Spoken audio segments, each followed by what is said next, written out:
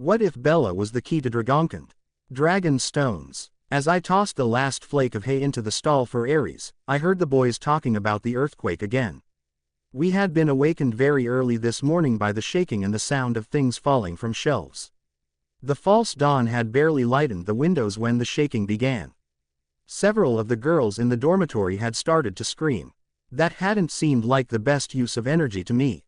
None of us were hurt, just startled. Esme had come in to make sure that we were safe.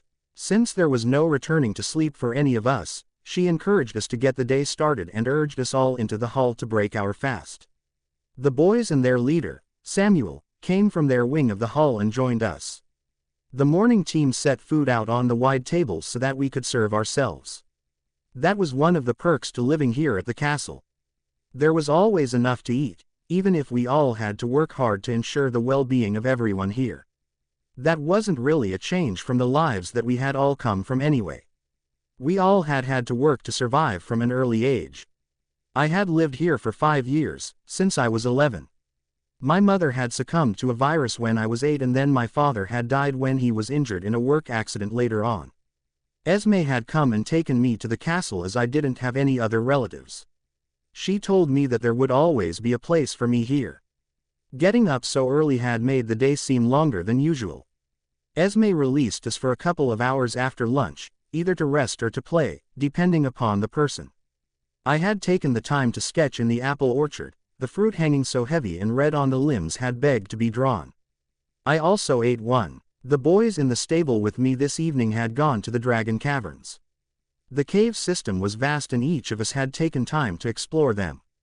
A couple of the caverns near the front had open spaces, rather like wide windows, where we could sit and be out of the weather. The boys had wanted to see if the quake had shaken any of the gems free that were rumored to be there. Kyle, the oldest of the group, was going on about how disappointed he was that they had only found a new passageway deep inside one of the smaller caverns. Apparently the quake had knocked one of the walls down and they had been able to climb through to another tunnel. But it had stopped in a dead end. The boys, and some of the girls, were always hoping to find treasure in the caves, not that any treasure had ever been found but the rumors still abounded. After a quick glance at me, they continued talking amongst themselves. I was the invisible girl to pretty much everyone. I didn't speak much, did my chores and I was rather plain. The only thing of any distinction about me was my long mahogany braid that reached to my waist. That and the fact that I could do magic. Everyone tended to forget I was around and they were free in their speech near me. Over the 5 years that I had spent here I had heard things that amused me, appalled me, made me sad and infuriated me. When I had overheard Travis bragging to some youngsters that he had stolen Mercy's pendant, the one that she had received from her mother before she died, I had taken the information to Esme. She had called him into her private rooms. Before long he had come from the room, his face flushed with shame as he ran into the boys' dorm. He quickly reappeared and hurried back to where she waited by her door. He had slipped something into her hands and then left the hall, his head bowed low. I had seen him cleaning the pig pens out for the next week, with no complaint.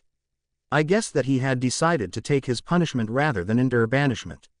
Living and working at the castle was so much better than the alternative.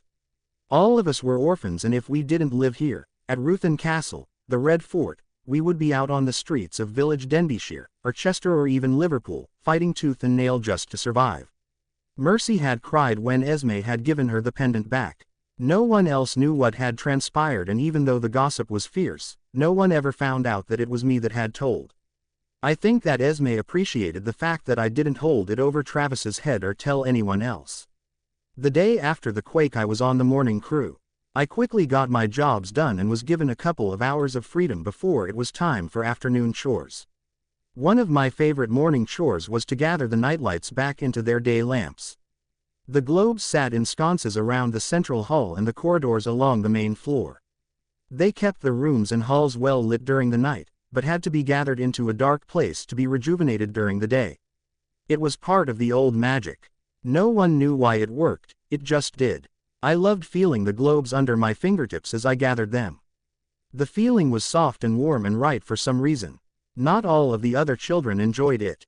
A few actually felt a sharp zap when they touched them. They learned to trade jobs with me on their days. Kyle, especially, got a charge when he tried to remove them. So he would trade whatever my job was when it was his turn. Esme could have made him do it anyway, but she knew how much I liked it. This morning I slipped 2 of the globes in my pocket. They'd get their rest and I'd be able to make use of them later on. I'd return them when I came home. After checking to make sure that my knife was in its sheath on my leg, I placed my drawing pad, pencils and an apple into a cloth bag slung over my shoulder and left the hall. The boys' chatter the night before had piqued my interest in the Dragon Caverns. I'd like to see what had fallen during the quake. I hoped my favorite seat, the one near the opening like a wide window, hadn't been harmed. It was a nice place to sit, draw and watch the woods. The caverns were near the top of a hill. There were tumbled rocks around the crest, probably caused by the quakes that we got regularly. There were no others about when I got to the cave entrance. I liked the solitude and was glad no one was near. I took the globes out of my pocket and held them together in the palm of one hand. They were bright after their short rest in the dark. The blue light that they emitted easily lit up the corridor as I made my way to the new fall. Some of the corridors were really wide and high. Maybe that's why they called the place the Dragon Caverns. The spaces were big enough for dragons to walk through. Not that I knew how big dragons were. None had been seen in something like 100 years. Legend said that they had all been destroyed, or run off or something. A lot of people didn't believe in them either. I'd never thought about it one way or another. Although it could be kind of fun to think that there might be dragons. Maybe I'd draw one today. I found the new opening in the rear of the complex. I could see the pile of rocks the boys had moved and the opening was now large enough for a grown man to enter. From the tracks on the floor, I could see that many had been in there already. Laughing quietly, I wondered how many had come in search of treasure, only to be disappointed. I wasn't here for gems, I was here just to see. After crawling over the pile of debris, I lifted my globes high. The corridor floor was nearly smooth beyond the rocks. A thick layer of dust covered the entire area. I could see the footprints clearly of the many children that had already wandered this direction. There were some adult tracks as well. When I reached the end there was another fall of rocks. The boys had been right, it was a blind alley. As I ran my hand over the solid rock wall, I wondered why the path was even here. It seemed planned, but then this dead end. I looked back the way I had come. Out of the corner of my eye I saw something beside me, where the rock wall was. It appeared to be an open archway. Startled I turned to face the wall directly again. I touched it and it was solid, but what had I seen? I glanced away and was again surprised to see the opening beside me, just at the corner of my eye. I was confused, to say the least. Keeping my hand on the wall, I faced it. Solid turning, I looked away and felt my hand slip through and into the opening that I could just barely make out. The globes in my hand, along with their light, disappeared, leaving me in near darkness. I yanked my hand back and the globes reappeared. Magic. Without taking my eyes off the opening that I had first come through, I stepped sideways through what appeared to be solid rock. There was no sensation of any kind. I was just suddenly in a very large cavern. I looked back to where I had stepped through the rocks. I could clearly see an archway leading back the way I had come. Amazing. Holding the globes up, their light grew to an astonishing level. The small globes pulsed with power, brighter than I had ever seen them glow. Their light filled the wide cavern, assisted by light coming through chinks in the roof at the far end of the chamber. Looking up I could see that the ceiling was high above my head. It was smooth and unblemished just above, but broken and askew farther back. Glancing down I could see that the pathway that I was on continued down for about 15 feet and ended at a sandy arena. A low rock wall surrounded the open area. I gasped at what rested in the center of the space. Denial filled my mind as I stood for several moments trying to make sense of what I was actually seeing. Suddenly a shaft of sunlight entered on an angle from one of the cracks in the tumbled mass at the end of the room. The light shone down and was reflected off of the topaz gem that sat in the middle of the forehead before me, the forehead of a dragon. I stumbled back until I hit the rock wall behind me, bracing myself for the attack that I expected momentarily. My bag of supplies fell at my feet. I didn't take my attention off the specter before me long enough to pick it up. My breath came in pants as my heart thundered in my chest. Nothing happened as I waited, nothing at all. That's when I realized that the only sounds I heard were my breathing and the beating of my own heart. Taking another deep breath to calm myself, I looked closer at the dragon. She was dead and had been dead probably longer than I could even imagine. She looked like the mummified remains of those 2 rats that one of the boys had found last year. Esme had explained to us how that happened. The rats had died and the conditions were right to just dry them out, but not to rot them. How did I know the dragon before me was a she? I had no idea, but I did know it. Taking my courage in hand, I stepped away from the wall again and moved forward cautiously. Holding the globes up, I walked down the slight incline and stepped carefully onto the sand. The light was still piercing the gem in her forehead, her head was tucked against her side. Splintered golden light sparkled throughout the chamber. The gem was bigger than my fist, nestled in the very center of her wide forehead. Although her body was desiccated, I could tell that she had been a deep, rich red. There were highlights, muted now, of gold on the tips of her scales. She was resting on her belly, with her head tucked beside her. The cause of her death was clear. A lance was placed, with careful precision, between the bottom 2 scale plates of her neck. Who would kill a dragon? Our myths and legends had said that dragonkind were to be revered. That they were our protectors and it was our prerogative to care for them. The last one was seen about 100 years ago. Passing troubadours sang songs of them. We were all taught that if we were to ever come across one, we should honor and serve it. Not that anyone really expected to see one. It appeared that there actually had been dragons, at least that there used to be dragons. I had the proof before me. The gem still sparkled in the shaft of sunlight. It called to me, but not in a covetous way. I felt the need to touch it and stepped closer, cupping my hand over the round stone. Visions filled my head, colors, feelings, scents washed over me, causing me to drop to my knees before the huge head where my hand rested, firmly fused to the gem. I tried to pull my hand away, but I was caught, filled with thoughts that were not my own. I've been waiting so long. She's powerful, she has to understand, she has to care for her, she has to find him. The visions flowed through my mind like a river, filling me with confusion. The kaleidoscope of thoughts and memories finally slowed down and I was able to make a bit of sense of them. This was Kathia. I held on to her name and felt a kinship with her begin to grow. Her feelings were becoming my own as tears began to flow down my cheeks. Once I began accepting her thoughts, they slowed down even more, allowing me to see them clearly. The freshest vision was of her last day. She had been happy, content. She was in the hatching arena, ready to expel the egg that she had been nurturing in her body for over a year. Another dragon and rider were with her in the sand-filled area. Her eyes were focused on the rider's face. His hair was bronze, his eyes a deep forest green. His dragon was the same green, with golden tips to his scales. The rider was Edward and his dragon was Volterra. Tense excitement radiated off of them both. Ah! The egg that Kathia I was about to lay was carrying the mate of the young dragon beside her us. They already keenly felt the mind of the young one inside of her us. A small woman entered into her my line of sight. I knew this was her my rider, Alida. She had dark auburn hair and deep blue eyes that sparkled with joy in this moment. She was dressed in dark blue leather, with a short sword strapped to her hip. Edward stepped close and rested his arm across her shoulders, bending his head to press a light kiss upon her cheek. I could feel joy at having these two with us. I was a little anxious that Dreithson and Xander weren't here yet. I felt their approach, but they were still some distance away. I could tell that it was almost time for the egg to make its appearance. I could feel some sadness to be letting the egg go out of her my control. I had really enjoyed the carrying and molding of it for these last several months. But it was time, and I knew it. At our first urge to expel the egg, an explosion rent the air. We made to rise, but our body was in the first throes of labor and we couldn't. Both Alida and Edward drew their swords and faced the archway beside us. Volterra rose to his haunches, his wings outspread and a shriek coming from his jaws. Another explosion caused the ceiling at the far end of the chamber to crack open and chunks of rock began to fall. We could all feel the magic that was being expended against the mountain.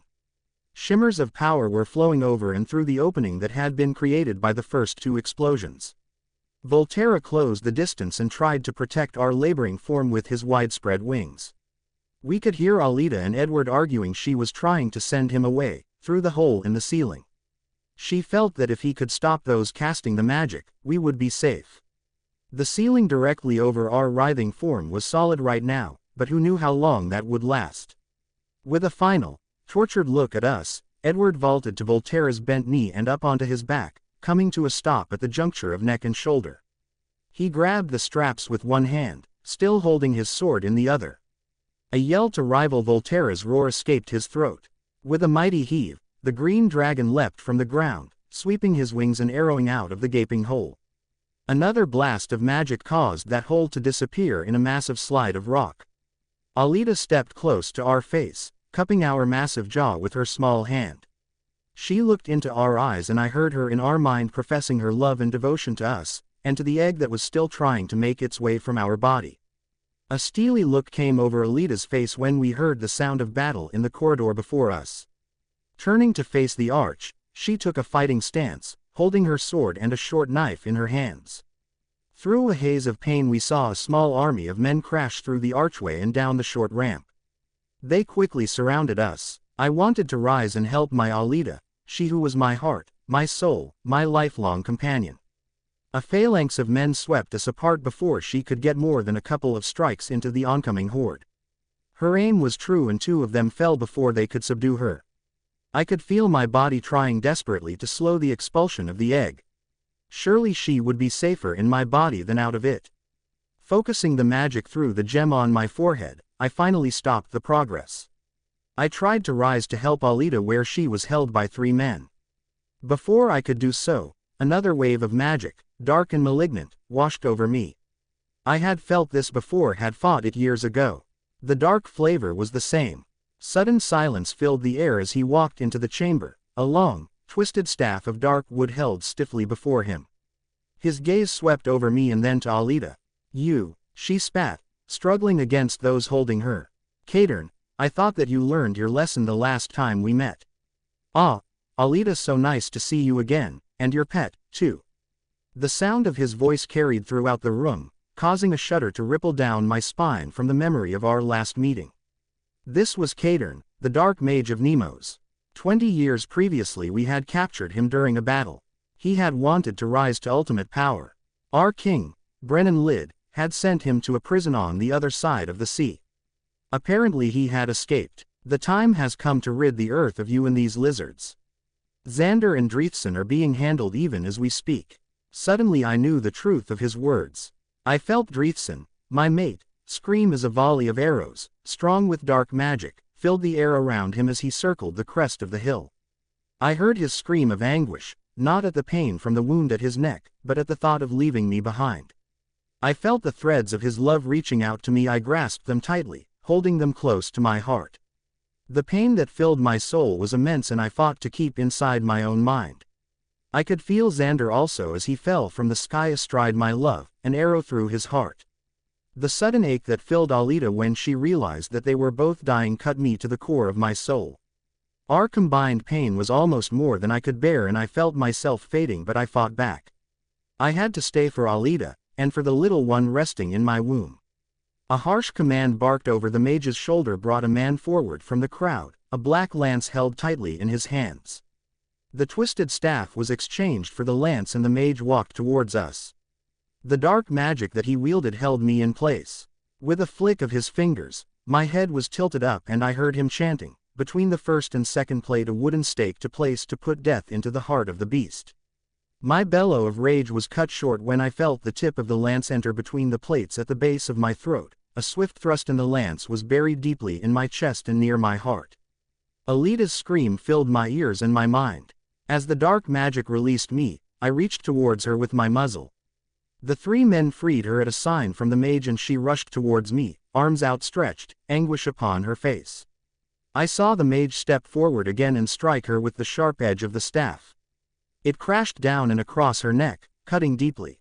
Her blood splattered across my face, dimming the glow from the gem that rested there. A swift kick from him pushed Alida close to my side, her heart pumping the blood rapidly from her wound. With the last of my strength I placed my muzzle close to her small frame, knowing by the loneliness of my thoughts that there was nothing I could do to protect her any longer. I felt my own heart begin to pump out the last of my blood. If I could have survived, so would she, but the lance was buried too deeply for healing to take place. He had known exactly where to place that accursed splinter of wood. My muzzle dropped to cover Alita's body as grief, raw and stark, filled my soul. She was gone, as were Dreithson and Xander. With one last call to the magic that resided in and around me, I sought to protect the baby resting in her egg. I sought to protect her for me and Alita, for Xander, for my beloved Dreithson, and for Edward and Volterra. The magic came at my call, and my thoughts were thus: we would wait, time would wait. She would come in time. A deep breath forced its way into my lungs as I sat back on my heels. I don't know how long I had been frozen in place, but the shaft of light was no longer shining across the gem.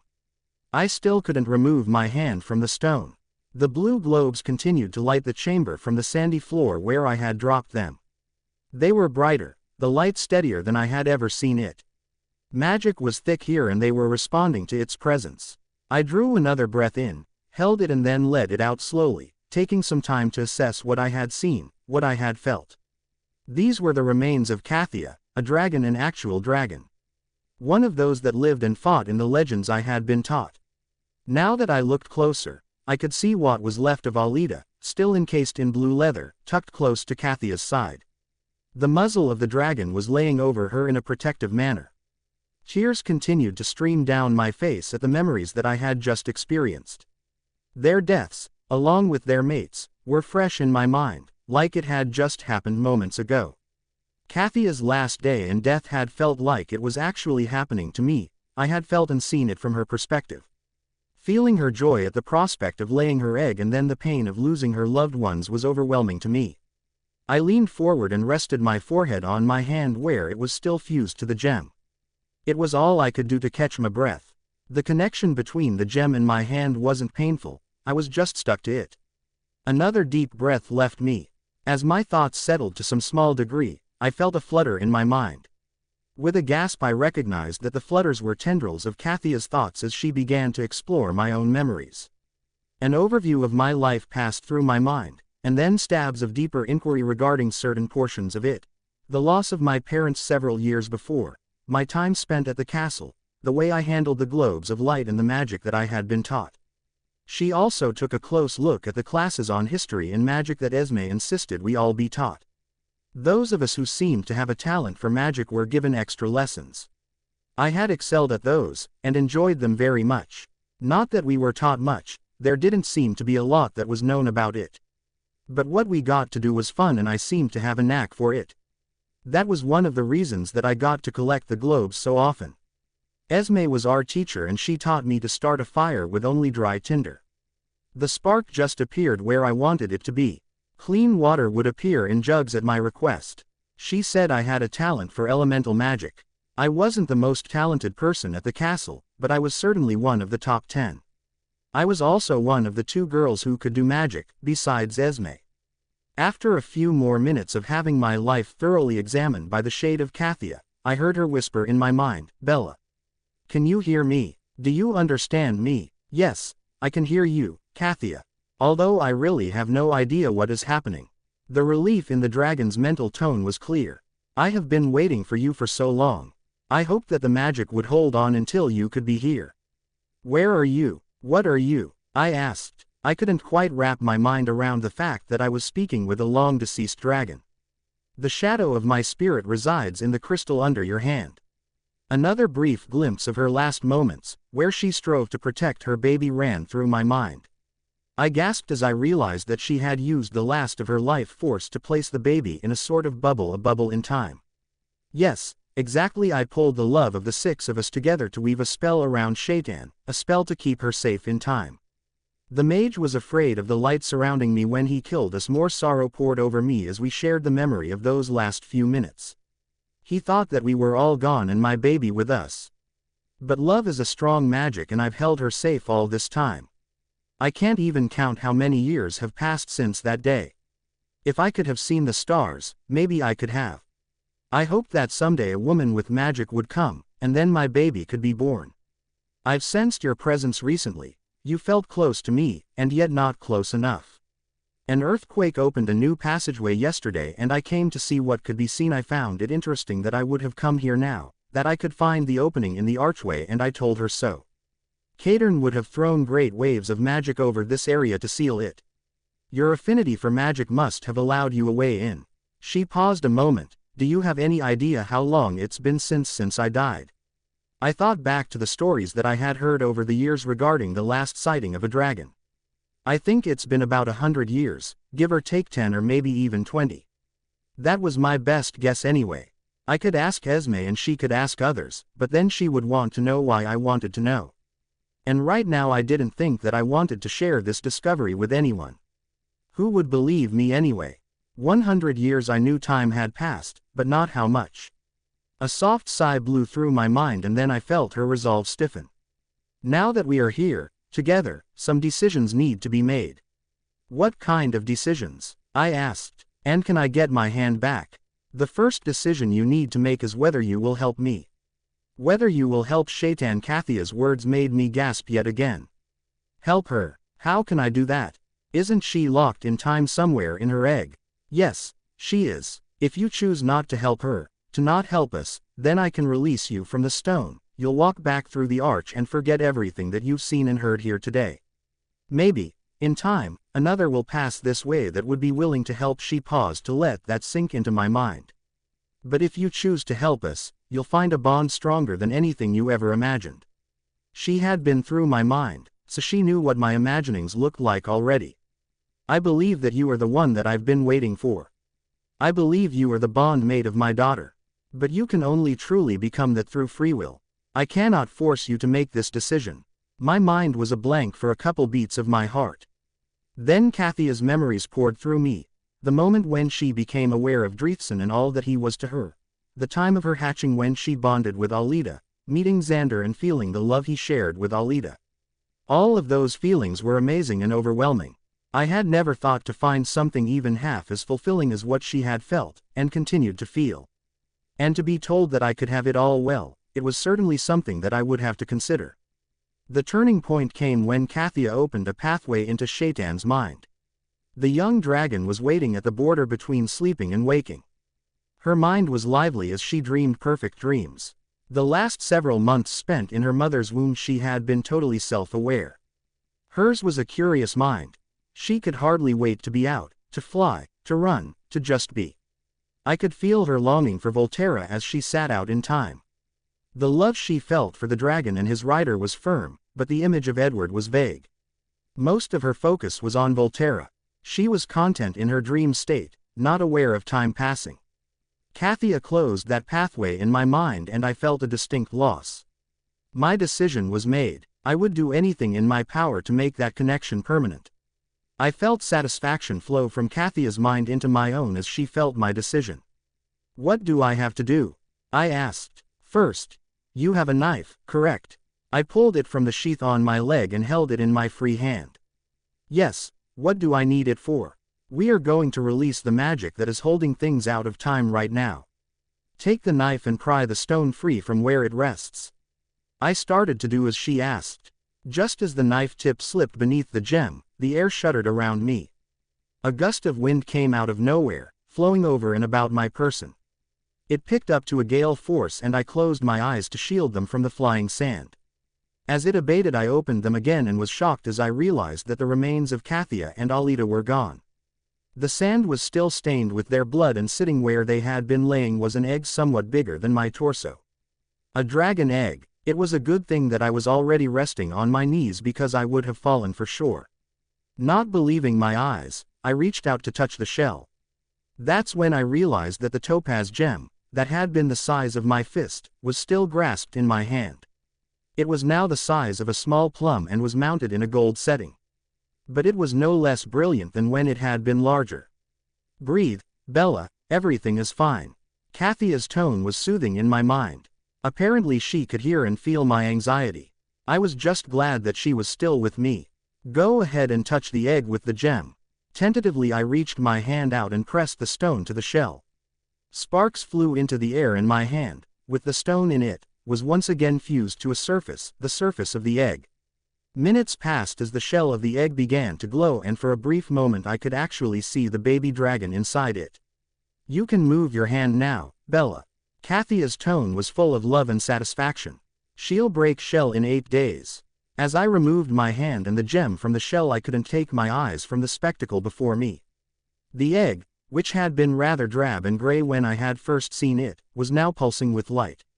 Colors were chasing themselves across the surface: blue, purple, teal, green, gold and silver.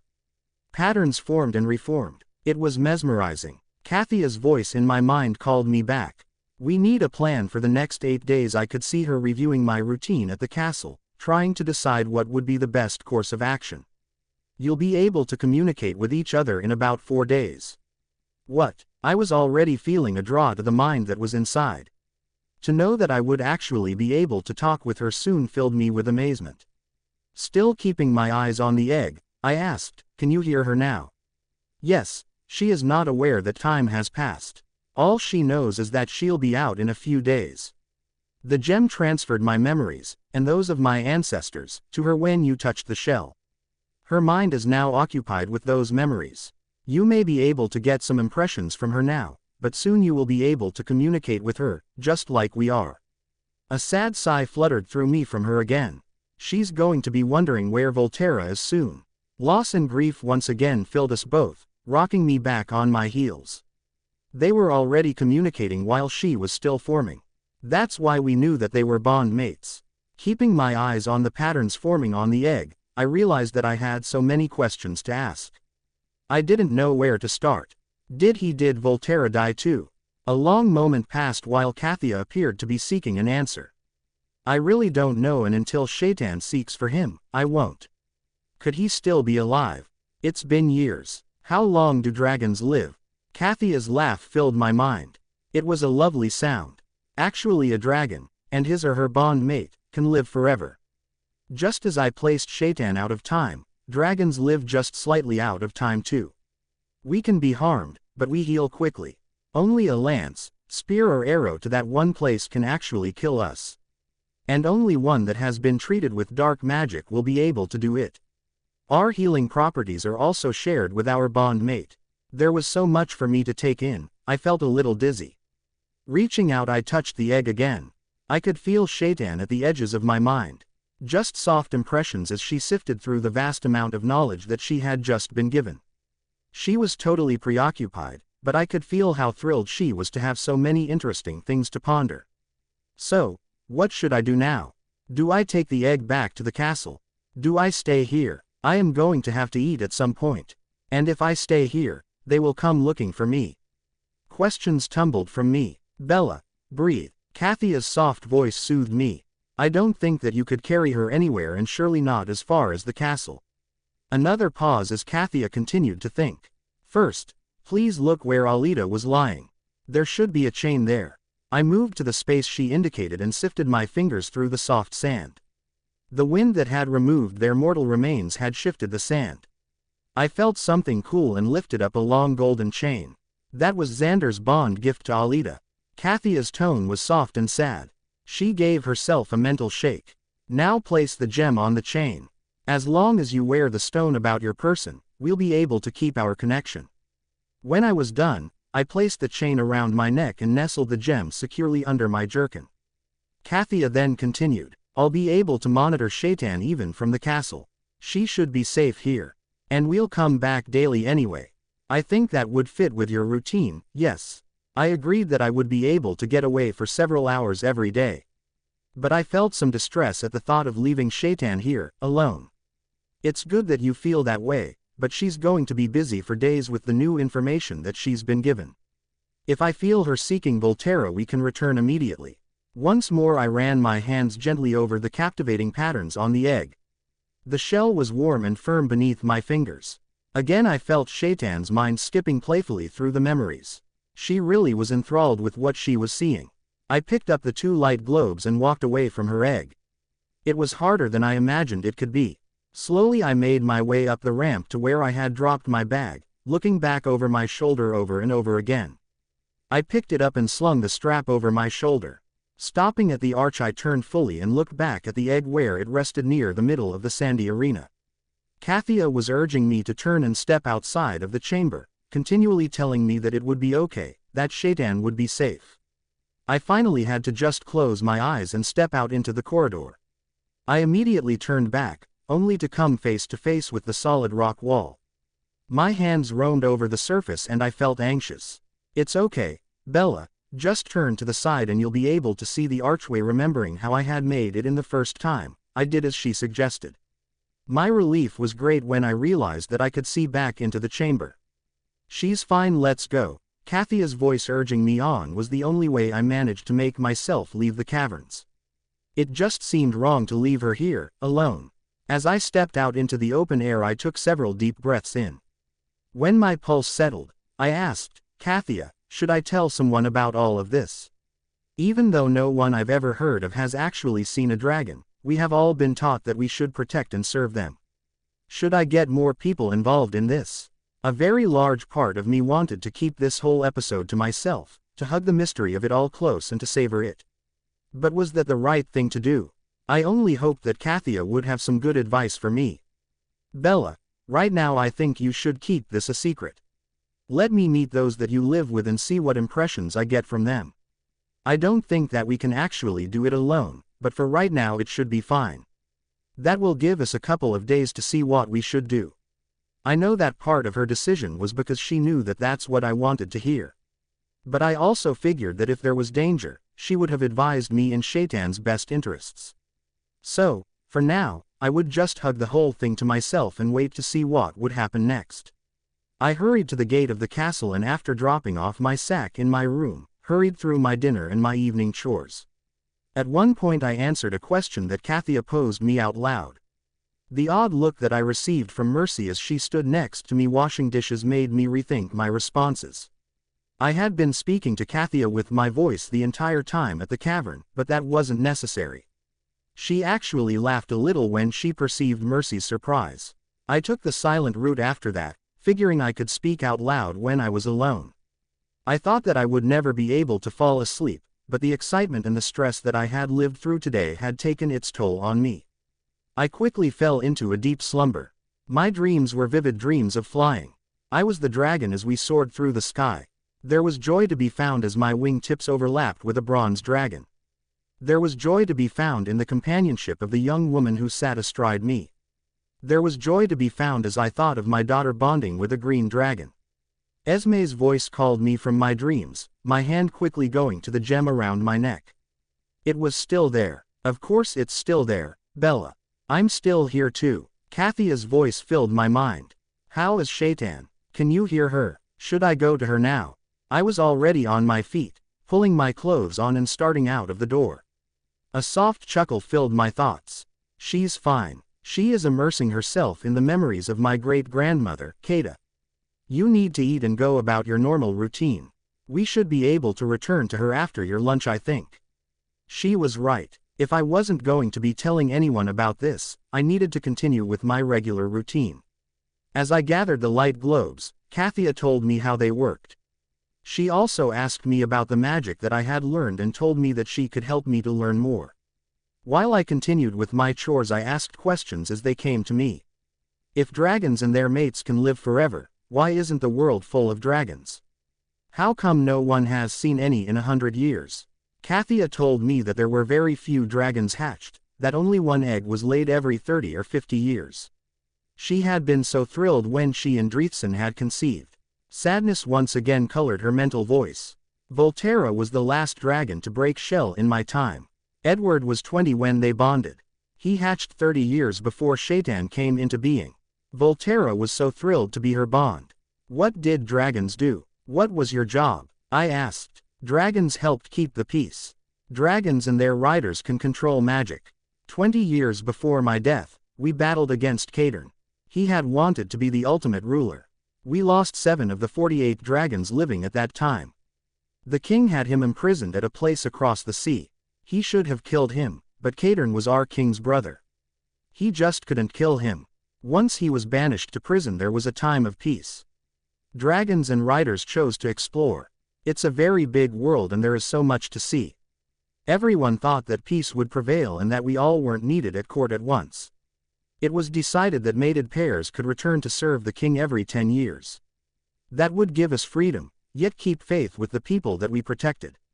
Dreefson and I, Volterra and a couple more were here when it was time for me to lay my egg. Dreefson and I would have stayed and served our 10 years, along with Shaitan and Volterra as she grew to maturity. I could see and feel her impressions of that time. They were excited to be able to go where they wanted to, and not just where they were needed.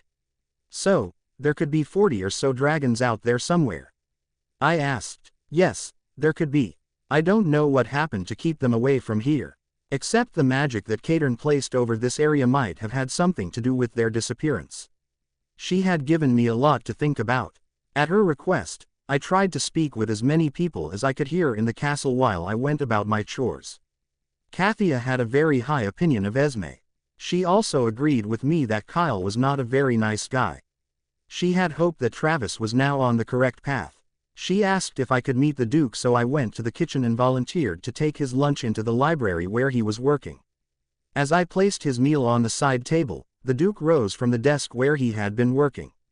He came over and thanked me for the meal. Kathia urged me to make a bit of conversation with him. The Duke was very easy to talk to, as I had found on previous meetings with him.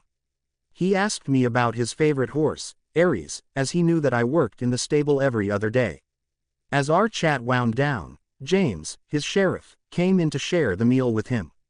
Kathia recoiled from him and urged me to leave as soon as possible. What? I asked as I made my way back to the Great Hall in my own lunch. What's the matter? Kathia was silent, thinking, as I gathered my meal. Your Duke is a very good man with some use of magic and Esme is full of magic. But James is a very bad man. I could feel the darkness surrounding him, although it was hidden behind a facade of charm. I could feel her aversion to him distinctly. You are free soon, correct? She asked. I need to help clear the lunch, and then I can go. I had been fighting the urge to run to the cavern all morning, even though Kathia kept reassuring me that Shaitan was perfectly fine.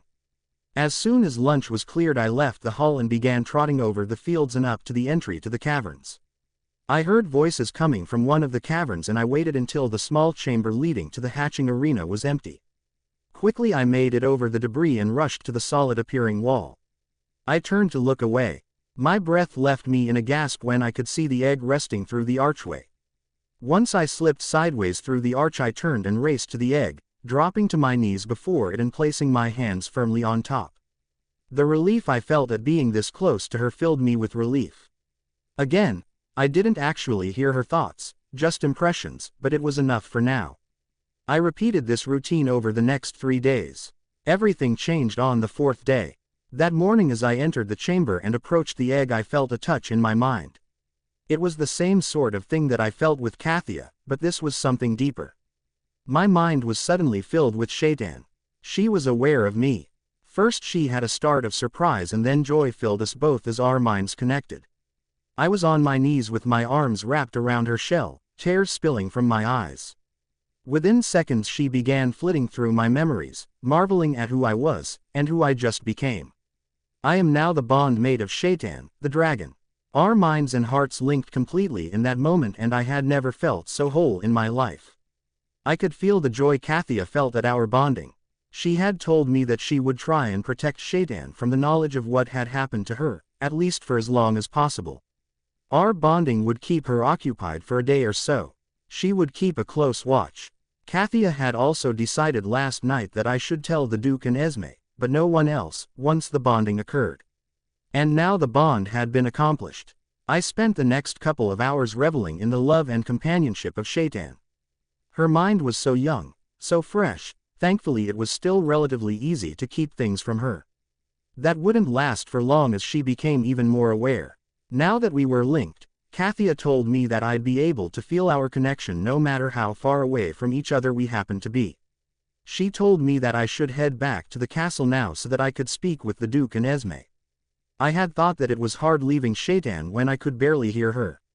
That was child's play compared to walking away from her now. Kathia was still keeping that barrier between some portions of my thoughts, and we had a small fight over my leaving. She finally told me that once the others knew about the situation, that I would surely be allowed to return and to stay with Shaitan until she hatched. That was the argument that made it possible for me to finally leave. I rushed back to the castle, immediately seeking out Esme and finding her seated in her private rooms. Now that I knew what to look for, to some extent, I could see that Kathia was correct. Esme was wrapped in magic. It surrounded her like a soft mist.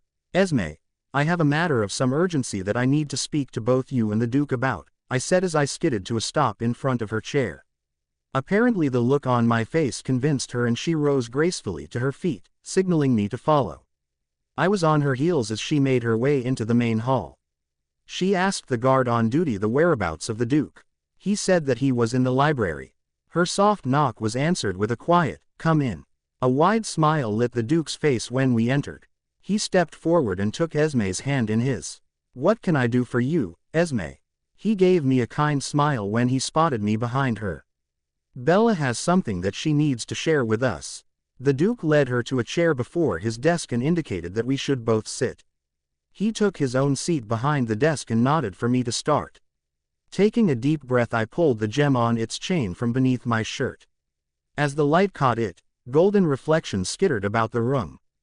They both gasped and leaned towards me. Esme reached out a hand to touch it, but then yanked it back. "A dragon stone," the Duke exclaimed. "How did you come by that?" They listened quietly as I told them about my last couple of days. Belief and amazement was etched on both their faces.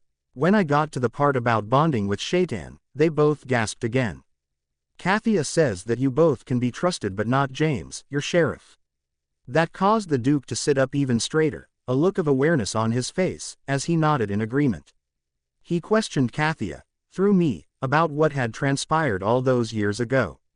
He considered the answers that she gave him. Then with a glance first at Esme then back to me, he asked, "Can we go and see her now?" I leapt to my feet, more than eager to get back to my bond mate. We had been in contact this entire time, but it wasn't a very complex thing, just gentle touches to assure each other that there still was a connection. I was in awe over the fact that she was here in my mind at all. She was still busy sifting through the memories that Kathia had given her. As we stepped from the castle gate, a guard stepped forward intending to accompany us. The Duke waved him back and said that he didn't want to be disturbed. Only eyes followed as we made our way across the field and up the hill to the caverns. I had brought light globes with me and we each carried one into the dark passageway. When we neared the hatching arena, I told them how I had gotten through the archway the first time. Kathia told me that she was sure that they both possessed enough magic to enter it themselves. Under my direction they positioned themselves and I could see by the look on their faces that they could see into the arch. I stepped through and they followed on my heels. Without pausing I rushed down to the egg and dropped to my knees once again. I pressed my hands to the shell, feeling relief at being physically near her again. Kathia informed me that she felt that Shaitan was close to asking about Volterra. I acknowledged her comment as I glanced back towards the arch. Esme and the Duke were still standing there. Awe was evident on both their faces as they watched the colors swirl across the surface of the egg. As much as I had wanted to keep this a secret, I was thrilled that I now had someone to share this miracle with. I eagerly motioned them forward and they slowly approached me where I knelt beside the egg. "It's true." Esme sank to the sand beside me and reached out to touch the egg with one fingertip. "May I?" she asked, her eyes intent upon the patterns depicted there. Certainly at her gentle touch, I could feel Shaitan become aware of Esme beside me. She got excited and asked me to touch her on the shoulder. When my hand settled there, Esme jumped at the contact. And then her eyes widened. She didn't have a true bond, as I did, with Shaitan, but she could feel impressions from her. Oh my! The Duke was on the other side of me in an instant, a request on his face too. I nodded as I placed my other hand on his shoulder. Now we four were all connected. Once again Shaitan practically hummed in excitement. Her thirst for knowledge, as she searched through their public minds, made her almost giddy. Without a true bond she couldn't delve really deeply, but they were new and she was thrilled. Kathia quietly asked me to back away from them. I took their hands and placed them together so that they were connected with each other and the egg. I stood and backed away a few feet. I'm not sure that they even noticed that I had left.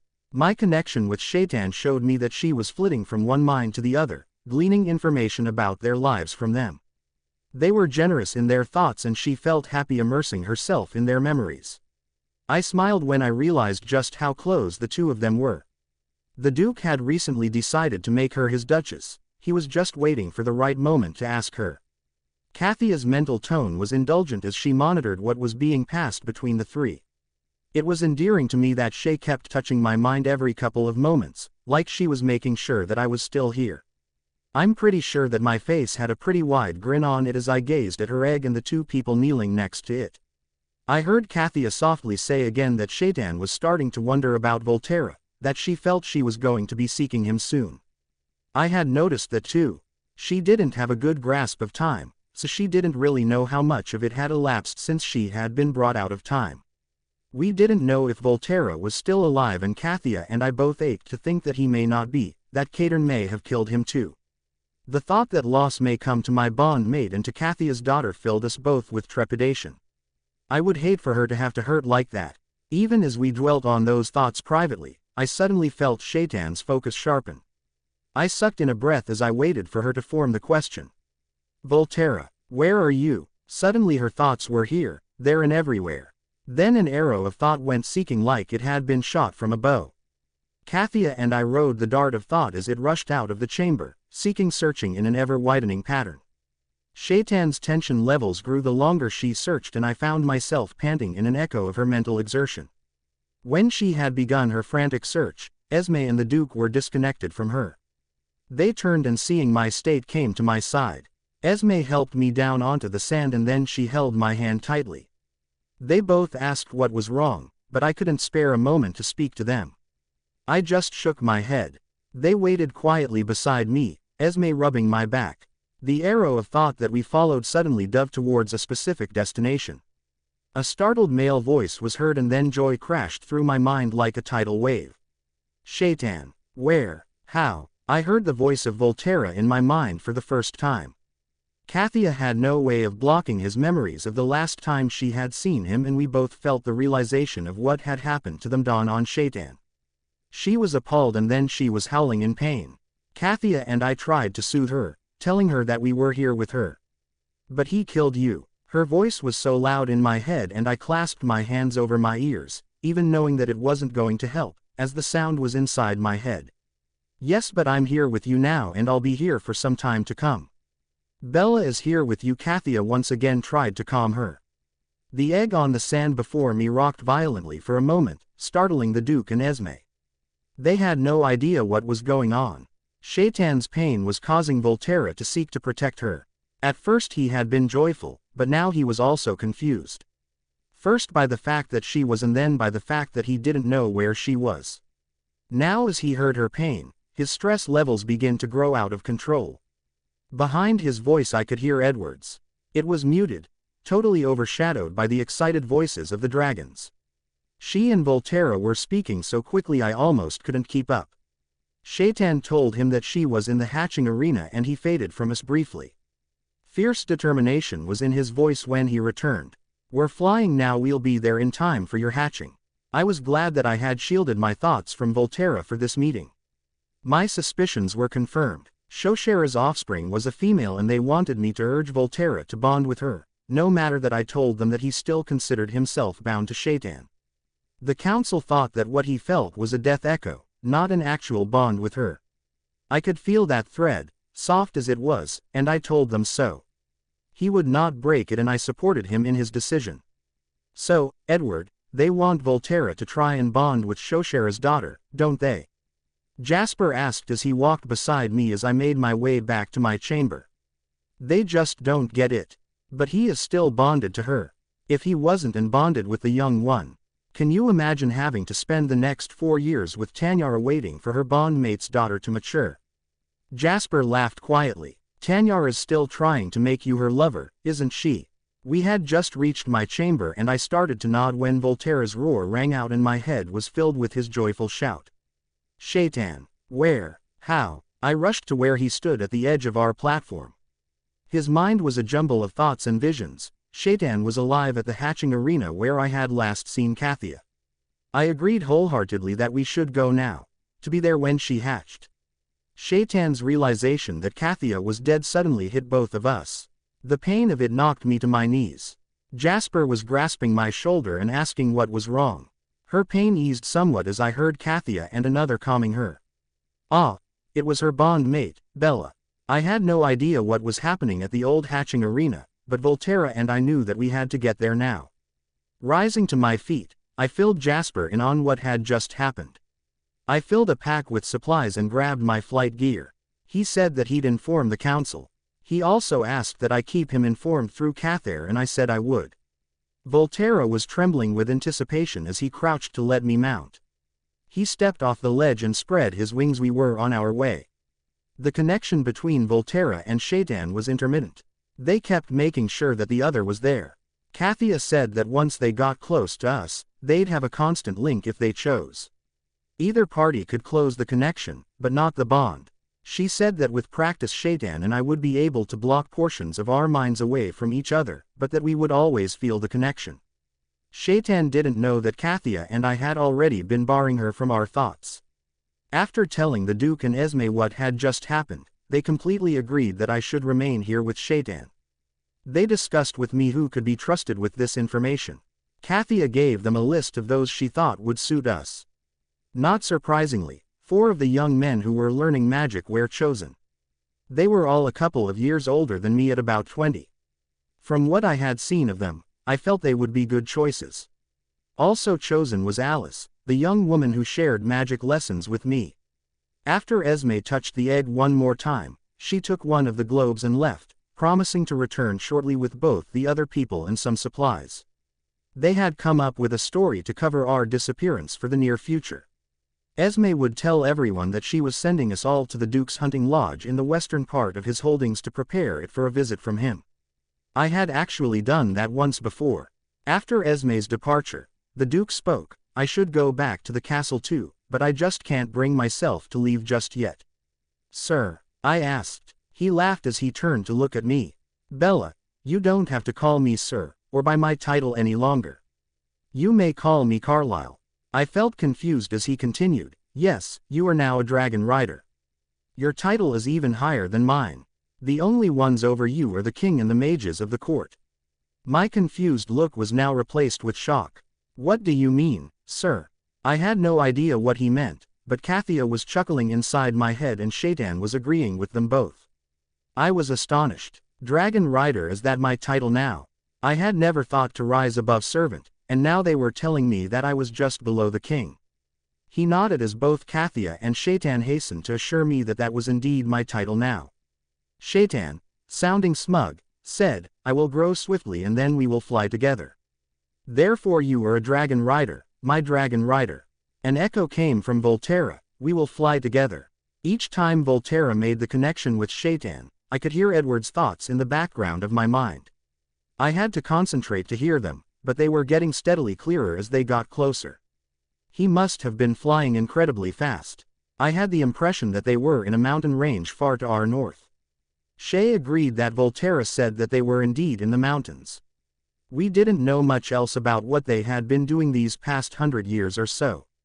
That amazed me. Edward was about 150 years old. Carlyle was watching my face. You are speaking with her now, aren't you? At my nod, he continued, you get this very concentrated look on your face when you do so.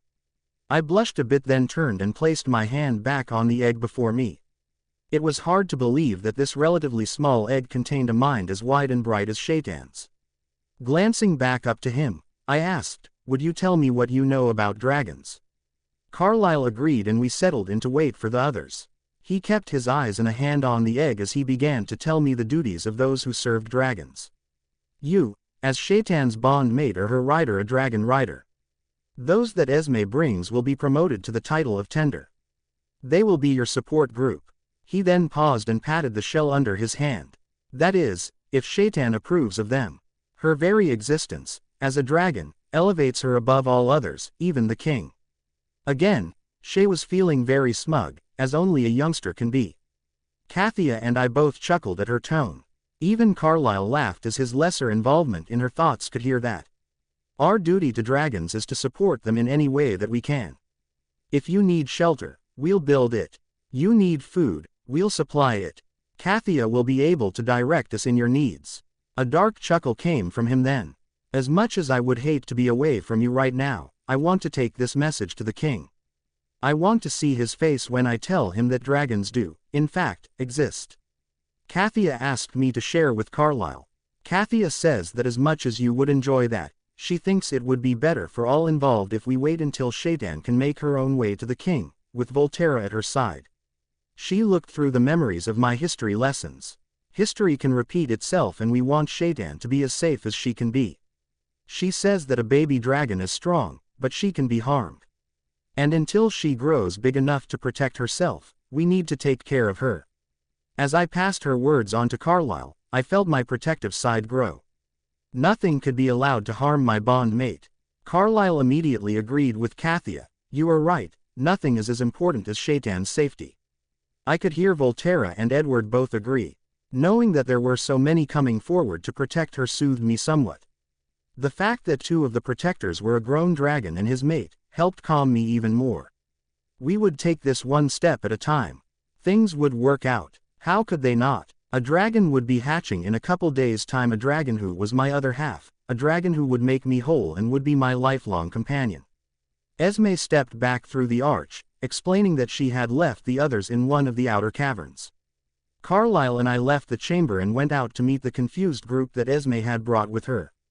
Arthur, Gareth, Daniel, Tylan and Alice were waiting. Packs of supplies lay at their feet. They stood when they spotted the Duke with us. He greeted them all by name. I could hear Kathia weighing them in my mind. At a nod from me, Carlyle began to tell them what their new duties as tenders would be. They were all somewhat confused, but then he mentioned the word dragon and their attention sharpened dramatically.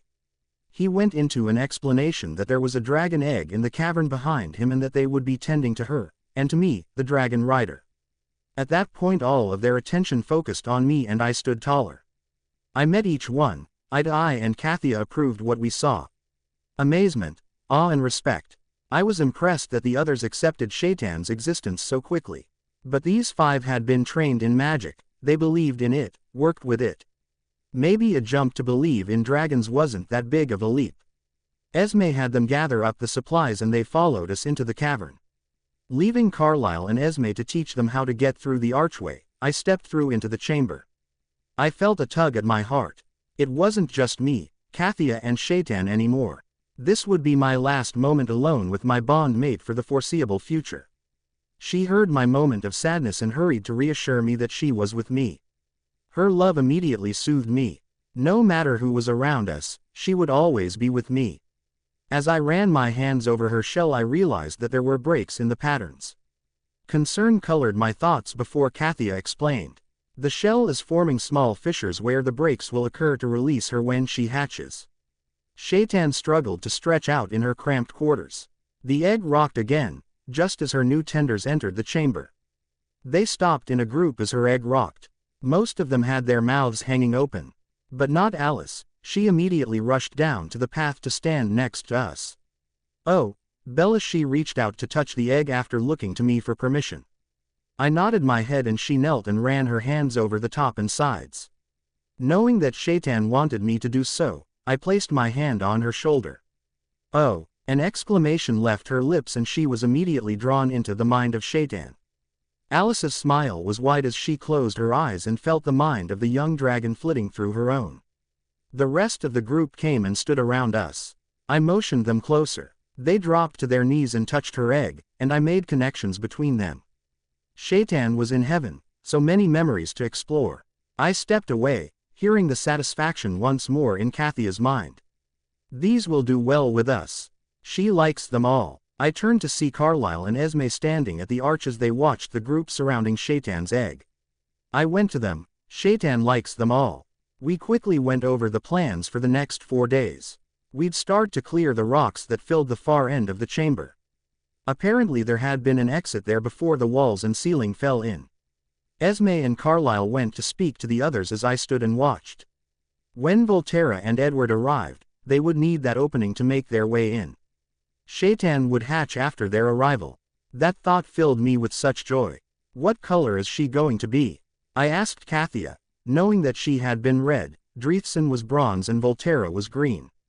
What colors are there? I really don't know what color she'll be. I've known bronze, green, blue, black, gold, red and one brown. Her mind rested on her mate, the bronze Dreithson, and we grieved silently for several moments. She continued softly, bond mates tend to have something in common. Alita's hair nearly matched my hide. Xander's hair was also a match for Dreithson. Volterra's hide is exactly the shade of Edward's eyes. Your hair is a deep brown with red highlights and your eyes are brown with gold highlights. More than likely she will match one of those. We were both excited to see what she would look like. A thought occurred to me and I asked, Kathia, was there someone waiting to bond with Shaitan when Kadern attacked? There were several young women who had magic in them that would have been brought here to see if Shaitan felt them. But to answer your question, no, there wasn't a specific person chosen for her. I was glad to know that I hadn't taken someone's place, and grateful that I was the one here for Shaitan. After Esme gave everyone their chore list, she and Carlyle left, saying that they would be back first thing in the morning. 2 of the men went to gather wood for a fire while the others set up camp with the supplies they brought. We put the camp and fire at the far end of the chamber where the smoke would be able to escape from the cracks there. Alice and I prepared a meal while the men looked over the rock fall, planning where to start clearing. They finally decided that 3 of them would work from the outside and the rest of us from inside. While we ate, they asked me questions about how I had come across the egg. Then they asked about Kathia and what had happened to her. I finally called a halt to the evening, exerting my power as the dragon rider. That made me chuckle to myself as they quickly responded to my suggestion. Alice informed the men that she and I would be sleeping next to Shaitan's egg and they could sleep close to the fire. There was some grumbling, but I backed her up. It was great to be able to stay near Shaitan and not have to leave her. Her egg gave off a nice amount of heat and it was quite comfortable near her. I smiled as I realized that I never had to leave her again. We settled down to sleep. The next couple of days would be busy. Even with Kathia's help, it had taken us all a while to find the outside entry to the chamber. The landscape had changed quite a bit in 100 years. But once we found it, clearing had proceeded quickly. Carlyle helped too. When one of the men looked at him somewhat askance he had replied, "It's my duty to provide for Shaitan, too. And this is a service that I can provide." At the end of the 3rd day I fell into a heap next to Shaitan's egg. The striations were wide and the shell thin in between the colored swirls. Kathia assured me that she would hatch tomorrow, probably in the afternoon. Shaitan was so excited. The egg would rock violently at times as she sought her escape. I spent a great deal of time telling her that she had to wait for the right time. That she needed to wait until Volterra was actually here. Volterra's voice was clear to me, when I was connected to Shaitan, now that they were close. He had been flying nearly non-stop since Shaitan had made contact with him. They had only stopped for him to feed and to let Edward stretch his legs. Kathia explained that Edward had slept while they flew. He had connected his flight straps to Volterra's harness, not that Volterra would ever let him fall. They would be here shortly. I went to get cleaned up in anticipation of their arrival. At the end of our first day of clearing the entry, Kathia had directed us to another passageway, one that we had all thought was another dead end. After we cleared the debris it opened into a bathing chamber. Water bubbled up from an underground hot spring. We all made use of the hot springs at the end of each day's hard work. Esme arrived just as Alice and I finished bathing. With a smile she handed me a new set of clothes. "Dragon Rider, please accept this small token of our esteem." My face flushed at her words, even as I eagerly took the clothes and held them up. My servant clothes were a pair of pants, with wide legs and a fitted shirt with detachable sleeves. Esme made sure that every one of us at the castle had 2 sets of work clothes and a set of clothes for festival days. They were all in shades of brown. But these clothes were deep blue, the color of midnight. The fabric was smooth under my fingers. Carlyle had trim in this color on most of his clothes, but I had never seen him, or anyone else, in an entire outfit of blue. The style of these new clothes was the same as my others, but the color would tell everyone my status. Kathia approved wholeheartedly and played a memory of Alita in her first set of rider clothes through my mind. Shaitan told me that she could hardly wait to see me in my new finery. I threw my arms around Esme's neck in thanks. "Thank you so much," I murmured. "For everything." You are very welcome. Now get dressed so that we can get everything ready for the hatching. I slipped into the outfit, marveling at its softness and fit. Alice helped me brush and braid my hair, and then we made our way back to the hatching arena. The bleat of the small herd of goats that we had penned at the far end of the arena greeted us. Kathia had suggested that we have several on hand for Shaitan's first meals. She would hatch and be starving to begin with. She'd probably eat 2 immediately. I went to the egg and knelt beside it. Shaitan was pushing and stretching, trying to force the egg into releasing her. Her frustration level was nearing its peak. I tried to soothe her, telling her it would be soon. I could hear Volterra crooning too. There was some amusement in his tone. He said that they would be arriving soon. Carlyle arrived and greeted us. He was dressed in his finest for this occasion. I thanked him for my new clothes too. Esme said that everything was ready. She inspected the tenders, telling them how proud she was of their efforts over these past couple of days. She sent 3 of them to keep watch. I remained beside Shaitan's egg. She was struggling more and more. Just as she said, "He's here," I heard Gareth shout, "They're here." Keeping my hand on her rapidly rocking shell, I stood and turned to face the entryway. A shadow filled the space, and then a green dragon made his way inside as he settled his wings against his back. He was so big, I hadn't realized from Kathia's memories how massive a dragon could be. I wondered if Shaitan would get that big. Kathia murmured that she probably wouldn't get quite that big. A man was striding beside Volterra. He was focused on the egg beside me, which gave me time to look at him. He was tall and lean, his hair was a deep bronze. When they got near, he lifted his eyes and looked into mine. They both paused and he bowed to me as Volterra warbled a greeting. "I am Edward, rider of Volterra. Greetings from the High Council of Dragon's Hold in the Northern Expanses." He came forward, not taking his eyes off of mine. The formality of his greeting took me somewhat aback. Keeping my hand on Shaitan's quaking shell, I reached out with my free hand and said, "I'm Bella, bondmaid of Shaitan. Welcome to Dragon Caverns of Ruthen Castle." He took my hand in his and I felt a flicker of something run along my skin from where we touched. Releasing my hand, I introduced Carlyle and Esme and then the tenders. Edward bowed to the first and nodded to the others. Volterra's undivided attention was on the egg under my hand as he waited about 15 feet from us. Shaitan had calmed a little now that she knew that Volterra was physically close to her. A constant croon was coming from him, calming her even more. Their minds were so involved, listening to them was almost too much to bear. I got glimpses of the agony that he had endured, thinking she was lost, but I also saw that he had never given up hope that she survived. He had felt in his soul that she was still out there, somewhere.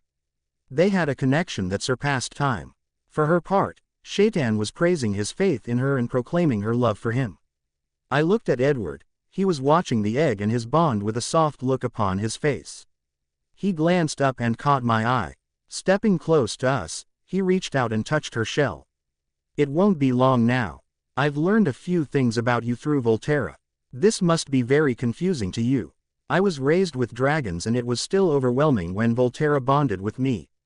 He looked down at me again, and I found myself sinking into the depths of his eyes. It is mystifying, but it's also the most amazing thing I've ever experienced. I couldn't imagine such a thing, and now I can hardly wait for her to be out and with me physically as she has been with me mentally. I shook my head at the feelings that were running through me.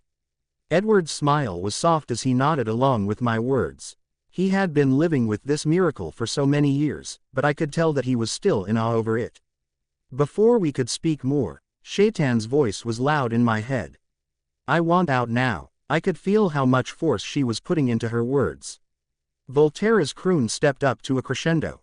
Everyone except Edward and I stepped back to the wall surrounding the area. He pulled me back a couple of feet.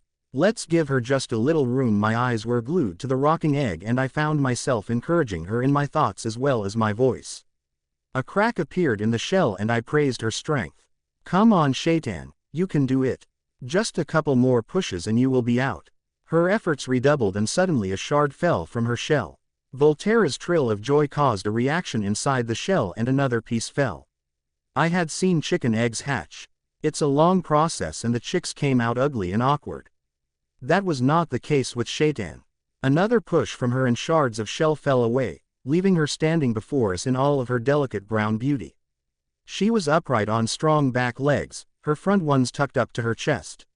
She drew in a deep breath, expanding her chest, which in turn caused her to start to tip back.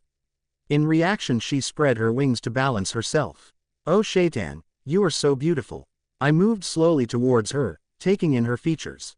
She was a deep, rich brown, with gold and red on the tips of her scales.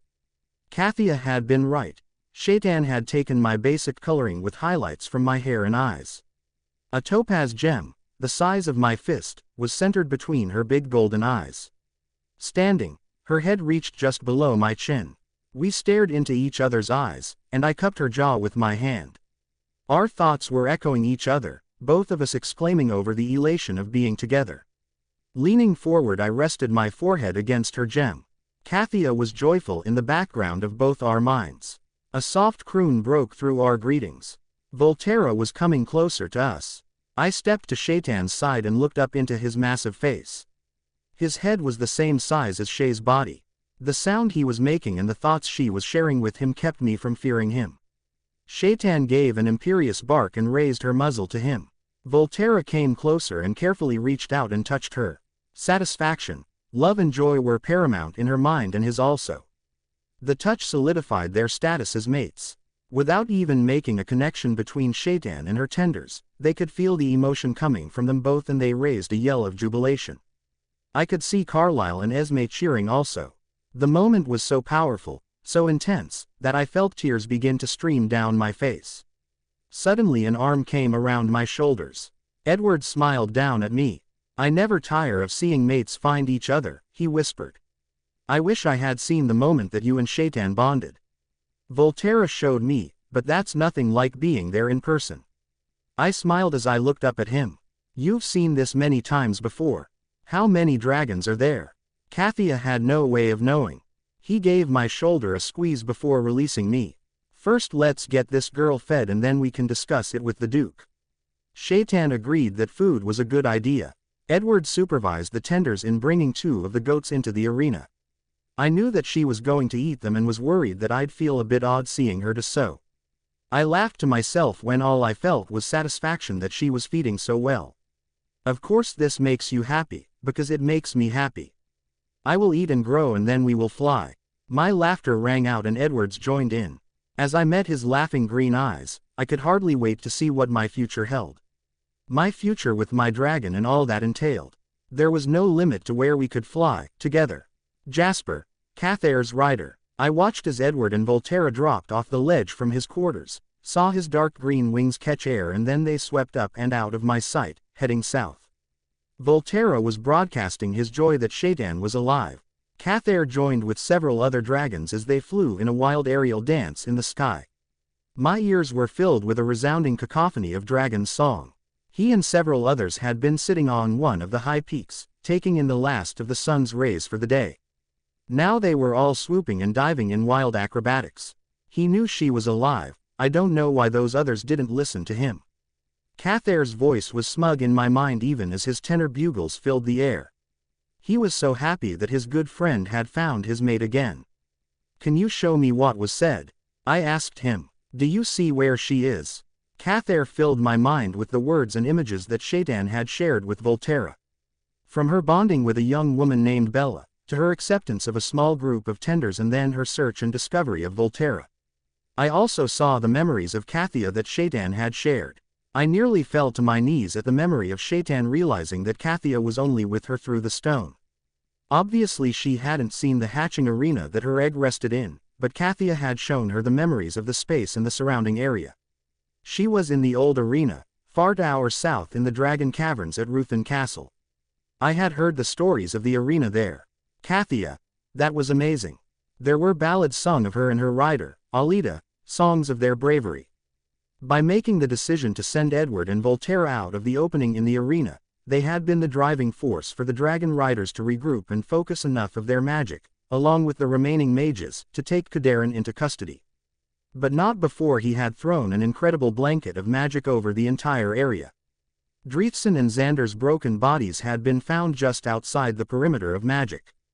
Driefson's stone was held in the High Council chamber. It hung with the other stones of those lost during that battle, 16 in all. Cathia's stone had not been recovered. The memories of those lost had been passed on to their offspring. Shaitan was the only child of Dreithson and Cathia, so his memories still resided within its sparkling depths. Our king had learned his lesson and had sentenced Kadarin to death. When it had come time to execute the Dark Mage, Brennan Lid had taken the axe into his own hands and performed the deed. Because of their bond as full-blood brothers, he was the only one that could do it, the only one who could get beyond the fabric of magic that the mage had wrapped around his own body. The resulting explosion of dark magic as the blade severed his head from his body had swirled with light from the king. In a last act of rage, the mage had focused his power and had severely drained the life force of the king. King Lid had only survived 2 short years after the event. None of the dragon riders had been able to get close to the dragon caverns for years after the loss of Cathia and Alida. Volterra and Edward had tried to get into the area in vain for the duration of the king's life. He had always felt the connection to Shaitan, but the council felt it was just a death echo. Edward had argued against that theory then, and every time that a female egg had been laid since. Volterra wouldn't even think of trying to bond with anyone else. I snorted as I thought about the meeting today. Tanyara was really pushing for Volterra to try to bond with her dragon's daughter. She appeared to be willing to prostitute Shoshera's offspring to get Edward into her bed. I just didn't get why she thought that if Volterra bonded with the youngling that Edward would join with her. Bond mates tended to bond with their dragon's mates. It didn't always happen, but did most of the time. Shoshera and Benetath had bonded and this was their second child, but Tanyara and Seamus had only a light attachment. That seemed to suit them both. They wanted to be able to play the field amongst the tenders and unattached riders. Their way was certainly not mine, and not Edward's either. I sighed in frustration. Maybe she thought that she could share with Shoshera's daughter's mate. I had heard rumors along those lines that made me shudder. Yes, not my style at all. And although I felt badly that she was pursuing Edward, I had been glad that her attention was no longer on me. Tanyara took our refusals to be her conquests as a personal challenge. When I became a dragon rider 27 years ago, her pursuit of me was relentless. A couple of the other unmated riders thought I was stupid to avoid her, that I was an idiot to pass up what was so freely offered. I always brushed them off, trying not to get into details of why I didn't want that. They would have laughed at me if I told them that I wanted to be with the right person. It didn't matter to me if that person was a rider or not. She could be a tender or a herder. It really didn't matter. All that mattered to me was that she loved me and not my status. My mother had told me many years ago that I was a romantic. So be it. I wasn't going to worry about it now. Keeping my mind blocked from Cathair as he continued his flight of celebration, I gave some thought to the young women that were available as a mate to the youngling. There were 17 of them in the right age group and with varying degrees of magic. I had met each of them in passing and had not been drawn to any of them. Maybe that would change if and when Cathair bonded. I could only hope. The sounds of celebration were slowly drawing to a close as Cathair swooped down and landed beside me on the ledge to our quarters. His golden eyes were swirling with joy as he dipped his head low enough for me to rest my forehead against his stone where it sat in the middle of his deep blue forehead. I wrapped my arms around his head, my hands not even close to meeting beneath his jaw. The touch reaffirmed our bond, just as it had for 27 years.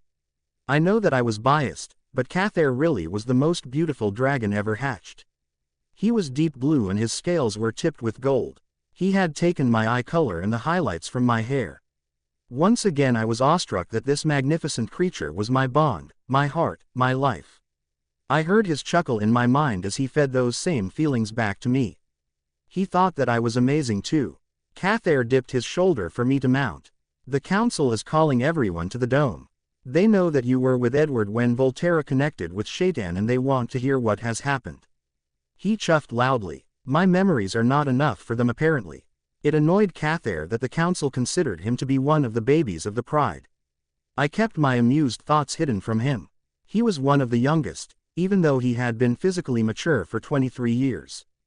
3 others had hatched since him, which was one of the reasons he was so excited about Shoshera's offspring. At this point he didn't care if it was male or female, just that it would be another one younger than him. I think that he felt that when there were more youngsters he would be moved into the mature group in the minds of everyone else. I actually had some thoughts on the fact that the egg was a female. Cathair had recently become interested in the mating rituals of the bonded pairs that we lived among. Before this season he had totally ignored the neck twining and hisses of the precursors to mating flights that we saw all the time. He was now watching with some degree of interest. Male dragons became sexually mature at about 25 years of age, give or take a couple of years either way. Females became fully mature at about 15 years old. It was a good thing that every flight didn't produce offspring. Our dragons were very sexual beings.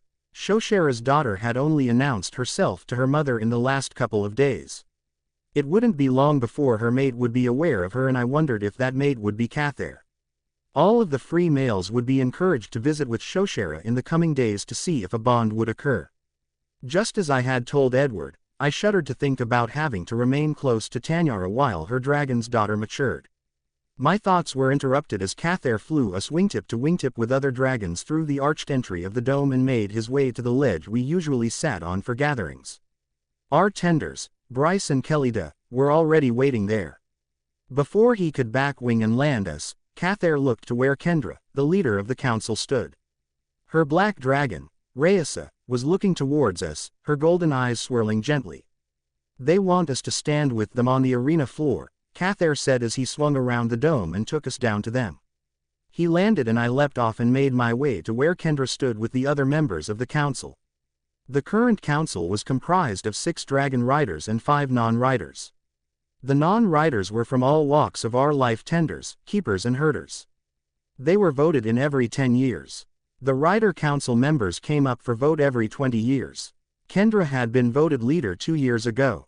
She had been a dragon rider for over 200 years and she was chosen by a landslide in the popular vote.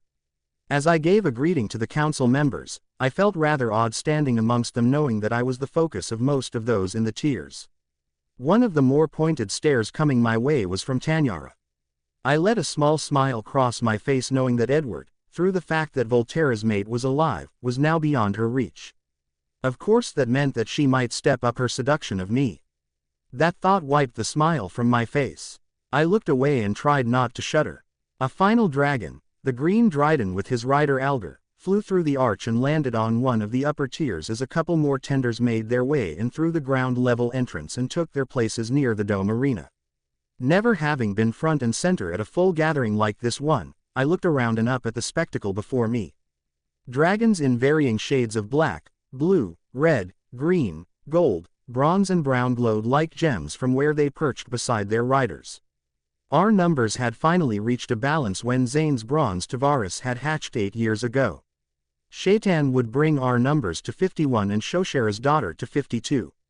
When there were no losses, eggs were only laid about every 20 to 30 years. But after the slaughter of so many by Kadarin, an egg had been laid every 3 to 5 years. Not to replace those lost, but to bring our numbers back into alignment. Now we would have Shaitan in a matter of days, and then 3 months later Shoshera's daughter would hatch.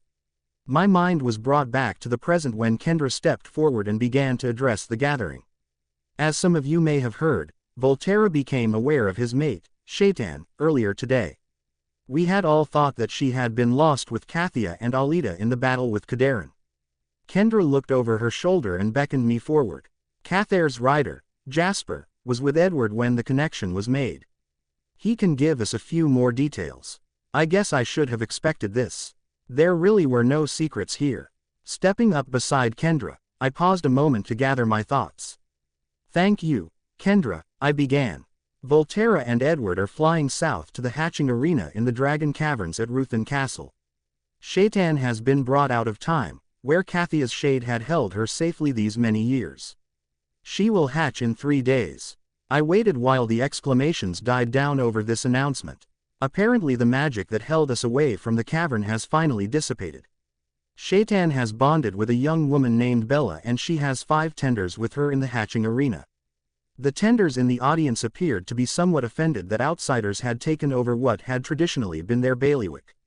I also noticed that several of the young women who would meet with Shoshera to see if her daughter was their bond were looking a bit perturbed.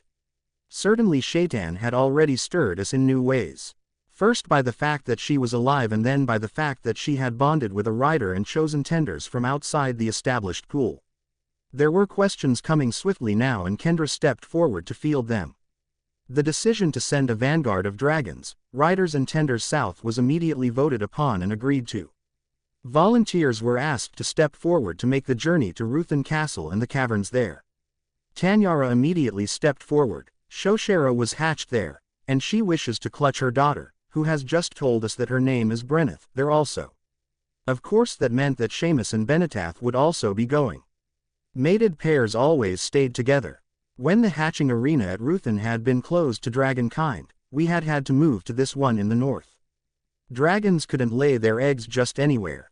They were beasts of magic and the hatching ground had to have lines of magic crossing beneath and through it. It had taken 5 years of searching to find this one. Cathair was nearly thrumming with anticipation, his voice loud in my head as he clearly stated his desire to go also. I caught Kendra's eye and she nodded her acceptance of our request. Raisa says that she and Kendra are glad that we volunteered. Cathair's mental voice was somewhat quieter now that he knew we were going. Raisa feels that it will be good for us to see more of our world. She also says that she will miss me, and you, too. That was quite kind of Raisa to say so. She was Cathair's dam. Decisions were made and tasks apportioned and then Kendra released us to get things ready to leave in the morning. As I stepped to the edge of the arena, Kelida and Bryce were suddenly by my side. Bryce spoke first. We are going, right? His excitement was echoed in his twin sister's eyes as she looked up at me too. Cathair was at my shoulder and they each placed a hand on him, making the connection between us. Yes, we are all going. Cathair's eyes were swirling at an amazing rate. Jasper and I will fly to the feeding grounds right now and you two can get packed. Yes, he was excited. Cathair is right, we all get to go. We don't know exactly what facilities will be available to us, so pack as if we were going camping. Get all of your gear and mine too. Kendra wants us to leave tomorrow at daybreak.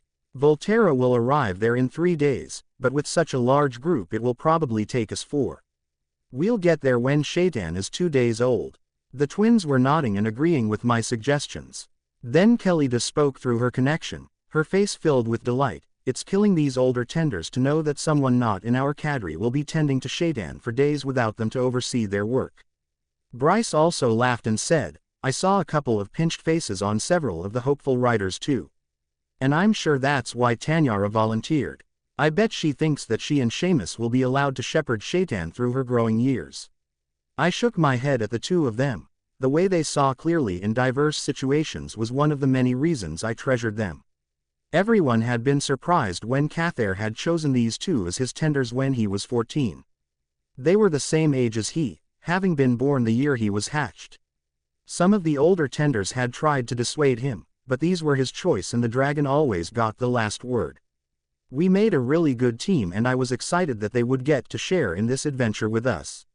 They hurried out of the ground entrance making plans and I moved to step up onto my Bond's back. I'm sure Bryce's assessment of Tanyara and Seamus was correct. Since Kathia and Dreithson were not here to help raise Shaitan, they probably did feel they could step into that position. Once again I snorted. Edward had been a rider longer than they had been alive and I think that he would be more than up to the task of helping Shaitan along, especially since Kathia's shade was available to her. Suddenly I caught Cathair staring at Shoshera, a bit of confusion in his mind. Then it passed and he focused once more on the coming trip. Again I wondered if maybe the youngling, Brenneth, was his mate. Time would tell, but now it was time to feed my dragon so that we could be on our way south. Shaitan had definitely stirred us up. As my heart quickened in anticipation of this trip, I decided that was going to be a very good thing. Bella, Shaitan's rider. After Shaitan had fed for the first time, she allowed her tenders to approach her so that they could meet face to face. She wanted them to touch her hide as she looked deeply into each pair of eyes. The fact that each and every one of them adored her was quickly obvious as I shared Shaitan's thoughts with her. When she felt the slightest itch on her back while Tylan was connected and he immediately scratched the exact spot, well, that's when she decided that she loved them too. Carlyle and Esme met her next. They formally offered her their allegiance and assured her that they would be willing to do anything to help in her care. The looks on both of their faces as Shaitan accepted their loyalty spoke volumes. They were totally smitten too. Edward, after shedding his deep green leather jacket edged in rider blue, directed her tenders and me in how to give her a bath. Soon, he told us, we'd be able to take her to the nearby lake, but for now the 5 of them brought in buckets of water from the bathing room and we gave her a thorough cleaning. She was left with her brown hide glowing and the golden and red tips of her scales gleaming. She preened beneath our hands like a queen receiving her due. Shaitan was extremely satisfied, both from feeding and from the inflow of love, and once they dried her off she announced that she would like a nap. This was punctuated with a baby dragon-sized yawn and I didn't need to be able to read the minds around me to know that everyone in the arena thought, "Oh, so sweet." I had to turn away to hide my smile, but Edward caught my eye. He was grinning too and I'm guessing he had caught the reason for it. He had been to many of these hatchings, so it wasn't something new to him. I said as much. "Oh no, each one is special and different. The only thing that never changes is how much love and devotion these creatures inspire in those around them." Edward turned back to watch Shaitan. Her tenders were scooping a shallow dip into the soft, warm sand of the arena at her direction, via Alice who had made the connection with her. I could hear Alice telling them exactly how Shaitan wanted it done. Again I smiled at how quickly they jumped to obey this small creature. Once Shay got settled she looked over at me. "You found me the best tenders, Bella. They are so helpful. Come, would you like to nap with me?" I walked over and knelt beside her in the sand. "No, sweetness, I need to speak to Edward and the Duke right now. But you go ahead and rest." Leaning over, I rested my forehead against her stone and a sigh left both of us. "Don't worry about anything, you are safe, we'll keep watch over you. Volterra wants you to touch him," she whispered in my mind as she looked over her shoulder at the huge green dragon. He had been watching her first hours with just a hint of amusement and a lot of encouragement. Shaitan's eyes swirled gently, completely at peace, as Volterra leaned towards me. I reached up and placed my hand on the side of his face. His hide was so soft and warm beneath my hand. "Bella, I will be here, watching over her." His voice was very deep as it rumbled through my mind. I had heard it before, but only through the link with Shaitan.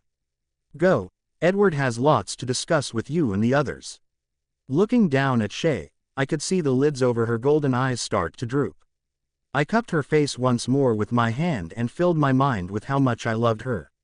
Her sleepy thoughts were full of love for me and love for Volterra and how much she had enjoyed her meal and her bath. She slipped deeper into slumber with a contented sigh. As I backed away, Volterra carefully arranged himself around her. Nearly asleep, she lifted her head and placed it over his forearm when he tucked himself close to her. "She's fine," drifted into my mind in his deep rumble. Kathia had told me that a dragon could project their thoughts into a human's mind, but could only read them through a connection. I smiled, enjoying the loving tableau before me. Turning, I saw everyone just watching from where they were gathered near the newly cleared exit. I'm sure we all had the same look of adoration on our faces. Shaking my head to clear my mind, I gestured towards the archway. "Let's give them some quiet."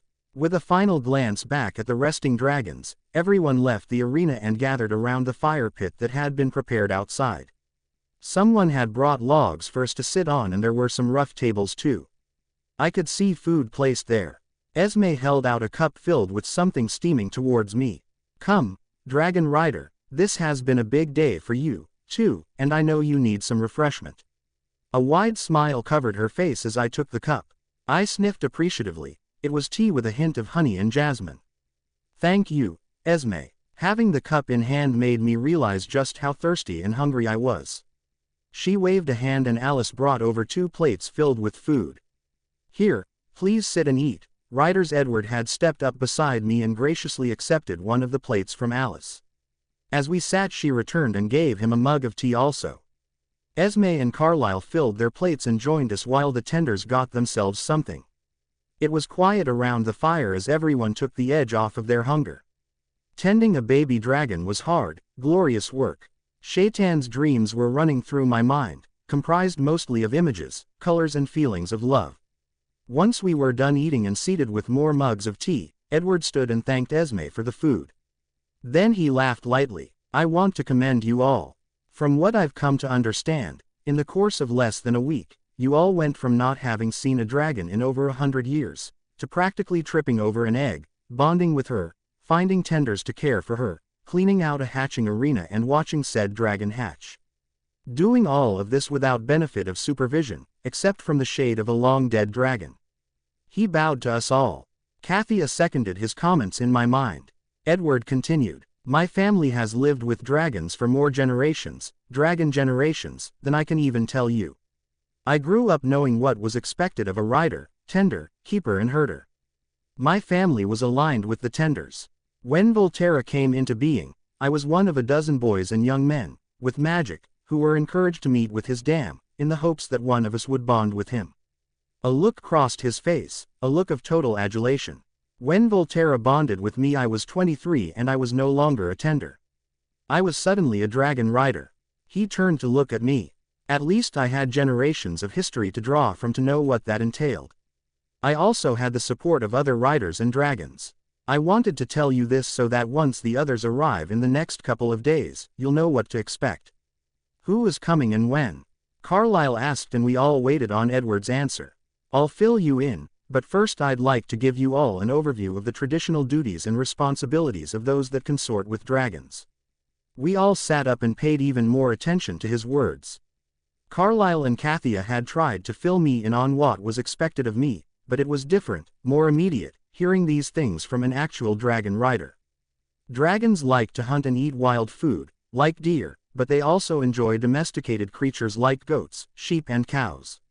Shaitan will eat often for several months daily. In fact, adult dragons only eat about once a week. Herders raise and care for the animals that our dragons eat and us as well.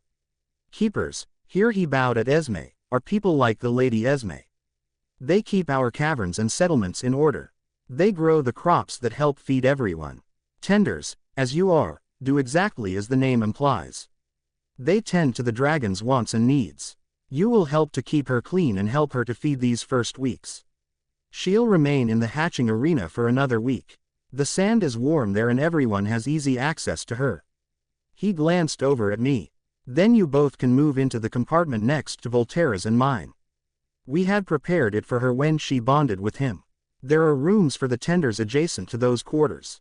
His words caused us all to look at him in confusion. Volterra's compartment, in the north. She can't fly yet, how will she get there? I asked. Edward was looking at us all in consternation. No, right here at Dragon Caverns. This is an immense compound and there is plenty of room for all of us, including the ones who will be arriving in 2 days. I will be interested to see how my quarters have fared these 100 years. Carlyle got to his feet.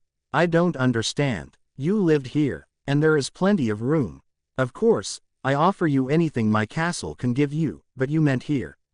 He looked back at the gaping archway where Shaitan and Volterra rested, then back over the top of the mountain. It was covered in trees and we could see rock spires here and there. My history says that this was a place of dragons, but we had only seen a couple of caverns before Bella discovered the way into the arena and Kathia pointed out the bathing room. Are you saying there is more? Edward laughed, and spread his arms wide, gesturing back towards the hilltop. The entire top of this small mountain is riddled with caverns. You've already found one of the 4 bathing rooms. Well, there are over 50 rooms and apartments situated throughout the complex. Not all of them had outdoor access, but many of them do. How is it that we haven't found relics or proof as to the existence of these apartments, or of dragons? Carlyle was clearly as confused as I was. We had all gotten to our feet and were standing beside Edward, where he was facing the archway. He was looking intently at the top line of the hill. Kadarin threw a wide web of magic over this area. His dark power was immense. There were no people in here when it happened. Everyone was out fighting. This is one of only 2 places that we know of where dragons can be hatched. That's why we had to move so far north. We had to find an area where magic crossed and conjoined so that they could continue to exist. When our king executed Kadarin, we hoped that his magic would start to dissipate. It has taken this long for someone to hear Kathia. Edward glanced down at me, a smile gracing his face. I smiled back, grateful beyond words that I was one with Shaitan. Even knowing where the entrances are, or at least where they were 100 years ago, I am finding it hard to see them now. When Shaitan awakens we'll bring her and Volterra out here, and using their magic, along with our own, we should be able to push the last vestiges of dark magic away. Give me just a moment. I was surprised when he grasped my hand in his. Everyone, please make a connection with us. Esme took my free hand and Carlyle lifted her other one. Each of the tenders held hands, making a chain of the 9 of us. Edward pointed to the right of the archway. I can feel the magic giving way even now. I think this will work very easily with Volterra and Shaitan, but perhaps I can show you a glimpse. Please release your magic to me.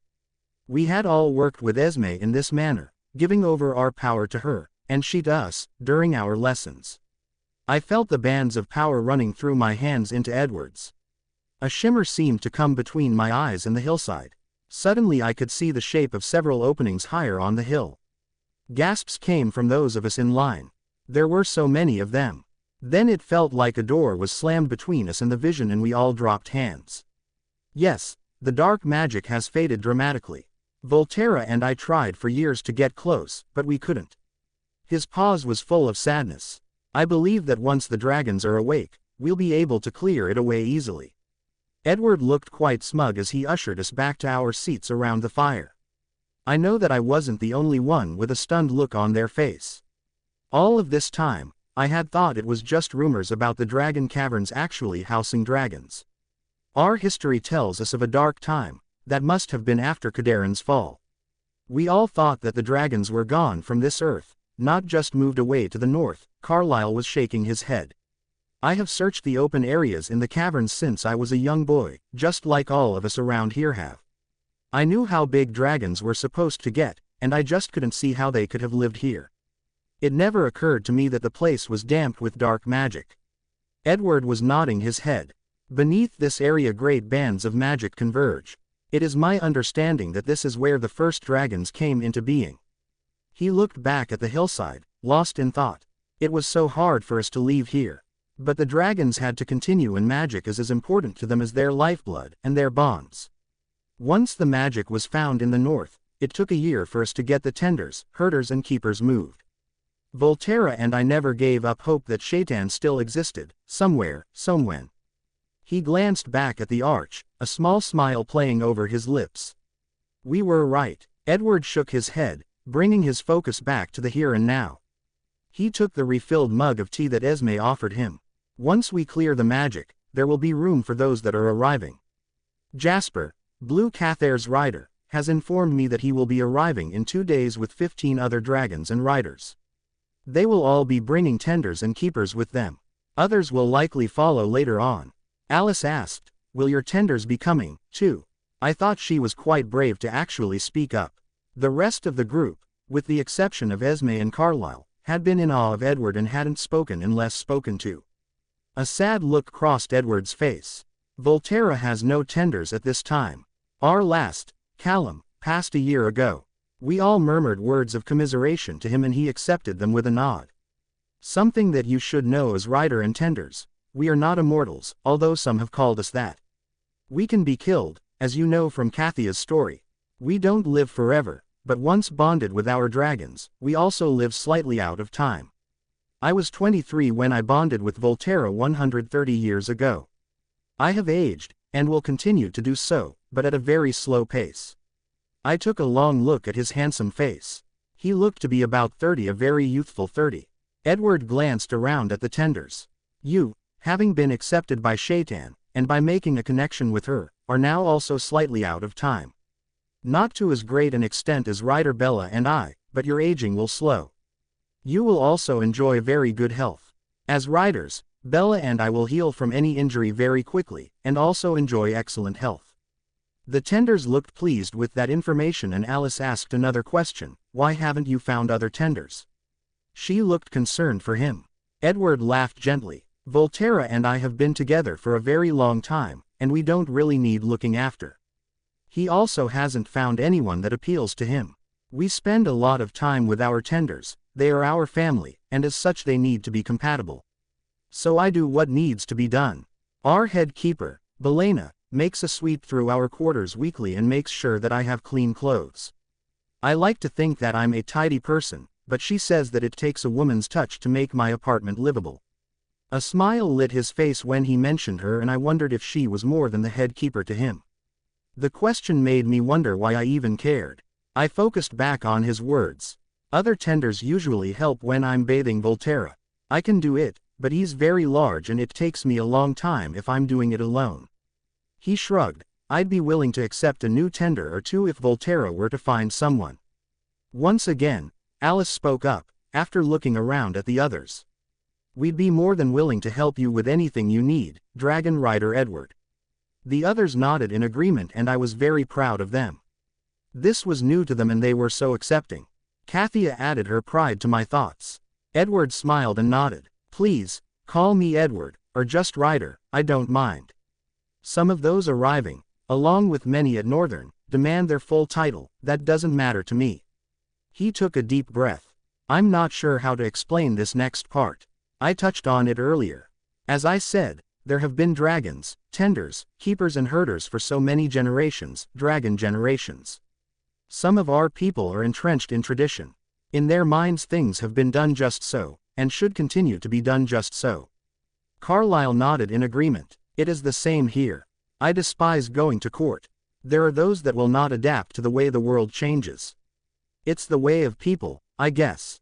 I am so impressed with each of you, to have adapted so well to this new situation in your lives. Edward looked at everyone before his eyes rested on me. Just know that you all have status, high status, and don't let anyone make you feel less. Those coming do have knowledge, listen to them, but make your own decisions. Volterra and I will always be here to help guide you.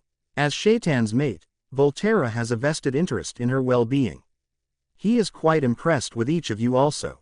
If you ever have doubts or questions about advice given to you by others, do come to either Volterra or me. A bit more background, the dragon population is usually about 50.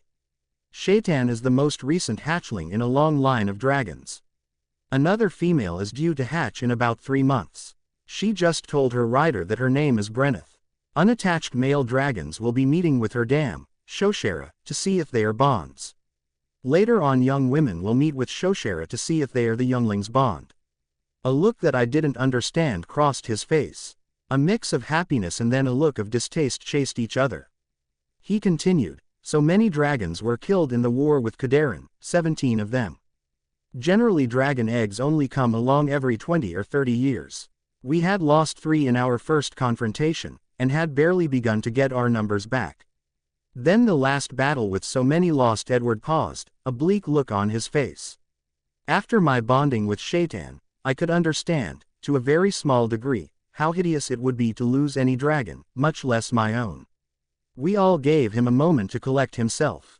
A focused look was on his face, one I was recognizing to the one that he had when Volterra was speaking with him. His pain eased away, I'm sure because Volterra was assuring him of his love. Edward gathered himself and stood up. We should all rest. When Shaitan wakes we will try and clear the dark magic. Once that's done, we'll be able to ready the caverns for those arriving. Esme and a couple tenders rose and began clearing away the food. Everyone else found a place to sit and rest. Carlyle took Esme's hand when she was done and they wandered off for some time alone. The advent of dragons had taken over everyone's imagination and had inspired them. It had put Carlyle's plans to rout and I wondered when he would ask her to marry him. Edward and I moved into the hatching arena and settled ourselves on some cushions that were set at the edge of the sandy arena. The sight of Volterra curved protectively around Shaitan filled me with joy. She was still deeply asleep, but Volterra opened one golden eye as we entered. He and Edward carried on a brief, silent conversation. Volterra says that he hasn't been this happy in years. She was worth the wait. His great eye closed and I heard and felt his humming. He was singing to her while she slept. My heart clenched at the picture of love and devotion before me. Sighing, Edward turned towards me and holding his hand out, asked, "May I speak to Kathia, please?" At my nod he placed his palm over the stone laying against my vest, pressing it gently to my chest. It occurred to me that Kathia had been fairly quiet since Shaitan had hatched. She had only commented a couple of times, letting Edward take the lead in teaching us what to do for the precious hatchling. Now, with Edward's hand on the stone, I could hear both of them in my mind. At their tender reunion, I felt tears begin to run down my cheeks. They were thinking about the last time they had seen each other, of the losses that each had suffered. The sadness was nearly overwhelming to me. Thinking to give them privacy, I started to lift the chain from my neck, but both Edward and Kathia said a firm no at the same time. I need the strength of your magic, Bella, to continue with the connection that we share.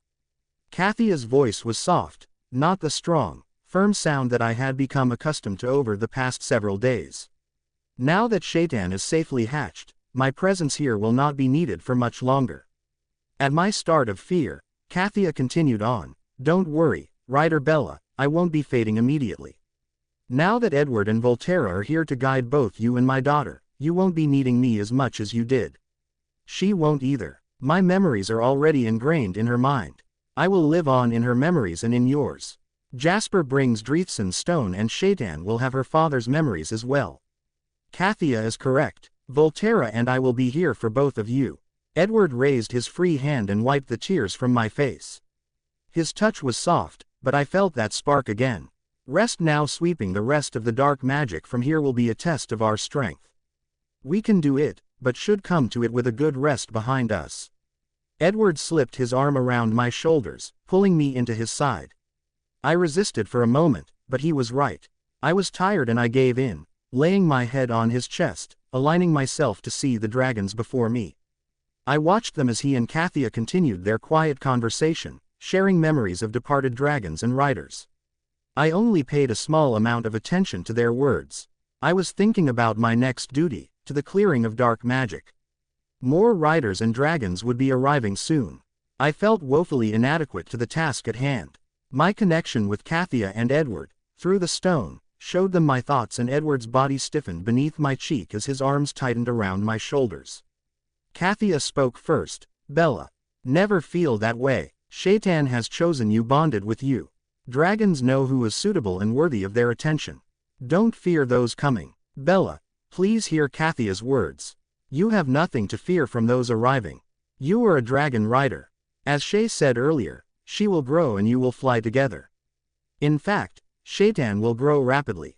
She'll be taking short flights by the end of the week, under Volterra's watchful eyes, and you will fly together in about 6 months. You are a dragon rider. He settled me closer to his chest and I felt myself relax. Thank you both. I am so grateful that you are here to help me. I'll try to remember your words. I focused on the young sleeping dragon. Shay's dreams were untroubled where she slept cuddled with Volterra. She had no fear. In her mind, she was the center of the universe. I laughed to myself, because she was right. She was the center of the universe. Mine and Volterra's center anyway. Edward's heartbeat beneath my ear was comforting, as their words had been. I fell asleep wrapped in their faith in me. Things would work out. I was a dragon rider, with the world at my feet. The vaulted room down the hall from the hatching arena was crowded. 3 riders were there to guide us in how things were going to proceed. Dane, Red Feroth's rider, Abram, Black Phoenix rider, and Enarin, Green Winton's rider. I had met them all several times since I had joined the herder ranks 8 years ago at the age of 12. Herders were usually available to help a rider with their dragon's bath and always when they were going to feed from the domestic flocks and herds. The air was thick with anticipation as the 23 of us gathered before the riders. Our families had already been ushered into the hatching arena. Every one of us were wearing our festival best, which seemed rather silly to me even as I ran my hand appreciatively down the new smooth, soft dark brown leather jerkin, decorated with a red and blue beaded border, and pants that Ma'am had made for me when she heard that a female dragon was an egg. It's not like the youngling could see us. From what I had been told, her mind would search ours. She couldn't see us until she actually hatched. Kathia would be looking for the one that best matched her temperament. Every rider who had ever spoken of that moment always had a look of utter adoration on their faces as they remembered that magical bonding. Magic, that's really what it was. Magic had created the dragons and magic brought their mates and bonds together. Each of us gathered here had some degree of magic, some more, some less.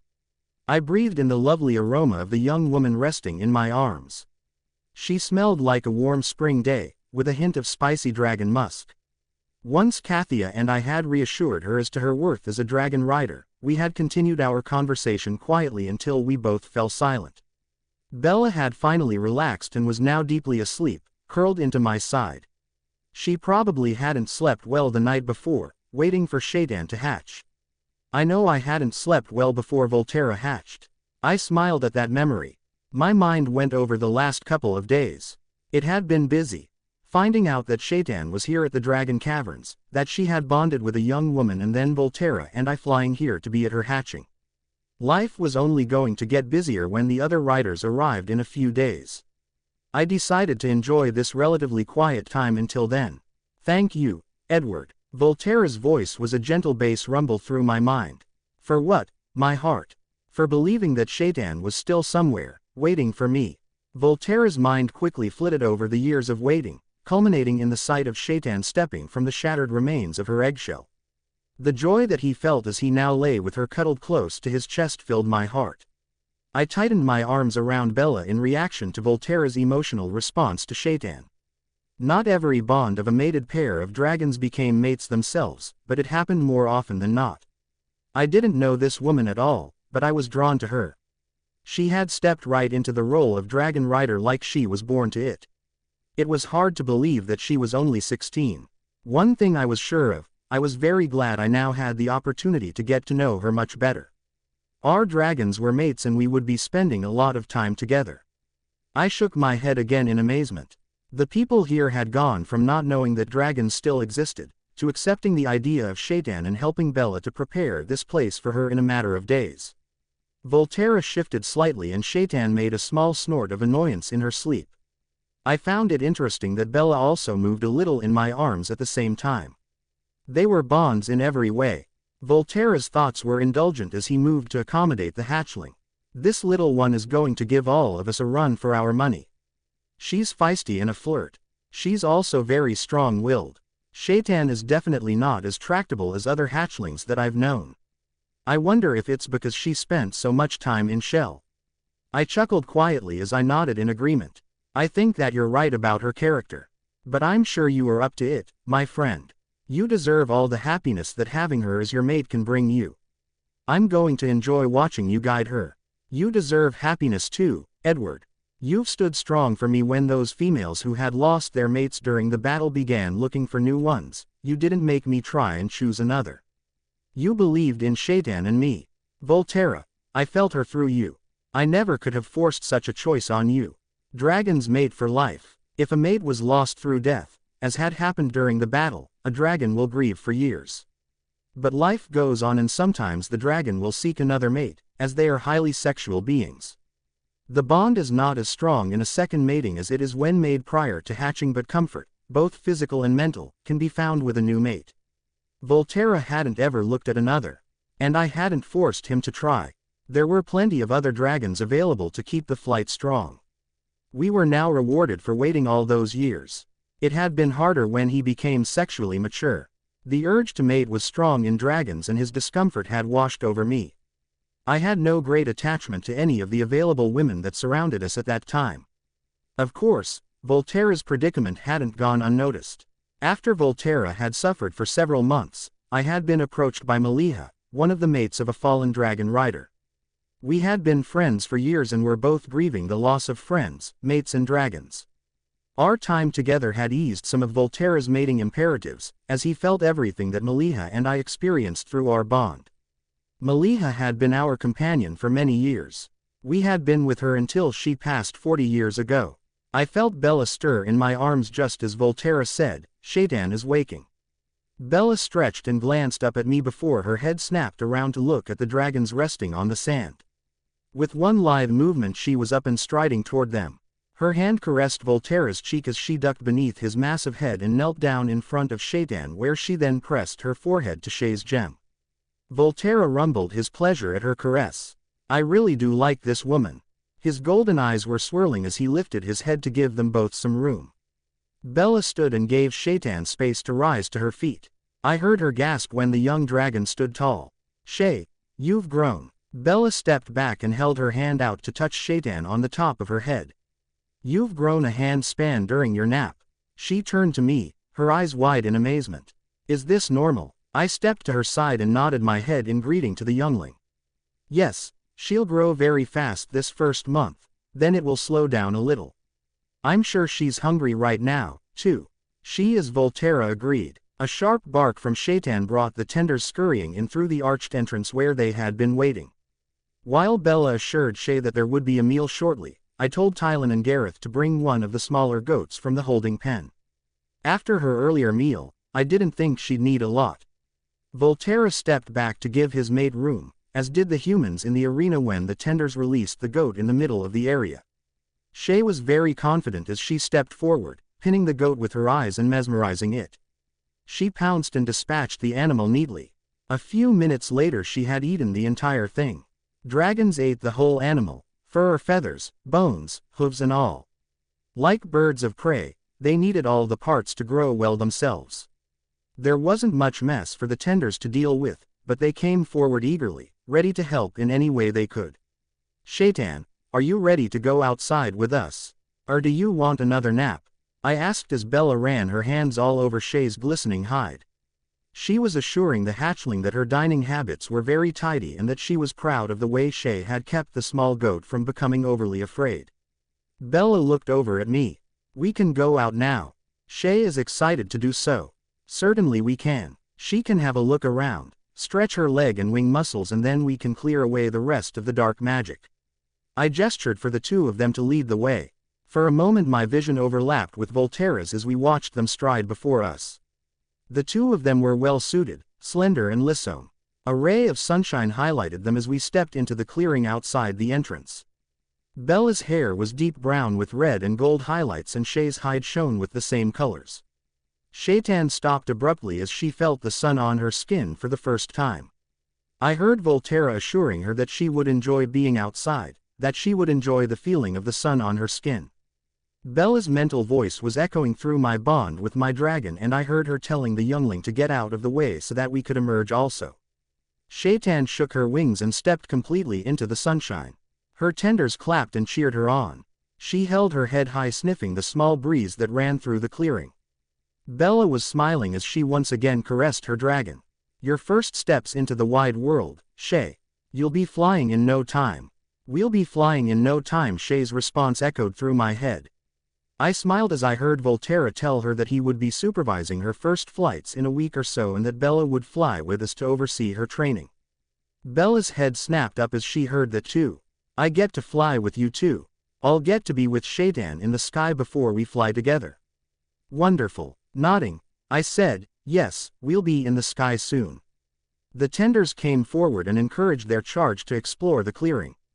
Leaving them to their exploration, I turned and looked back up to the ridge of the hill behind me. Volterra joined me and scanned the rocky outcrops. The trees have thickened in 100 years. He glanced down and to the right. I can see the entrance to our chamber there, with Shay's just beyond. The dark is not thick here at all. I think that it should be relatively easy to clear it away. Bella and Shaitan together are a force to be reckoned with. They could almost do it themselves, if they knew what to do. Esme is very strong, as is Alice, and they, along with the other tenders, are going to make this endeavor go smoothly. We turned back to watch the young dragon cavorting in the trees. She sniffed deeply, smelling the grasses, the flowers, the trees. A small creek that was hidden just inside the tree line caught her attention and she splashed in it happily, drenching her tenders and Bella as they all laughed with her. A squirrel chattered from one of the near trees and I laughed when I heard her tell Volterra that it wouldn't make a very big meal and that it was a lot noisier than the goats had been. Carlisle and Esme came and stood with me while we let them play for a few more minutes. Shaitan became more graceful the more she moved. The exercise was helping her to learn how her body moved and reacted. I was always amazed that you could almost see a dragon grow during their first couple of months after hatching. Come on, let's clear this dark away. It's been here too long. I called to those playing in the woods. Bella, the tenders and Shaitan all came rushing over. Shay immediately went to Volterra and they touched muzzles. The humans had flushed cheeks and wide smiles from the play they had just enjoyed. We're going to connect through the dragons and then link hands. I'll then want you all to release your magic to me. We can't really see the dark with our human eyes, but I want you to visualize us drawing it together, rather like winding yarn into a ball. Once it is all gathered, Volterra will launch himself into the air and we'll force it high into the sky where he will sear it with a blast of flame. Does everyone understand? After everyone nodded, I proceeded to line them up, trying to create a balance in power. Volterra was to my right and I placed Esme on his other side. I then put the Duke, Tylan, Gareth and finally Alice, as one of the strongest holders of magic, at the end of the line. Shaitan was to my left, with Bella next and then Arthur and Daniel. We all made the connection and I asked them to release their magic to me. Feeling a weakness on the other side of Volterra, I stopped and moved Daniel to Esme's side of the line. Bella and Shaitan didn't need as much support as the other side did. Once again everyone released their magic to me and I pushed it toward Volterra as the focus of our efforts. Shaitan was vibrating as she waited for her part. She was so excited to be helping in this undertaking. Volterra had shown her what to do to assist him and she flexed her neck as she concentrated. Her wings were slightly spread and quivering. I felt the echo of Kathia as she encouraged both Bella and Shaitan. The dragon's topaz stones, including Kathia's, began glittering as the magic gathered and began to expand from our link. Dragon magic was clean and clear, there was truth, beauty and a healing balm wound through it. Kudarin's magic had been the antithesis to the dragon's. He had pulled things dark and foul to him as he tried to garner power. I still found the fact that he and our king were brothers to be amazing. The king had been such a good man and Kudarin had not been so. Volterra began to draw the threads of darkness close to us, weaving it into a ball. With our combined power running through my fingertips, I could actually see the waves of magic as they drew close. Some of the edges were wispy, some more defined. The amount of power that we wielded together brought the dark swiftly to us.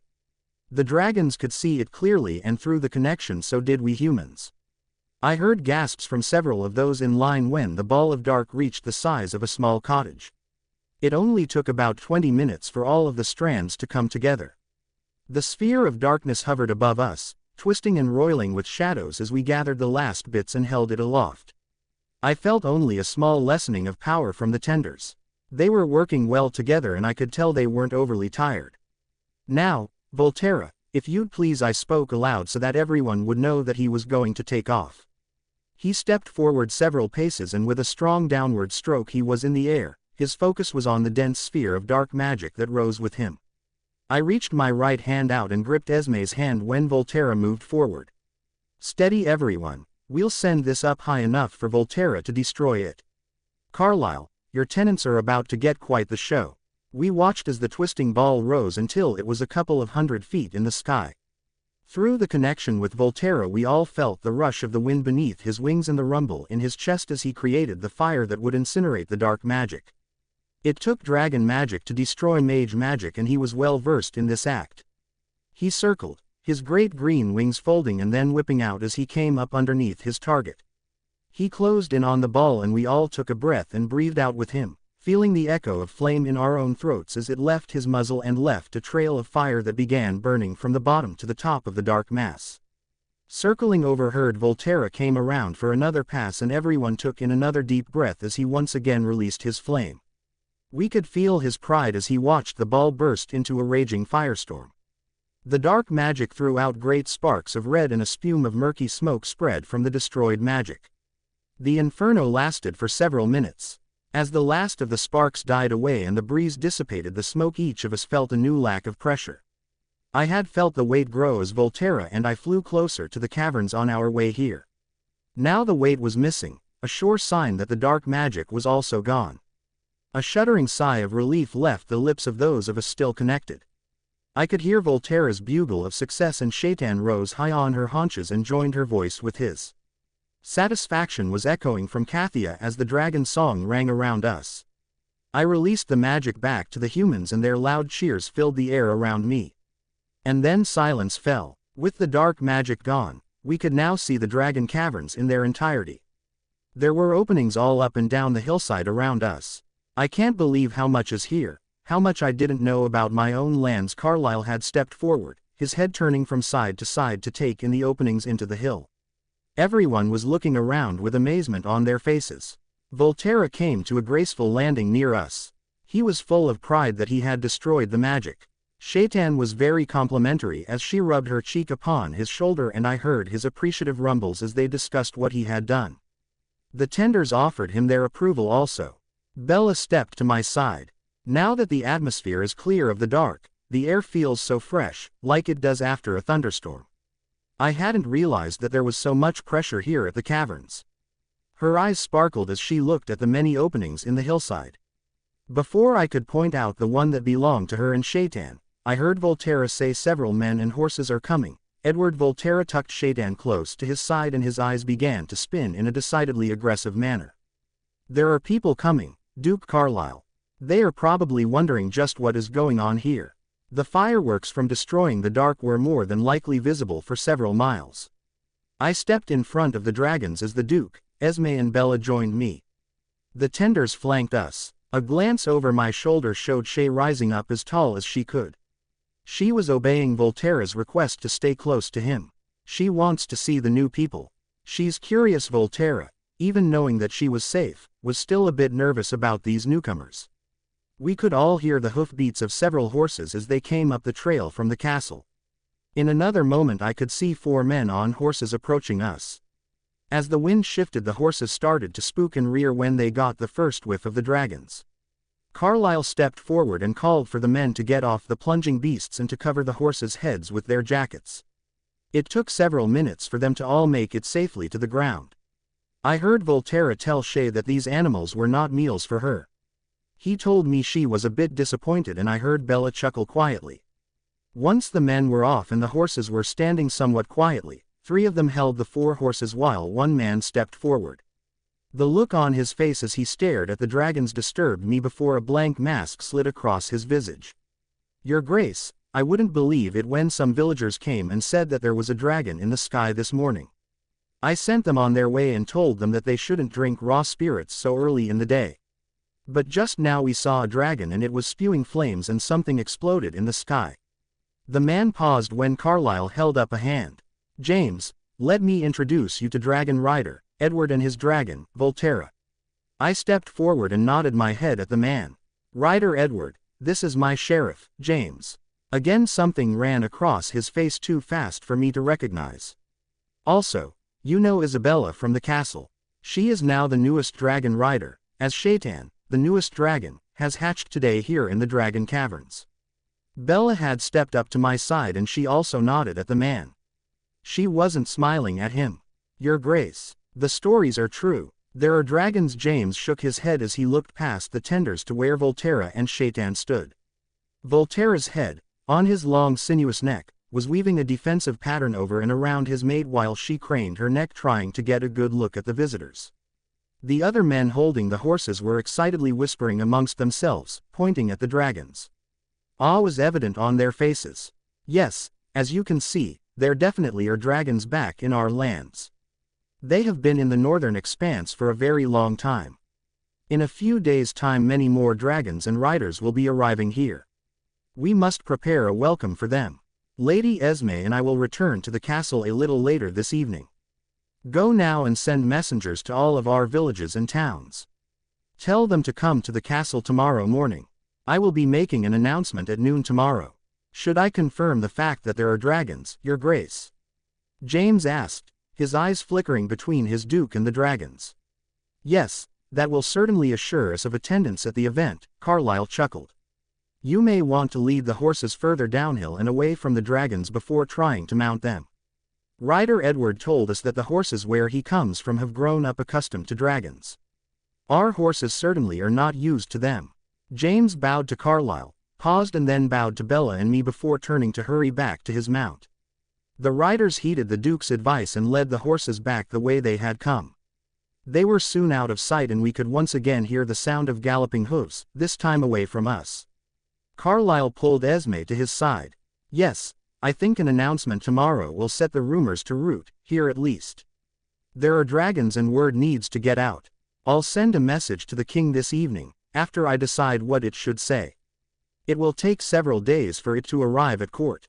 Once other riders are here, the speed of passing on messages around the countryside can increase dramatically. Dragon riders and their bonds make for fast and accurate messages. But Volterra and I won't leave Shaitan and Bella alone right now. Volterra had relaxed his stance and was now watching Shay continue to explore the nearby space. Beyond them I could see the opening to our chamber through the trees. Shall we do a bit of exploring while the light is still good? I asked Bella and the others. At their eager nods I held my hand out to Bella and was thrilled when she took it. I led the way down and through the old growth to the opening. The sunshine spilled inside the room that I hadn't seen in decades. The door was open. We hadn't taken the time to close it before the battle. Taking a deep breath I stepped inside. There was dirt and debris everywhere, but otherwise nothing had changed. There were disintegrating clothes on a rack and the remains of furs on the sleeping couch. Gasping, I released Bella's hand and picked up a knife that lay on the table. Turning, I held it up and showed it to everyone. My father gave this to me to commemorate my bonding with Volterra. It's nice to have this back. I slipped it through my belt, happy to feel the weight there again after all these years. Gesturing toward another archway at the side of the chamber, I led the way into the adjacent space. It was dark in there and briefly I wondered why. The light suddenly cleared as I realized that Volterra had shown Shaitan how to open the stone door that kept the winter winds from entering the room, and he was filling the opening. She was standing in the sandy spot that we had prepared for her bed a century ago. Bella rushed to her side, touching her shoulder, before turning to take in the sparsely furnished room. I found myself apologizing that there wasn't much in there yet. We would have had several days to get it ready if things hadn't gone so wrong in the past. Bella assured me that no apology was necessary. Riders, whatever you need, just tell me and it shall be provided for you. Esme said as her eyes swept the chamber. I could tell that her keeper mindset was running through what she thought would be appropriate to make the room habitable. We do have a few days before she'll need anything in here. It's best to keep her in the hatching arena for now. The sand is very warm in there and there's room for Volterra and I, and Bella and the tenders to sleep there. I walked over to one of the human-sized doors and opened it. Your tenders' room is here. They all hurried over to have a look. There wasn't much to see as the room had no outside light source. I opened the other door and the light sifted through enough that we could all see a long hallway. This connects to several other chambers and the main area of the caverns. Now that the dark is lifted, all of the chambers should be easily accessible. Well, except for where there are rock falls. Carlyle stepped through the door to the hallway, glancing in both directions before turning back to address me. After the announcement tomorrow, I'll recruit volunteers to help clean those chambers that you think will be needed by those arriving in a few days. He chuckled softly. We may have to turn some down. I think that there will be many that want to see, and be close to, these wonderful creatures. You're right, Carlyle, there will probably be many volunteers. But not all of your people are going to be happy that the dragons have returned. That was part of the problem with Kadarin. He hated the dragons. I never understood that. The king thought it was because a man or woman with a dragon was a power to be reckoned with. Dragons, as magical creatures, can tap into a great power source. And the one thing Kadarin wanted beyond anything else was power. He had stood with others when there was a male dragon in Shell, twice in fact, and he had been passed over for another both times. Our king speculated that that was another reason why he hated them so. I paused and let that sink into their minds. Is Shaitan going to be in danger? Is Volterra? Bella placed her hand on my arm, squeezing it hard in her concern. Volterra will watch over her very carefully, I assure you. His growl rumbled over my words, punctuating them. I looked Bella, and then each of her tenders, in the eyes. We'll all stay aware. If anything appears to be odd or out of place to you, come to me or Volterra. We'll evaluate your concerns and take action if need be.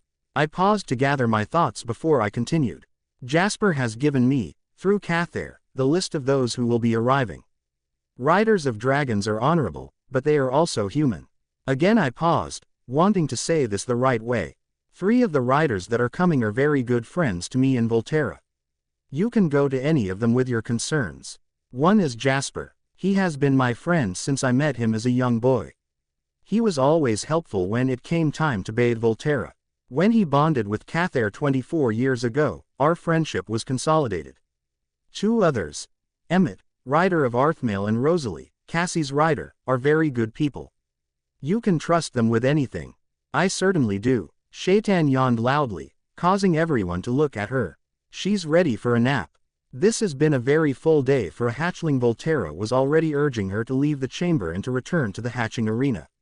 She'll rest then have another big meal before sleeping for the night. Bella and 2 tenders joined them as they left the room. She turned before stepping outside and said that she'd meet with us at the fire once she got Shay settled in and comfortable at the arena. I could hear Shay telling Bella how she wanted the sand scooped and where she wanted Volterra to lay so that she could cuddle up to him. Volterra followed behind them. Yes, she was a bossy little creature. And I was very grateful she was in here, in our lives, to be so. We stepped out into the late afternoon sunshine and I pointed out the chambers that had belonged to some of those that would be arriving. Several of the new arrivals hadn't been here before.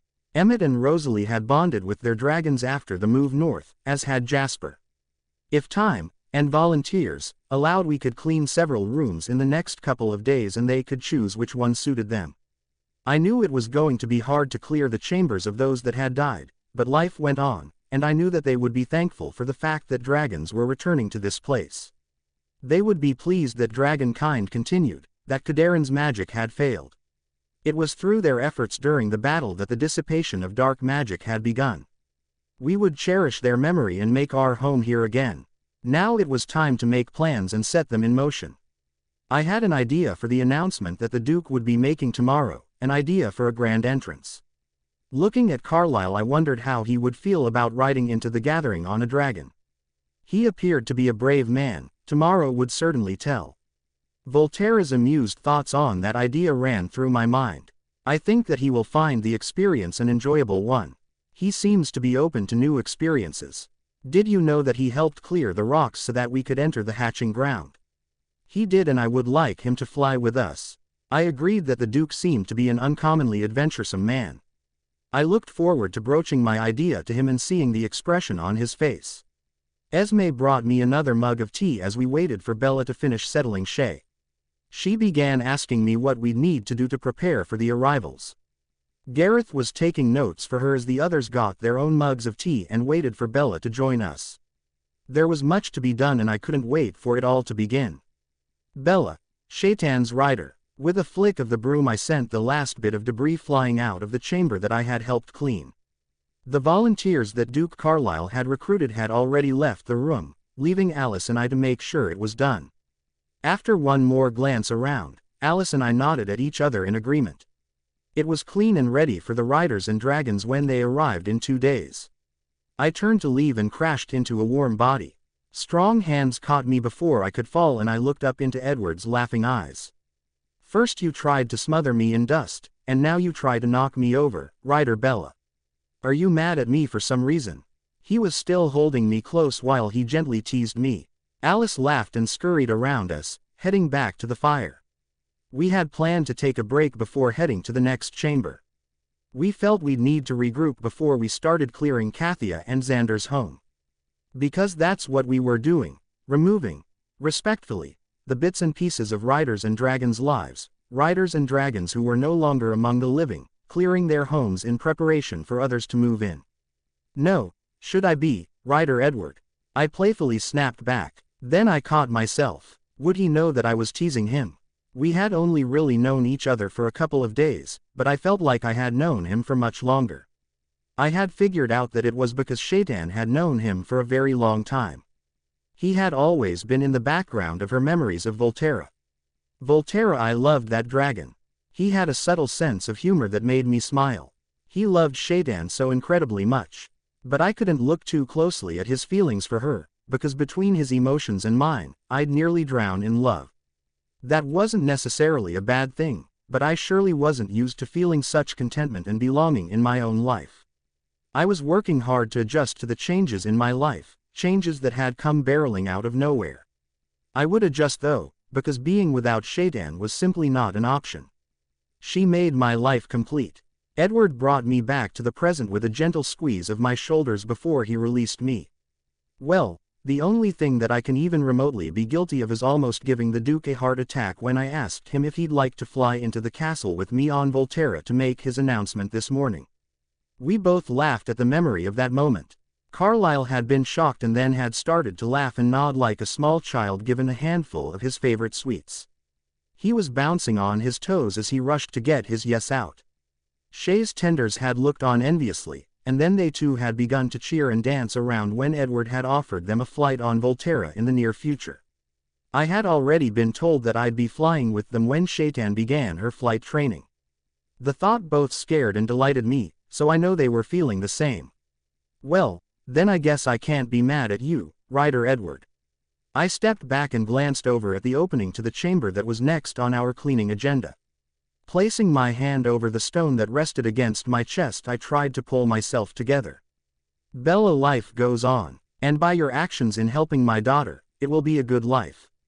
I'm happy to see others come to this place again, happy that through your efforts Dragonkind has a chance to live here.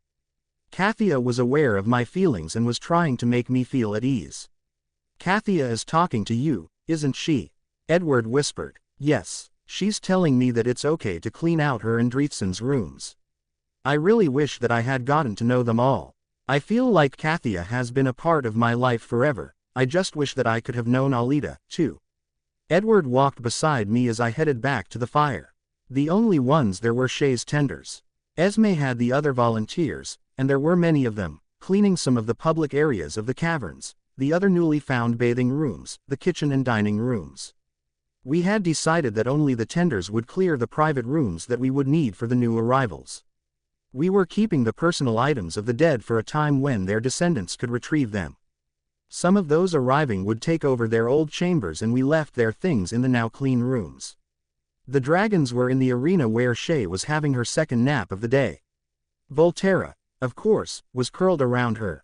I peeked into her dreams. She was snorting air out of her nose and blowing feathers into the air and then watching them float back down to the ground. She had eaten a large game bird earlier. She wasn't sure she liked the feathers or the feet.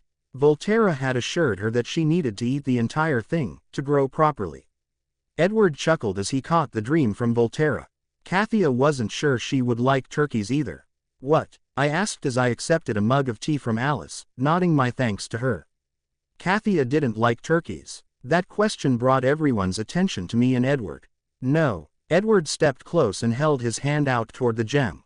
May I? At my nod he cupped his hand around the stone resting on its chain against my chest. He spoke aloud so that everyone could hear. Kathia, would you share your story about your bonding with Alita, with Bella and the tenders? I would love to, Edward. They will then know me better and others will bear my memories into the future. Kathia seemed to be excited by the idea. How do we do this, Kathia?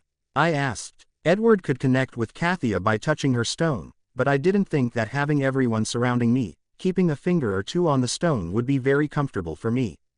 There were 7 of us after all, and the gem wasn't that big. Have everyone sit in a circle around you, touching hands. They will release their magic to you and you will send it back to them, along with my memories. Does that make sense? I agreed and directed the tenders to sit with me. Edward sat on my right and held his hand up for me to take. A slight blush touched my cheeks at his touch. That happened a lot. I liked it. Alice sat to my left and the rest of them made themselves comfortable around us. Taking a deep breath, I accepted their magic and then at Kathia's direction I sent it back along with her story. Dragons bond. The mare heaved once more and the foal slipped free of her body. I fell to my knees and quickly stripped off the membrane even as the mare got to her feet and started nosing and licking the little one. I flipped up one long back leg and smiled when I saw that it was a colt.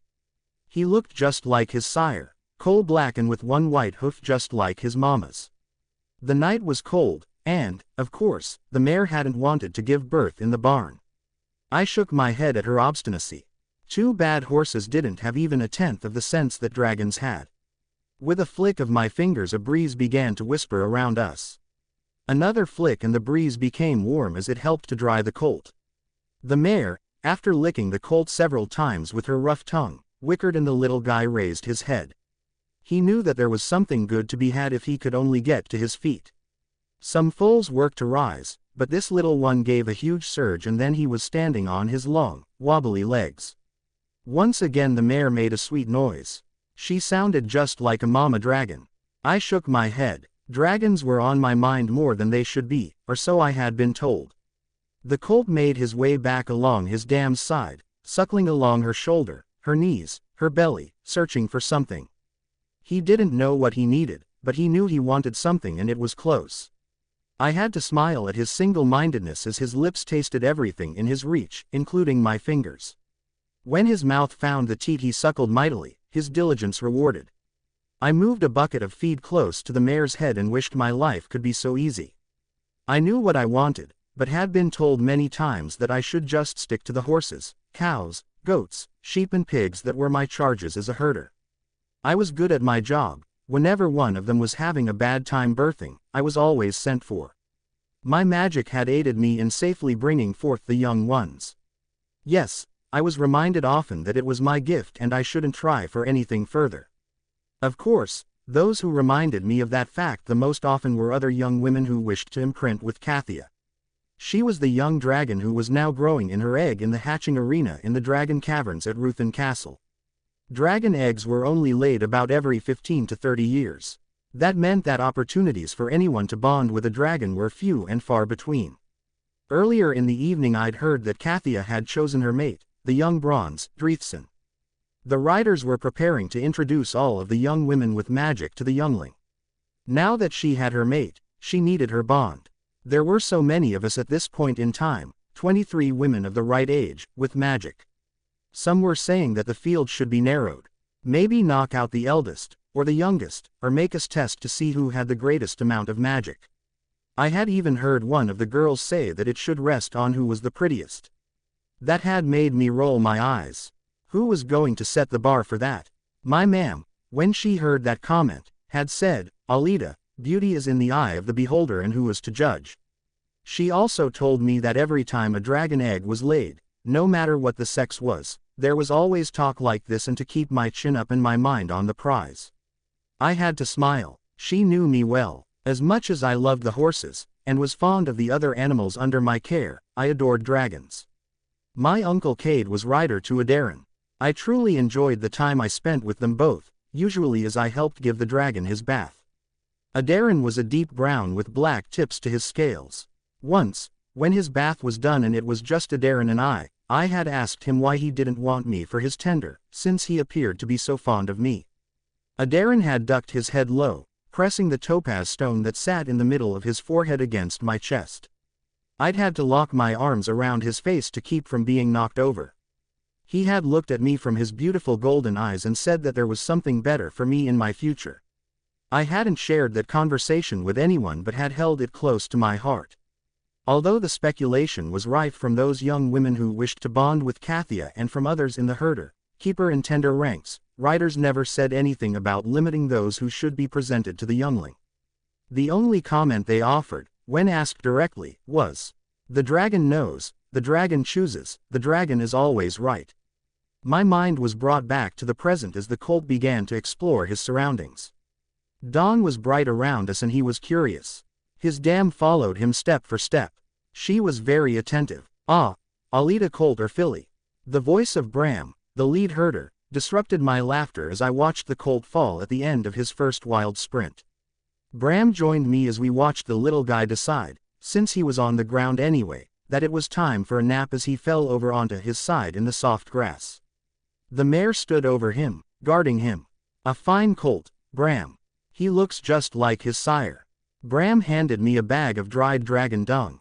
The mare only cocked her eye at me as I approached her with the aromatic bits. The smell was slightly spicy, not offensive at all. I sprinkled it on the ground around the colt's head. He startled, but then lay down again, too tired to do more than that. We wanted the horses to not fear the dragons, and by imprinting them with the smell at this young age, they wouldn't spook later on. "Did you hear that Kathia bonded with Dreithson last night?" Bram asked. "They'll be calling for the potential riders in a couple of months. Are you ready?" I thought about that. How does one prepare? Since we didn't know what forged the bond, there really wasn't any way to practice for it. No matter what those other girls had said. The riders' comments came back to me. The dragon knows, the dragon chooses, the dragon is always right. That's the thought I'd hold on to during the wait until we were asked to present ourselves on the hatching arena sands. Yes, I had heard.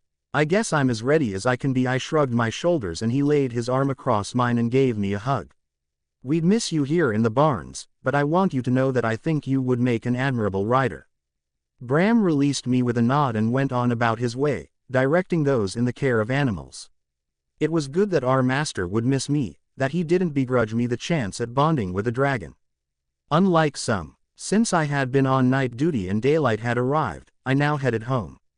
My ma'am was waiting on me, a bowl of warm, rich oatmeal, full of nuts and dried fruits, ready to break my fast. I ate heartily before going to bed.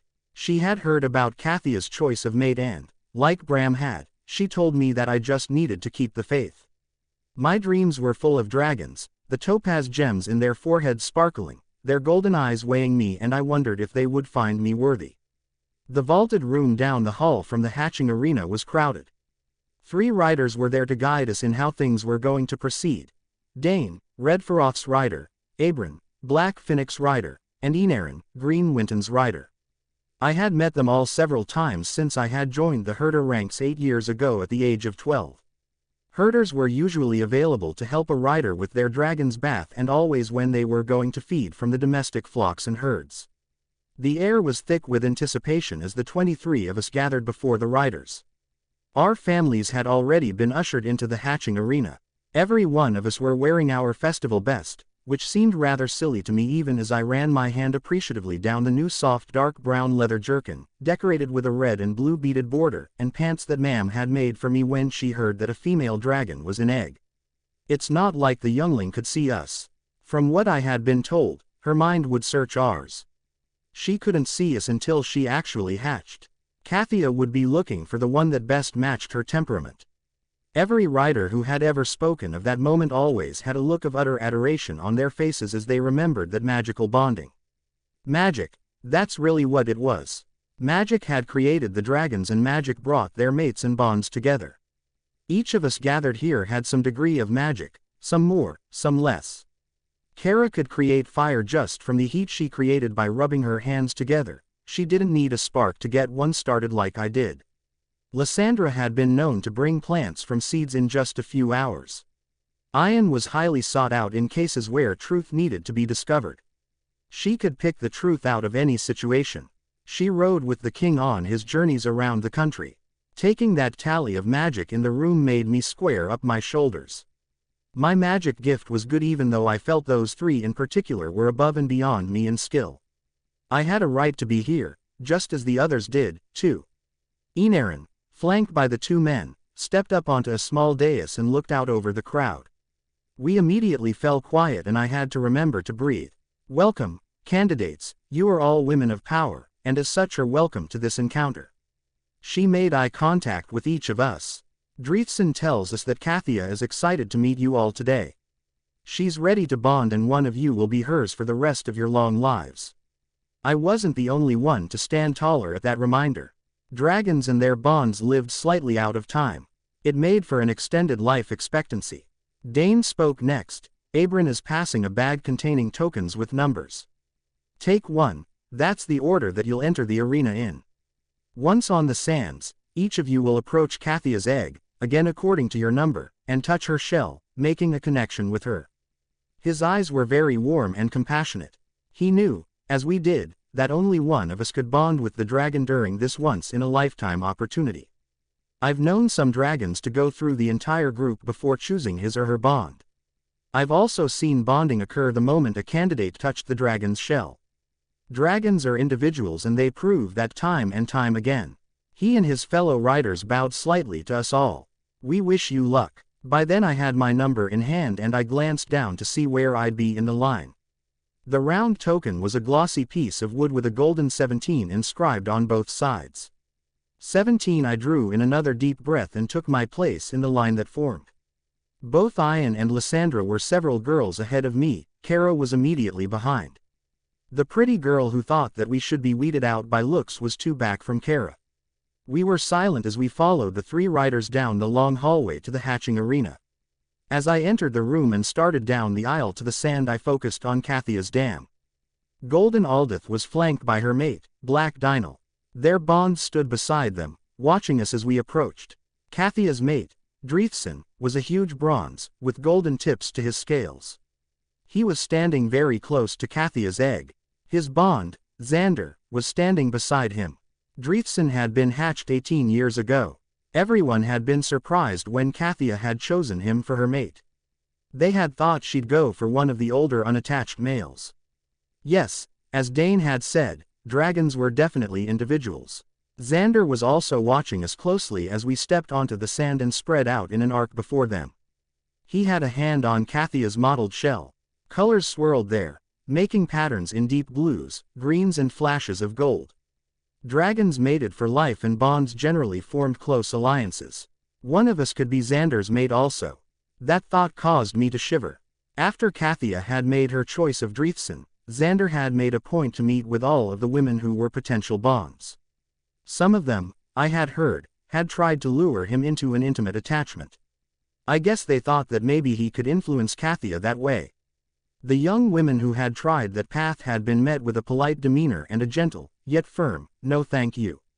Some of the riders were quite randy, but I had only heard good things about Xander. He was discreet in his amours. I had always found him to be very kind during our interactions as I helped bathe his dragon and when Dreithson came to feed. Xander was also very handsome. He was much taller than me, with dark brown hair that shone bronze in the sunlight. His brown eyes had golden flecks in them. Before Kathia had come into being, I knew that I may never have a chance to bond with a dragon. Riders tended to be with riders and Xander would be off limits to me.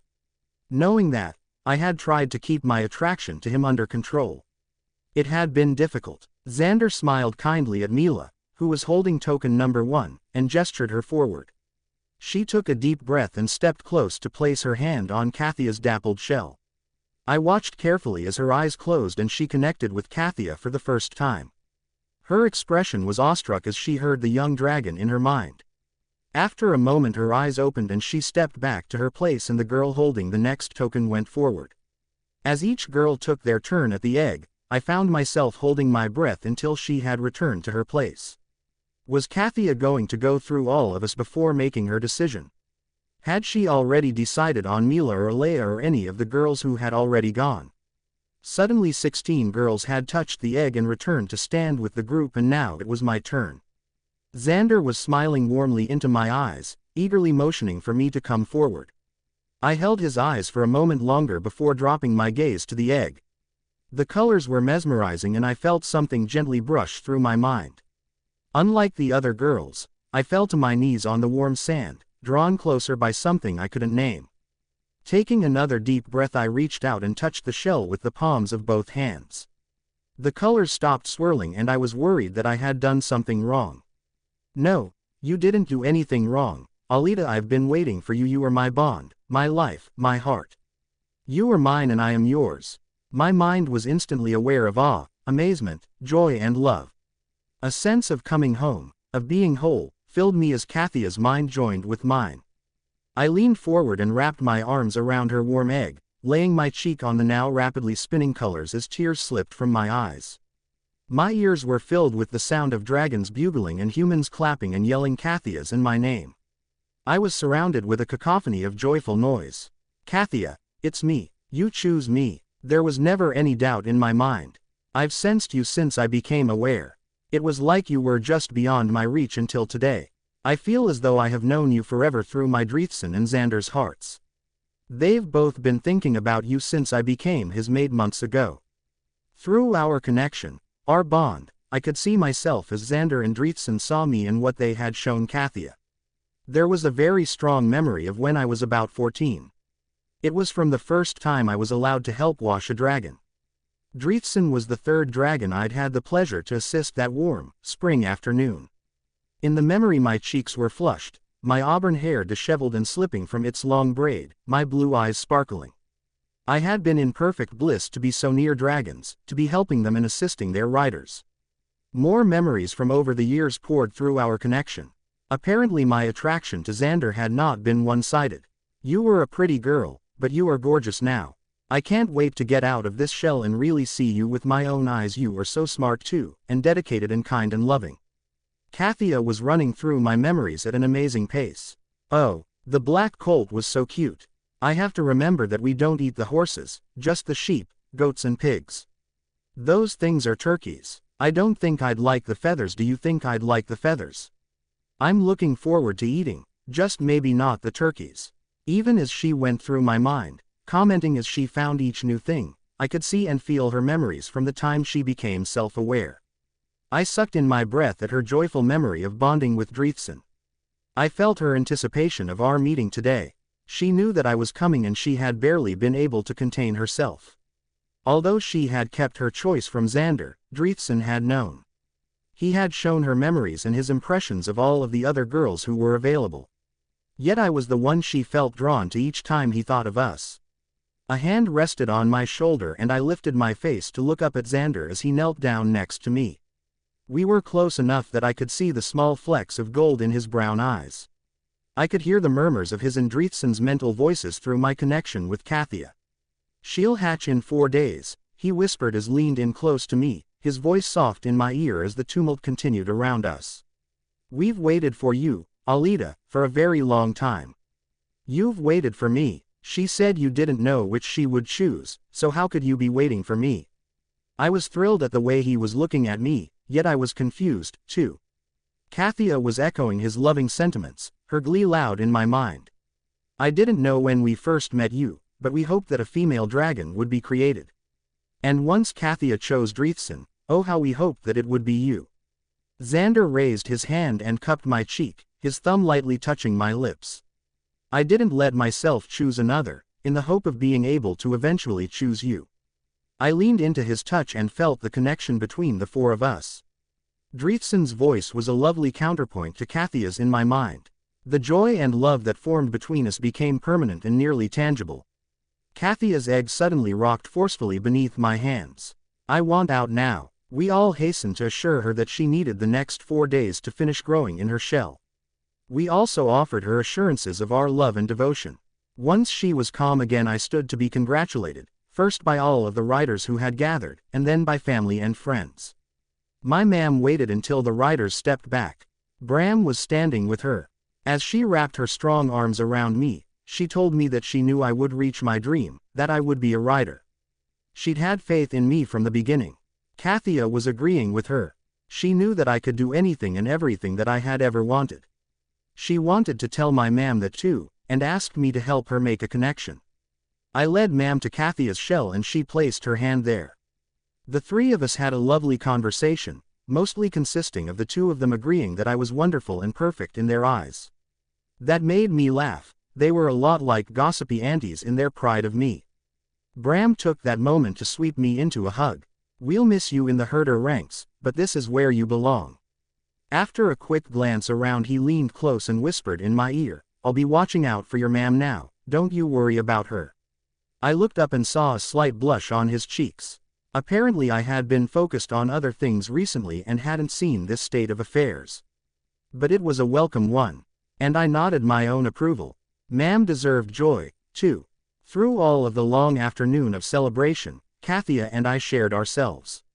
She was always there, either actively engaging my mind or just humming along in the background. I would never be alone again. After the meal, Xander led ma'am and me to my new apartment in the caverns. It was beside his and Dreithson's and we had an outside access. It's easier when the hatchling is very young. She'll need to eat often and this will facilitate that. He pointed out the sandy bed for Kathia and told me that my things would be brought from ma'am's house later on and that I could decorate any way I wanted. Then he moved to an opening in the wall. "This leads to our apartment. We'll be available to you both at any time." The smile he sent me caused me to feel warm. I liked it and smiled back at him. With a wink, Xander picked up an armload of blankets from the bed. "You are welcome to sleep here each evening until Kathia hatches, but my guess is that you'll feel more comfortable sleeping in the arena with her." I know I felt that way after I bonded with Dreithson. We've been sleeping in the arena since Aldith laid her egg here. Dreithson wouldn't leave her and I won't leave him. I nodded in agreement and followed him back to the arena. Even though I could hear Kathia clearly in the apartment, I did want to be close to her, to be able to touch her shell. When we entered the arena it had finally cleared out except for the egg and Dreithson. He was lying with her egg tucked between his front legs, his long neck curved protectively around it. "Dreithson wants you to touch him." Alita. Kathia's mental voice took on a soft tone when she said her mate's name. I walked forward and the huge dragon lifted his head, pressing his face with its glowing topaz stone to my chest. As we made the connection I could hear him directly, and also through an echo from Kathia. Bond of my mate, I welcome you. Kathia will hatch, and grow, and we will fly high and far together. I could feel his love for Kathia, for Xander and for me, and I hugged his head close to my heart. I would never be alone again, and that thought filled me with joy. The next couple of days were very busy for me. I was given an intense course on dragon husbandry. As one from the herder ranks, I already knew quite a bit, but getting it first-hand from riders was very exciting. The riders of Kathia's dam and sire assured me that they, along with Xander, would shepherd us through the next couple of years. They also assured me that they were confident in Kathia's choice, that they had utmost confidence in me.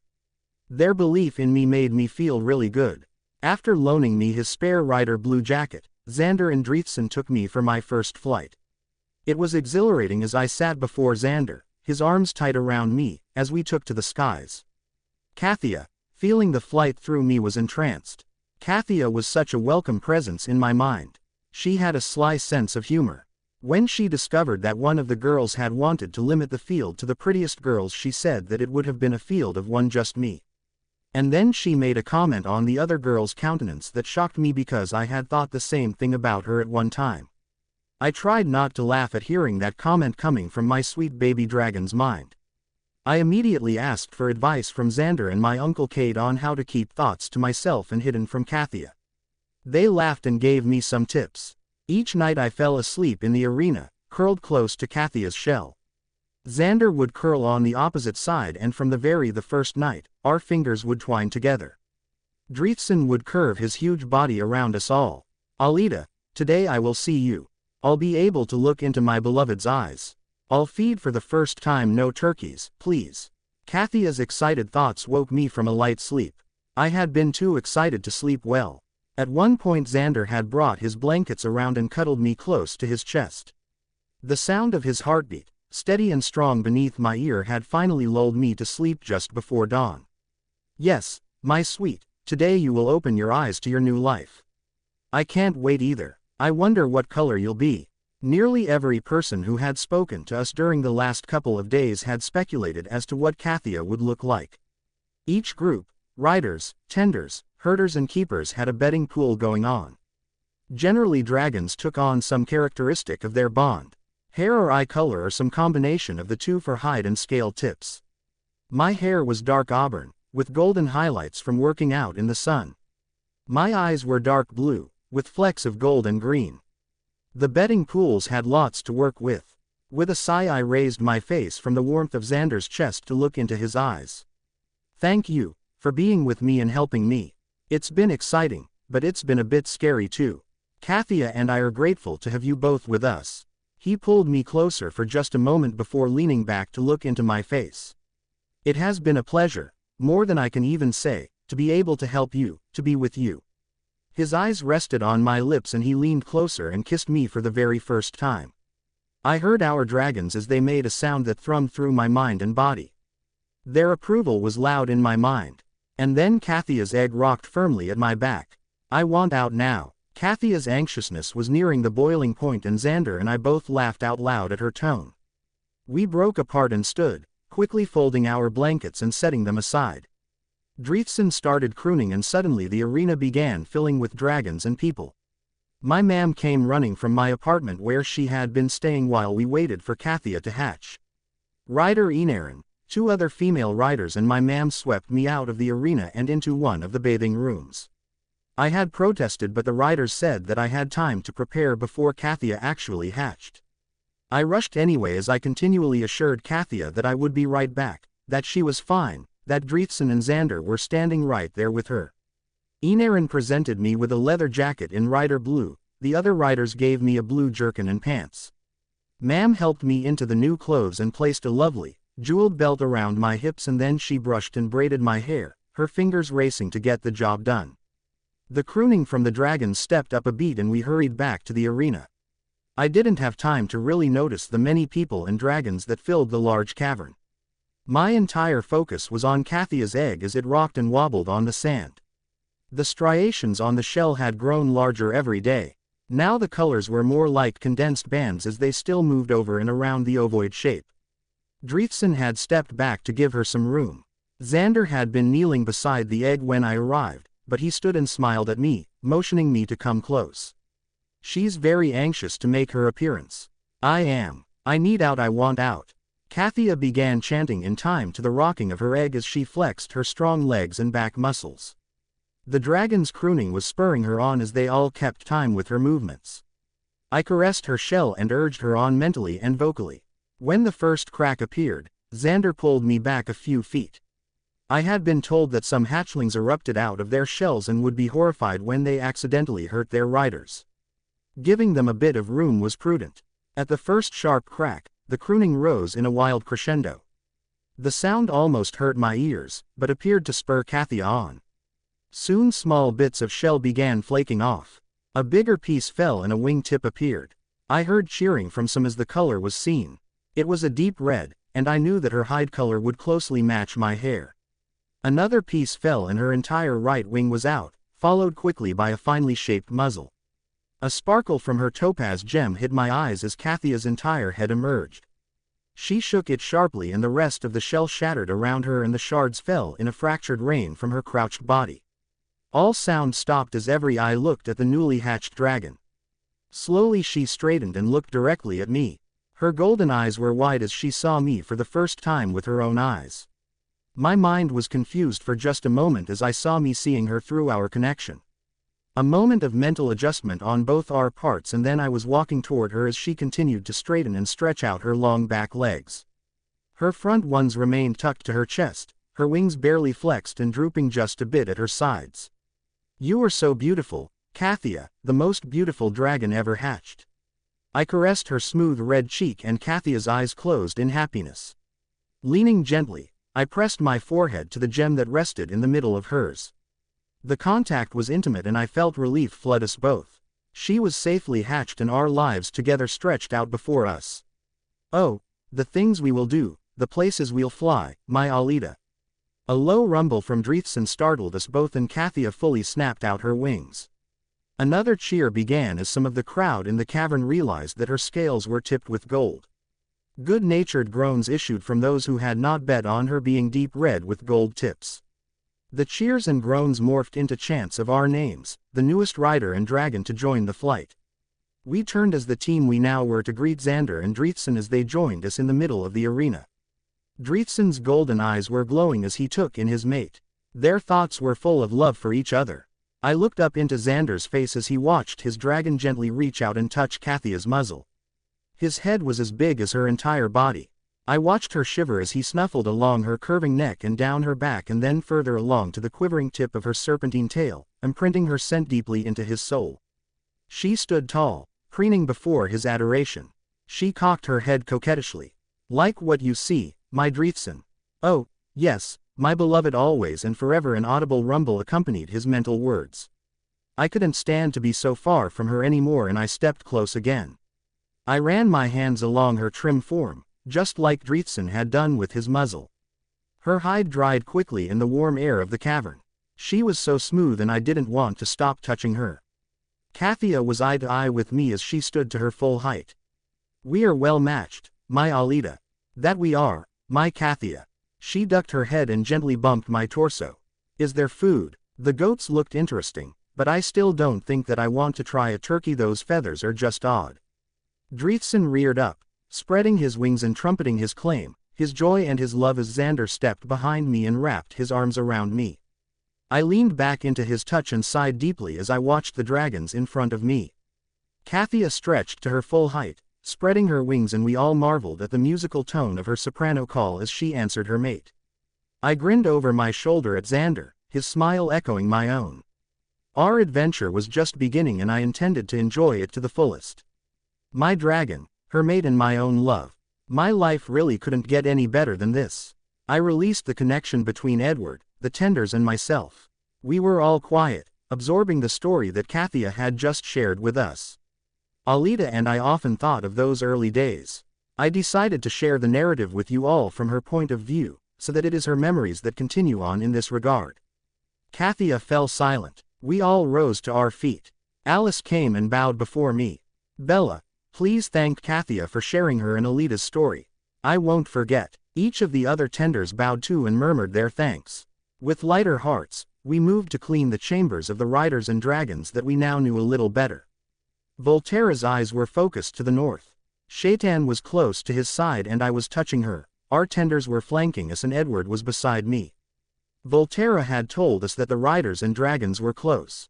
They'd be arriving in just a few minutes. The caverns were clean, thanks to the volunteers who had worked diligently for the last couple of days. The riders' rooms were waiting and Esme had managed to create a feast fit for a king. The king wouldn't actually be here today. He had sent a message back to the Duke saying that he'd be arriving in a week. I was grateful. There was enough stress in my life with the arrival of the riders and dragons. I didn't need the king arriving too. It was hard enough thinking that I was close to his rank. I didn't want to have to deal with him just yet. Esme was in a dither. Edward had assured her that everything looked wonderful, that the new arrivals would be very pleased with her efforts.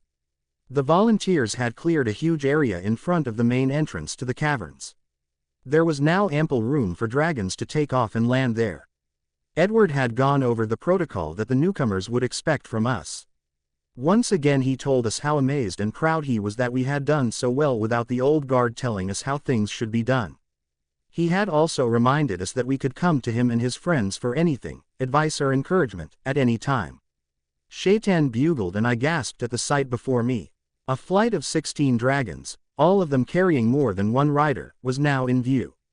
Cathair had said that the riders were bringing tenders with them.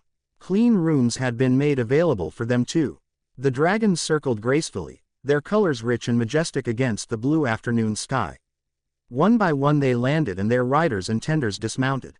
The dragons and tenders moved back to the edge of the clearing, leaving room for the next to land. The Duke, Edward and I stepped forward to greet them. Shaitan walked at my side and I could feel the excitement flooding through her. Volterra was trying to keep her calm, but I think it was a losing proposition. Once all of the riders had dismounted they came toward us as a group. 3 riders stepped to the fore and caught my attention. The first one was tall, taller than Edward, and his hair was a golden mop of soft curls. His blue eyes were sparkling as they met mine. I knew from Volterra's memories that this was Jasper, their good friend. The lovely dragon he was bonded with was dark blue with gold tips to his scales, Cathair. I also recognized the other 2 riders with him as they bowed to Shaitan. Volterra had always been a bit reticent in his thoughts of them. The man was tall and slender, his chin pointed and his long blonde hair smoothly tied back in a ponytail that reached the middle of his back. He was Seamus, rider of the medium blue Benetath. Starting at my feet, he let his eyes intimately explore my frame, a huge smile widening his thin lips as he reached my face. I felt sullied by the perusal and couldn't smile back at him, once he finally met my eyes. I gave him a small nod in acknowledgement instead. The woman moving forward with them was lovely, very tall and curvy. Her hair was a red blonde that shone brightly in the afternoon sunshine. Tanyara, Shoshera's rider. Shoshera was gorgeous, a golden bronze with red tips to her scales. Tanyara's pale blue eyes swept over me, weighing me, and from the look on her features I was found wanting. I stiffened my back and pasted a small smile on my face, reminding myself that I was of equal rank to them. Kathia hummed her approval in my mind. I glanced back at Jasper and found a look of understanding on his face. He winked at me and quickly stepped in front of the older riders. They glared at him as they came to a stop. Jasper bowed low to Shaitan, before rising and turning to place his hands familiarly on my shoulders. He kissed me on both cheeks, taking me completely by surprise and causing Shaitan to hiss just a little. Volterra soothed her with a caress of his muzzle. I heard him tell her that Jasper was our good friend and not to worry about his forward ways, he was a young scamp and could be forgiven. That eased her stance just a little. Rider Bella, it's good to finally meet you. Cathair and I have been most anxious to get here and to see you and your Shaitan in person. Volterra has kept us informed. Jasper put his arm around my shoulders and turned us to greet a smiling Edward. He reached out a hand and clasped Edward's firmly. Rider Edward, it's good to see you again, and looking so well. Jasper, good to see you too. Now let the new rider go and let's introduce everyone. Edward deftly slipped me from under Jasper's arm and with the 2 of them at my sides the rest of the introductions were performed. I made special note of Rosalie and Emmett. Their smiles were wide and genuine when they shook my hand. They were particularly complimentary to Shaitan, and I appreciated that, as did she. Being the center of attention thrilled her. As the introductions went on, I noticed that Tanyara and Seamus acted like they were the hosts for this gathering. They both looked through Esme when she said that the meal would be ready in an hour. I found that annoying, although Esme was very gracious and didn't show any anger towards them. I did see Carlyle's eyes narrow. With the introductions out of the way, and a time for dinner arranged, those who already had chambers in the caverns went to them, anxious to see how they survived the past century. We left Shaitan with Volterra to be introduced by him to the gathered dragons. She was practically humming in excitement, and her vocalizations followed us as we walking through the caverns. Edward and I, with Jasper close at hand, showed the rest of the riders the rooms we had prepared. Emmett and Rosalie immediately settled on Kathia's old room. I felt happy to have the two of them and their dragons in those chambers. Kathia hummed approval in my mind too. The sound of chimes, deep and resonating, rang through the hallways announcing dinner. The five of us were a little late arriving in the huge, newly cleaned dining hall. It was crowded with riders, tenders and those volunteers who Esme had invited to help with and partake of the meal. I was taken aback to see Tanyara standing next to Carlyle, her arm curled intimately around his waist and her other hand sliding up into the hair at the back of his head. She was leaning close to him and, being tall, she could nearly reach his ear while she spoke quietly to him. There was nothing quiet about Esme's face where she stood, watching this display from across the room. Carlyle looked down at Tanyara and nodded before he extricated himself and moved to speak to another rider. Esme's face was pale and still before she shook herself and turned back to continue directing the placement of the food on the long trestle tables. I heard a snort from behind me. I guess Tanyara is already checking out the prey here at the caverns. Emmett's voice was full of derision. Suddenly he let out a gasp and I saw Rosalie elbow him firmly in the side. What? She always does this. Yes, she does, but it's not your place to make judgments on her. Rosalie turned to me and said, "He's right, though. Tanyara thinks very highly of herself and she thinks that if she wants something, or someone, it should be given to her, just because she's a rider." Her glance slid over the embarrassed Edward and Jasper. She's tried to get these two for as long as I can remember. So she doesn't always succeed. She also never had a chance with Emmett. Rosalie smiled and I was struck with how absolutely beautiful she was. Her blonde hair was softly waving down to the middle of her back. Her blue eyes were wide and full of intelligence. I don't think I've ever seen anyone as stunning as she. The fact that she was warm and caring just added to her attractiveness.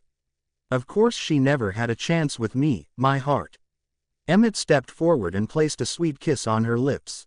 Arthmail and Cassie wouldn't have stood for it. I heard dragons roar from the clearing. That would be our hearts, dear one. Rosalie agreed, her smile soft. Edward had stepped close to my side and slipped his arm around me. His touch was comforting and I was happy to hear that Tanyara hadn't been successful in catching him. He deserved much better than that cat. I'm worried, Jasper spoke quietly as we waited our turn to fill plates from the loaded tables. It should be one of the happiest moments of your life, when your dragon finds his bond. But I'm beginning to think that Cathair is going to bond with Brenneth. I knew that Brenneth was the female dragon forming in Shoshera's womb. Volterra had told me that the elders had wanted him to try and see if they could be mates. He had refused, knowing that Shaitan was his. Why would that be a bad thing? I asked the group around me.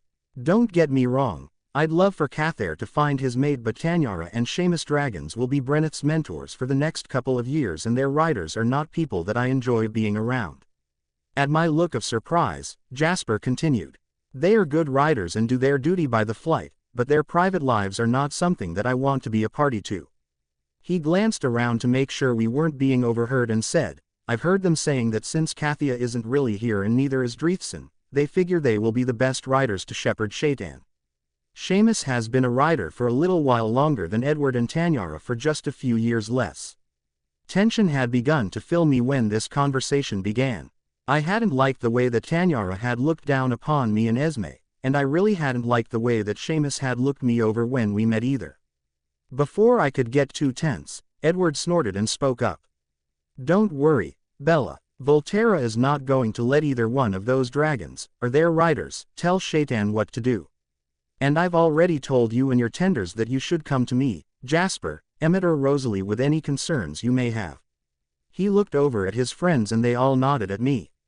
Be respectful of their station, but don't feel that you have to obey them just because they think so. We are here for you, Bella, and your tenders also. Rosalie reached over and grasped my hand. We'll stick together and everything will work out well. Suddenly I was swept into a bone-crushing hug as Emmett picked me up off my feet. We're here for you, don't worry, now let's eat. That made me laugh, and after reaching out to find Shaitan, and finding her happy as she got to know the other dragons, I filled my plate and sat with my new friends. Our tenders were sitting at a table chatting happily with Jasper, Rosalie and Emmett. I had met two of them earlier, Bryce and Kellyda. From the laughter coming from that direction, I could guess that they were getting along well. Through the laughter and the conversation, I kept my eye on Tanyara and the Duke. She was rather predatory as she stalked him around the room. She took every opportunity to touch him and to slight Esme when she came across her. Tanyara may have been successful in her hunting in the north, but after catching both Carlisle and Esme's eyeing each other a time or two, and sharing a smile, I decided that she was about to meet her match. Esme. I sipped the warm, minty tea from the mug I held clasped firmly in my hands. Autumn was approaching rapidly and the walk up from the castle had chilled my fingers a little. Jasper and Cathair had offered to give me a lift this morning, but as busy I had been for the past few days and as busy as I was going to be for the foreseeable future, I felt the need to regroup on the walk to the caverns. 3 dragons were flying in formation high overhead. The sun shone on gleaming hides of blue, brown and green. The sight of them caused my breath to catch in my throat. They were so incredibly beautiful. I took another sip and nodded my thanks to the woman at the hearth. With the weather still so lovely, it had been decided to keep the hearth outside going, even though the kitchens in the caverns had been cleaned and were now in use. Today a deer and pig were being roasted outside for the feast that we had planned for this evening. Another group of riders would be arriving from the north later this morning. Edward told me that Belena, the head keeper, had decided to let her second take over there and she would take over here. I was looking forward to meeting this woman. Edward couldn't say enough about her. When he caught Bella looking at him with consternation on her face, he had quickly informed her that Belena, besides being the head keeper, was also his cousin. She had made sure that his quarters were kept tidy and she had looked out for him when the last of his tenders had passed on. I smiled as I remembered the look on Bella's face. She had seemed relieved to find out that the head keeper was his cousin, and not a bit more to him. Smiling again, I wondered if she realized that something was growing between herself and Edward. He knew. I could see it on his face as he looked at her, but he was being very careful and not pushing her. Bella would be 17 soon, but she was still very young. Her focus was on Shaitan, just as it should be. But I could see the spark the two riders had. She had been under my care for many years, and it was a relief to know that she was now in the capable hands, and claws, of Rider Edward and his dragon, Volterra. They would take very good care of this young pair. Finishing my mug of tea, I placed it in the basket with the other used crockery and turned to make my way into the caverns. I needed to make sure that the extra rooms needed for those arriving today had been cleaned and readied. Carlisle had been right when he said we would have plenty of assistance. People had come from all over the duchy and beyond once word of the dragons had spread. Some came just to say they had seen the dragons and some came to actually be of help.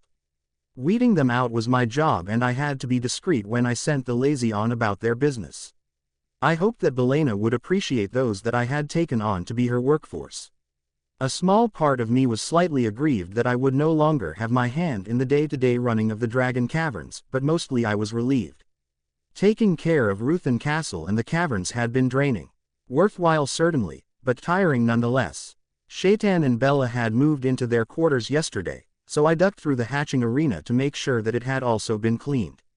I came up short at the sight of a golden bronze dragon on the sands. The sun coming through the doorway highlighted the red tips on her scales. Shoshera, Tanyara's bond, was curled up in a wallow on the sands where she had hatched. Edward told me the hatching arena in the north was very similar in the makeup of its magic, but the dragons who had hatched here in the dragon caverns felt rejuvenated as they had returned to the source of the magic where they had begun. Each of the dragons that had been hatched here in the arena had spent time lying on the warm sands. It was the foundation of their creation and it refreshed them, for want of a better word.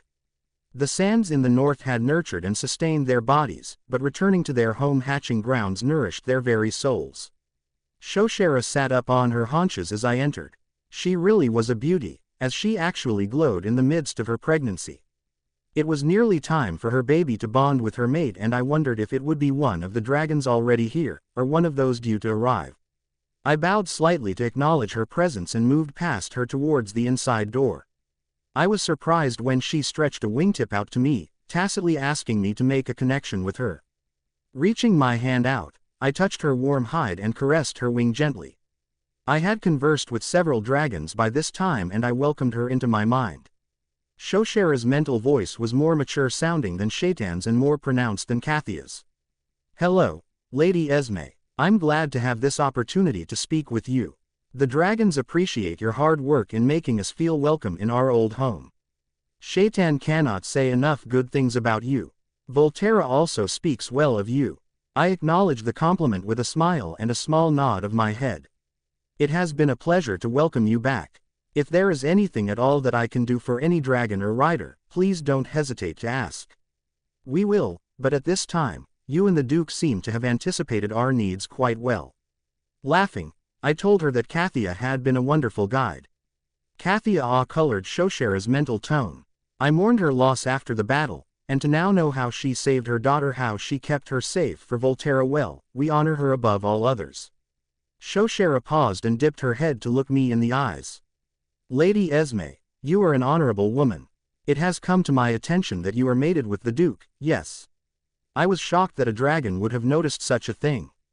Nodding, I waited to see what she would add to this statement. "Tanyara, my bond, is a strong-willed woman.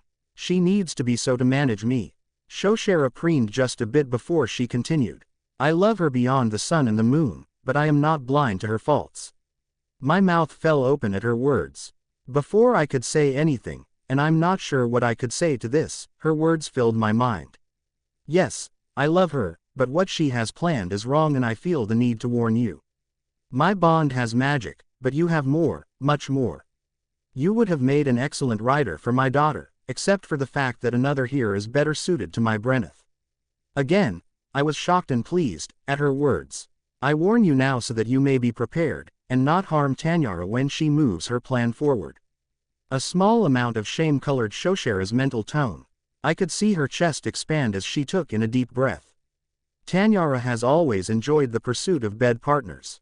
It's the way she is, and I accept that she and Seamus are not as tightly bonded as Benetath and I. But she has never pursued a mated person before. I have spoken with her on this, but she will not be swayed from the chase. I ask that when you reach the limit of your patience, that you will not unduly harm her. Your magic could cause her mortal hurt, and I will not and cannot allow it. I hope that by warning you now, you will be better prepared to diffuse the situation in a way that will stop her, but not damage her." Shaking my head, I tried to process the information I had just been given.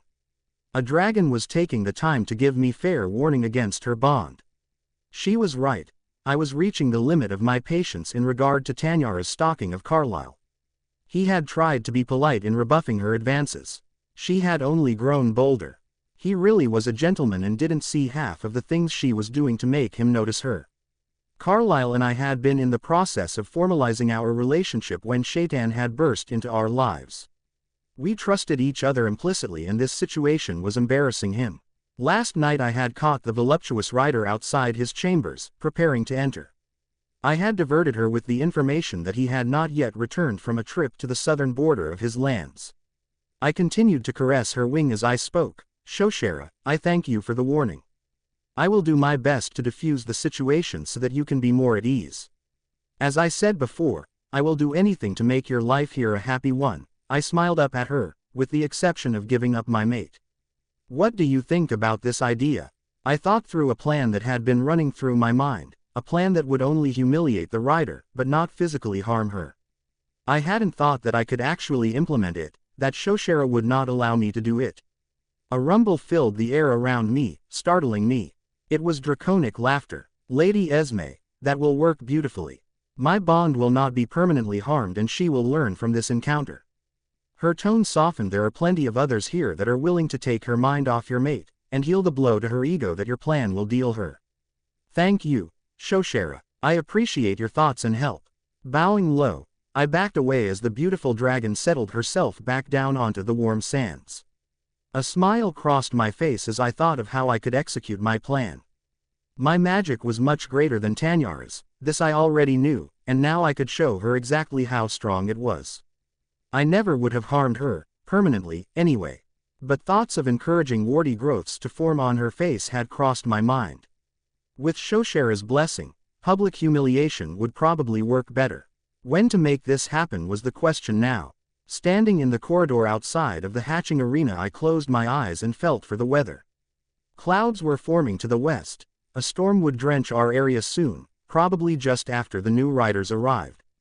There would be plenty of puddles left tomorrow. Carlyle had already requested a meeting for morning with the current riders and those who were arriving today. Since the feast this evening would be full of our locals, it would probably be best if I waited until it was just riders and their people to put my plan into action. Carlyle would almost certainly not approve, but I was going to do this for his well-being, as well as my own. I would not have my mate harassed any longer. I smiled as I continued with my rounds to make sure everything was in order for the arrival of the new dragons and their riders. The advent of several more dragons was an amazing event. The sky seemed to be full of glowing, colorful wings. In addition to Belena, their riders had brought more than a few new tenders, keepers and herders. Laughing voices now filled the caverns as everyone looked around and claimed chambers as their own. Belena was a woman after my own heart. She had been born in the north, so the dragon caverns were new to her. We chatted as I showed her to the chambers that were set aside for the head keeper, and soon it felt like we had known each other for years, instead of just hours. She thanked me profusely for the care that I had given to Shaitan and the others as they arrived. Lady Esme, you have been an exemplary keeper, in a land that no longer knows what the title means, Belena told me. I appreciated her words. As we looked over the outside hearth, she agreed that it should stay in place as long as the weather held. After further discussion, we decided that a roof could be built to keep the weather off further into the autumn months and maybe even into the winter, and to keep the sun off during the summer. Having the hearth outside would certainly make the cooking chores in the hot seasons easier on those who worked it. As the gong sounded calling everyone to the meal, I tried to get Belena to sit and enjoy the feast. She insisted upon working with me as I organized the servers and the food. She wanted to meet all of her new staff and to greet the riders that she hadn't seen for a while. I heard her gasp and turned to see Jasper swinging her around in his arms. Belena, my love, I've missed you.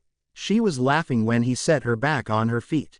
Lady Esme has taken good care of us, but I've missed the rolls you make for breaking our fast. To my shock, Jasper put an arm around my shoulders and squeezed me tight as he offered his compliment. Some of the riders were, as Edward has said they would be, very much on their high horses. Edward's close friends were really wonderful to be around. Jasper had offered to give me a ride on Cathair more than once. Carlyle had flown several times already. It really did make surveying his duchy much easier. I enjoyed the fact that he was home each evening. The king had sent word that he would be arriving in another 3 days. I was pretty sure that he would enjoy the speed that dragons would be able to afford the sending of messages and how fast people could now get from point A to point B with their help. Esme, has this scamp been bothering you? Belena had her hands on her hips as she glared up at Jasper. Once again he scooped her up and hugged her, making her laugh again as she held on to him tightly. I've missed you too, Jasper. But it looks like you haven't missed too many meals. Belena, he's been very helpful to me, telling me what he likes to eat and directing the cooks on which desserts should be on the menu. I teased him back as she sent him on his way with a push on his shoulder and a swift swat to his behind. He was laughing as he went back to the table he was sitting at with Bella, Edward and the rest of their small group. I saw him glance at Alice where she sat with several other tenders. She was watching him too, having heard his laugh. She ducked her head down, but not before I saw the blush that filled her cheeks. That situation would bear watching. Even though Alice was now a tender, I felt that she was still under my protection. I was happy to see Carlyle enter the chamber. He was looking around for me as we had made plans to eat together this evening. Just as he spotted me, Tanyara stepped to his side. She grasped him firmly by the arm and tried to turn him toward the table she was sharing with several of the newly arrived riders. I could see him try to disengage from her grip, but she was insistent that he stay with her. With a look of apology to me, he went with her and sat down. The man was just too polite for his own good. There was no way for me to miss the look of triumph that the overbearing rider shot at me over her shoulder. She tossed her head and sat down close to Carlyle's side. My eyes narrowed and I gave further thought to the plan that I had made. Definitely tomorrow could not come soon enough. A hand on my shoulder brought me back to the present. Belena had witnessed the scene unfold as well. I wondered if she would be up to her tricks down here. Shaking her head, Belena took up 2 plates and handed me one. "What can I do to help you?" We filled our plates and sat down at a small table near the hearth. Conversation and laughter swirled around us. I kept my eyes on Carlyle as we ate. Bless his heart, he kept trying to keep the harpy away from him, but she was as tenacious as a tick. I told Belena about my conversation with Shoshera from earlier today. She laughed at the plan that I had come up with and agreed that I should implement it in the morning, at the meeting with the riders. Carlyle finally made his escape when the meal was over and most of the people had left the dining chamber. His arms came around me and he kissed my temple as I directed the workers in their cleaning. Belena had finally succumbed to her long day and had left for her chambers when I insisted that I would oversee the clearing of the room. She had told me that she planned to have a front row seat at the meeting in the morning and she felt the plan would work. Tanyara, she mentioned, was very proud, and this plan should put her in her place, which was not beside the Duke. "Are you ready to head back to the castle, love?" Carlyle asked. I leaned back against his warm body, letting him hold my weight. "Yes, I'm ready. How did you get away from the bold rider?" I asked as I glanced up into his handsome face. "Am I going to have to shoo her away from your chambers again this evening?" Shock registered on his features. "She was outside our room." "When was that?" I told him about sending her on her way last night and then about my conversation in the hatching arena this morning. Carlyle was shocked to know that the rider would be so bold. When I related my plan to him he threw his head back and laughed. "She was called away by her dragon after our meal, thankfully." The others at the table mentioned that Brenneth is close to choosing her bond. "We'll make sure that our door is locked this evening." My duties were done and everyone working knew what the morning chores would be. This was my last task as Belena would be taking over on the morrow. With a last look around, Carlyle and I left the chamber and started walking back to the castle, once again refusing a ride from Rosalie and Cassie when we saw them as we left the caverns. We did accept the offer of a ride from her for the morning as we bade her good night.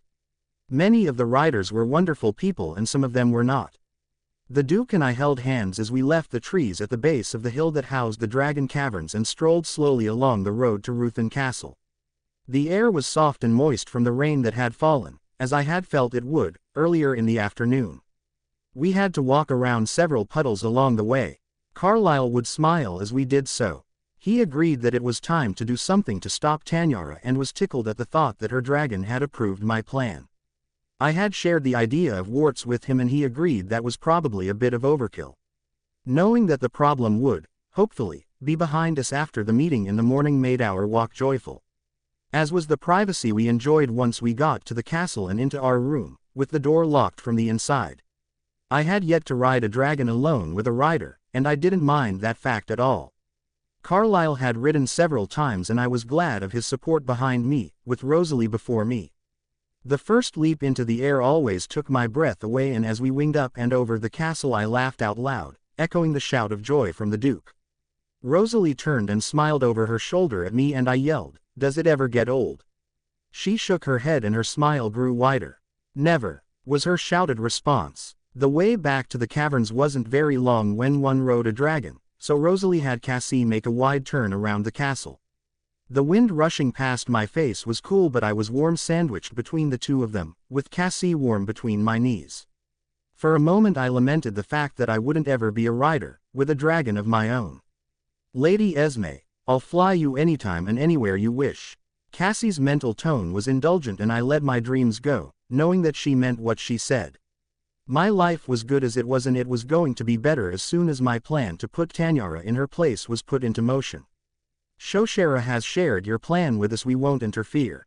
I gasped at Cassie's words and before I could respond her mind left mine and we came into land. Carlyle dismounted and held his hand up to help me down. Duke Carlyle, we'll be a moment if you'd like to head to the outside hearth for the meeting. Rosalie said, I'll help Esme down in just a moment. Carlyle nodded his assent and smiled encouragement to me before he turned and walked toward the others that I could see through the fringe of trees at the edge of the landing meadow. Rosalie shifted around until she could look me in the face. Esme, I heard what Cassie told you, and you have my support also. Not everyone approves of Tanyara's ways. A hard look settled on her face before it smoothed into a smile. She tried to entice Emmett to her once he bonded with Arthmail. She didn't take his rejection well, but once his dragon confirmed his refusal she backed down. You don't have your own dragon to defend you, but mine and several others have got your back. Shoshera shared your plan with some of us. It's a good one and we'll support you. Once again I was struck dumb, processing this. Then I straightened my shoulders and thanked her. I'll try to make it a good show for you then. Cassie's rumble of laughter followed me down her shoulder and onto the ground with Rosalie's help. We walked to the hearth in good humor, which quickly melted away from me when I saw Tanyara standing next to Carlyle, her arms wrapped around his waist as she ran her lips along his jaw. The look on his face almost made me laugh. Almost. I could see rejection of her in every line of his body and his embarrassment was rampant as he sought to free himself. A quick look around at those gathered assured me that there were only dragon folk to see. It was time for me to take my stand. Rosalie gave me a warm smile of encouragement and went to stand next to Emmett and Jasper. Edward had tucked Bella close to his side. Her face was shocked as she watched Tanyara manhandle Carlyle. Belena's smile was excited as she nodded her support to me. Taking a deep breath, I schooled my thoughts and felt the readiness of the elements I had at my disposal. Air, water, earth and fire.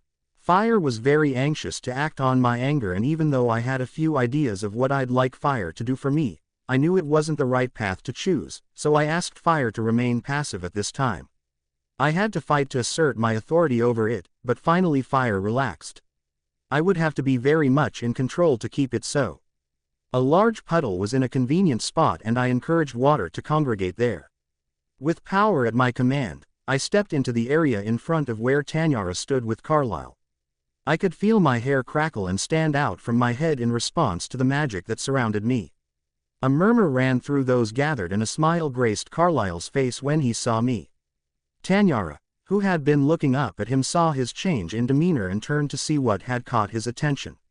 When she saw me standing there, a very unladylike snort left her lips and she let her arms drop from the Duke's body. Carlyle immediately moved to stand with Bella. Esme, she said, without my title, now that Keeper Belena is here, there really isn't any reason for you to hang around. No one needs you here any longer. She glanced at Carlyle, trying to make it seem that he had no need of me. I knew that she was wrong and I smiled, which caused her face to tighten briefly before the cool mask slid back into place. Her eyes narrowed when she saw that all of his attention was focused on me, a soft smile gracing his features. Tanyara stepped closer to me, seemingly at ease, but I could sense the lines of magic drawing close to her. The small waves that she seemed to have power over almost made me laugh. They weren't even close to what I controlled in this instant. At this moment she reminded me of the unruly children that I sometimes had to deal with as the keeper of Ruthen Castle. She was a bully and needed to be put in her place. I was just the woman to do that for her.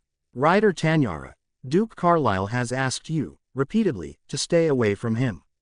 But, apparently, you don't seem to understand that he doesn't want you. He is my mate, soon to be my husband, and I will stand for him now. I kept my voice calm and to my own ears I sounded like I was talking to a child, a slow child. It was petty of me, but it certainly got the reaction that I wanted. She needed to take the first step in this altercation. I couldn't in all consciousness attack her, but I could defend myself, and rightly so. By now we were circling each other in the open space before the hearth. Everyone had drawn back to give us room.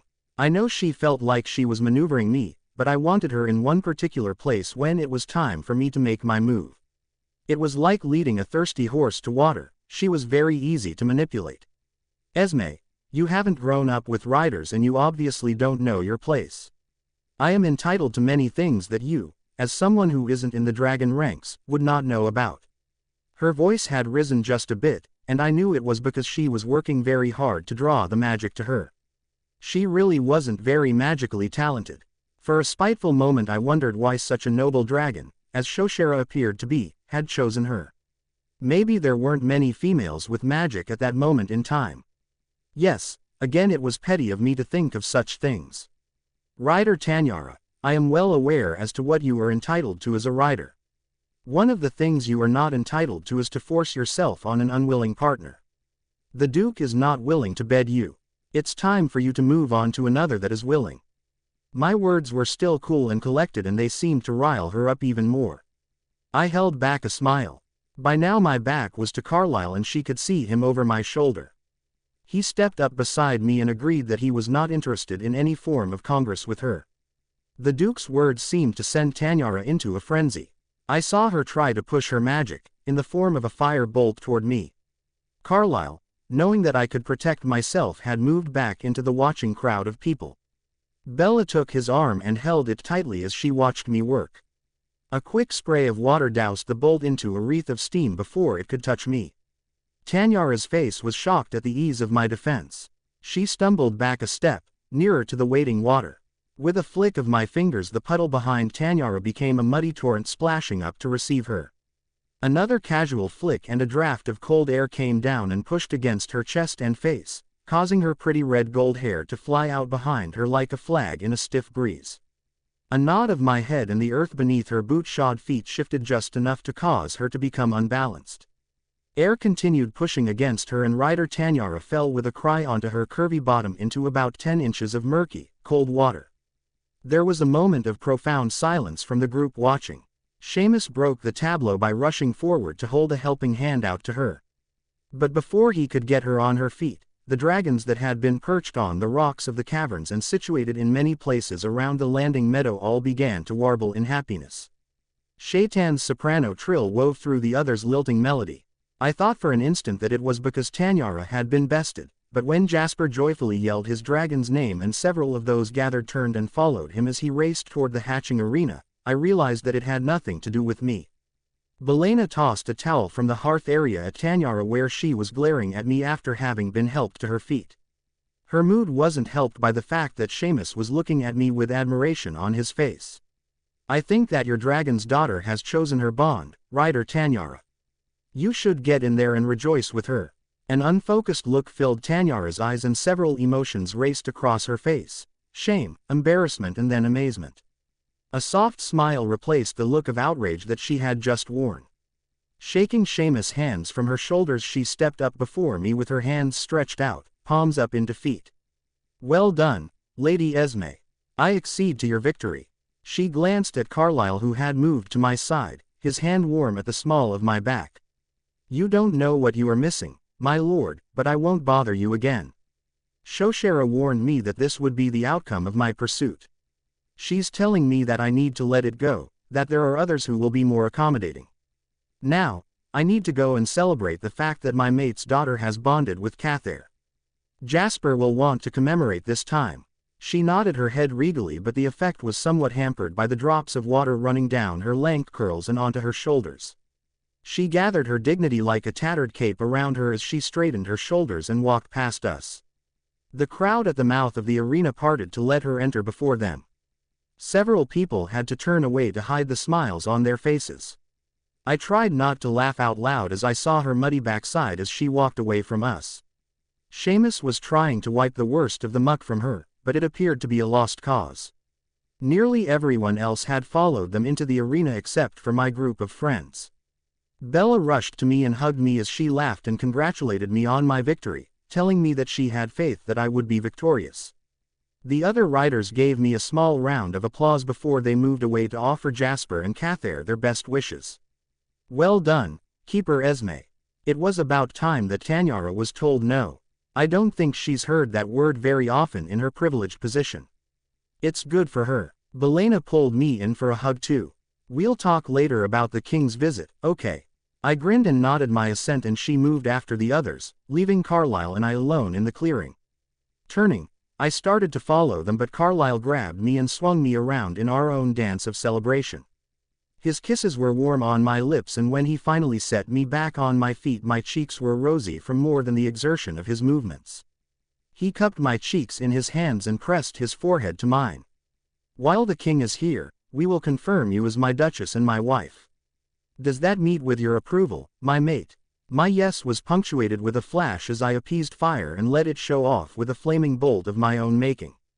I aimed it high into the sky and let it release in a shower of blue, red and gold sparks. With joyful laughs, Carlyle and I moved into the hatching arena to offer our congratulations to Cather and Jasper. The meeting that Carlyle had called would just have to wait. The most important business had already been handled anyway. As Cather and Brenneth became mates, their voices so full of joy, I relived my own bonding with Edward so many years ago.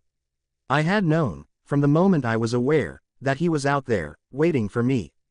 I sifted through my dam and sire's memories, and each time the bronze-haired boy was shown, I felt something stir inside me. Eagerly I sought out their memories of him and then asked them to look for him so that I could see new images of him. They complied, and I daydreamed through the following couple of months as I finished forming in my shell about the time when he would stand on the arena sands, his hands caressing my shell, our minds bonding, for now and forever. When the day finally arrived, I found myself rocking my egg, my dam assuring me that he was one of the many standing in a semicircle near me. Suddenly I was aware of hands on my shell. The mind that came with them was crass, loud, full of pride. Nothing there for me, and I declined the offer of forever with this person. A second and a third came as well. The third one was closer to what I wanted, but still not him. The fourth one was timid, almost afraid of touching me. That would never do. We would need to be brave to explore the world around us. Becoming anxious that maybe he wasn't near, I rocked, trying to force my way into the open. Maybe I could find him if I was out and on my feet. The rocking motion was stilled when more hands touched me. A connection was made, and there he was. Edward, calm, courageous, caring, strong. His sense of self was confident and welcoming, ringing with joy at finding me. "Finally. I was worried that you weren't here. I have waited for you, for so long. I am Volterra and you are mine. Yes, I am yours, oh, Volterra." Words failed us, and we just shared our thoughts, our hearts and our feelings for the longest time. Then I shook again. I wanted out. Edward assured me that I would break shell soon, in just a matter of days. And then we would stand together, learn together and fly together. In due time, it was so. When I gazed upon his face, into eyes the color of my gleaming hide, I felt as if I was complete. He was the other half to my soul, to my heart. We were both so eager to learn, to grow, and every minute we spent together was a wonder.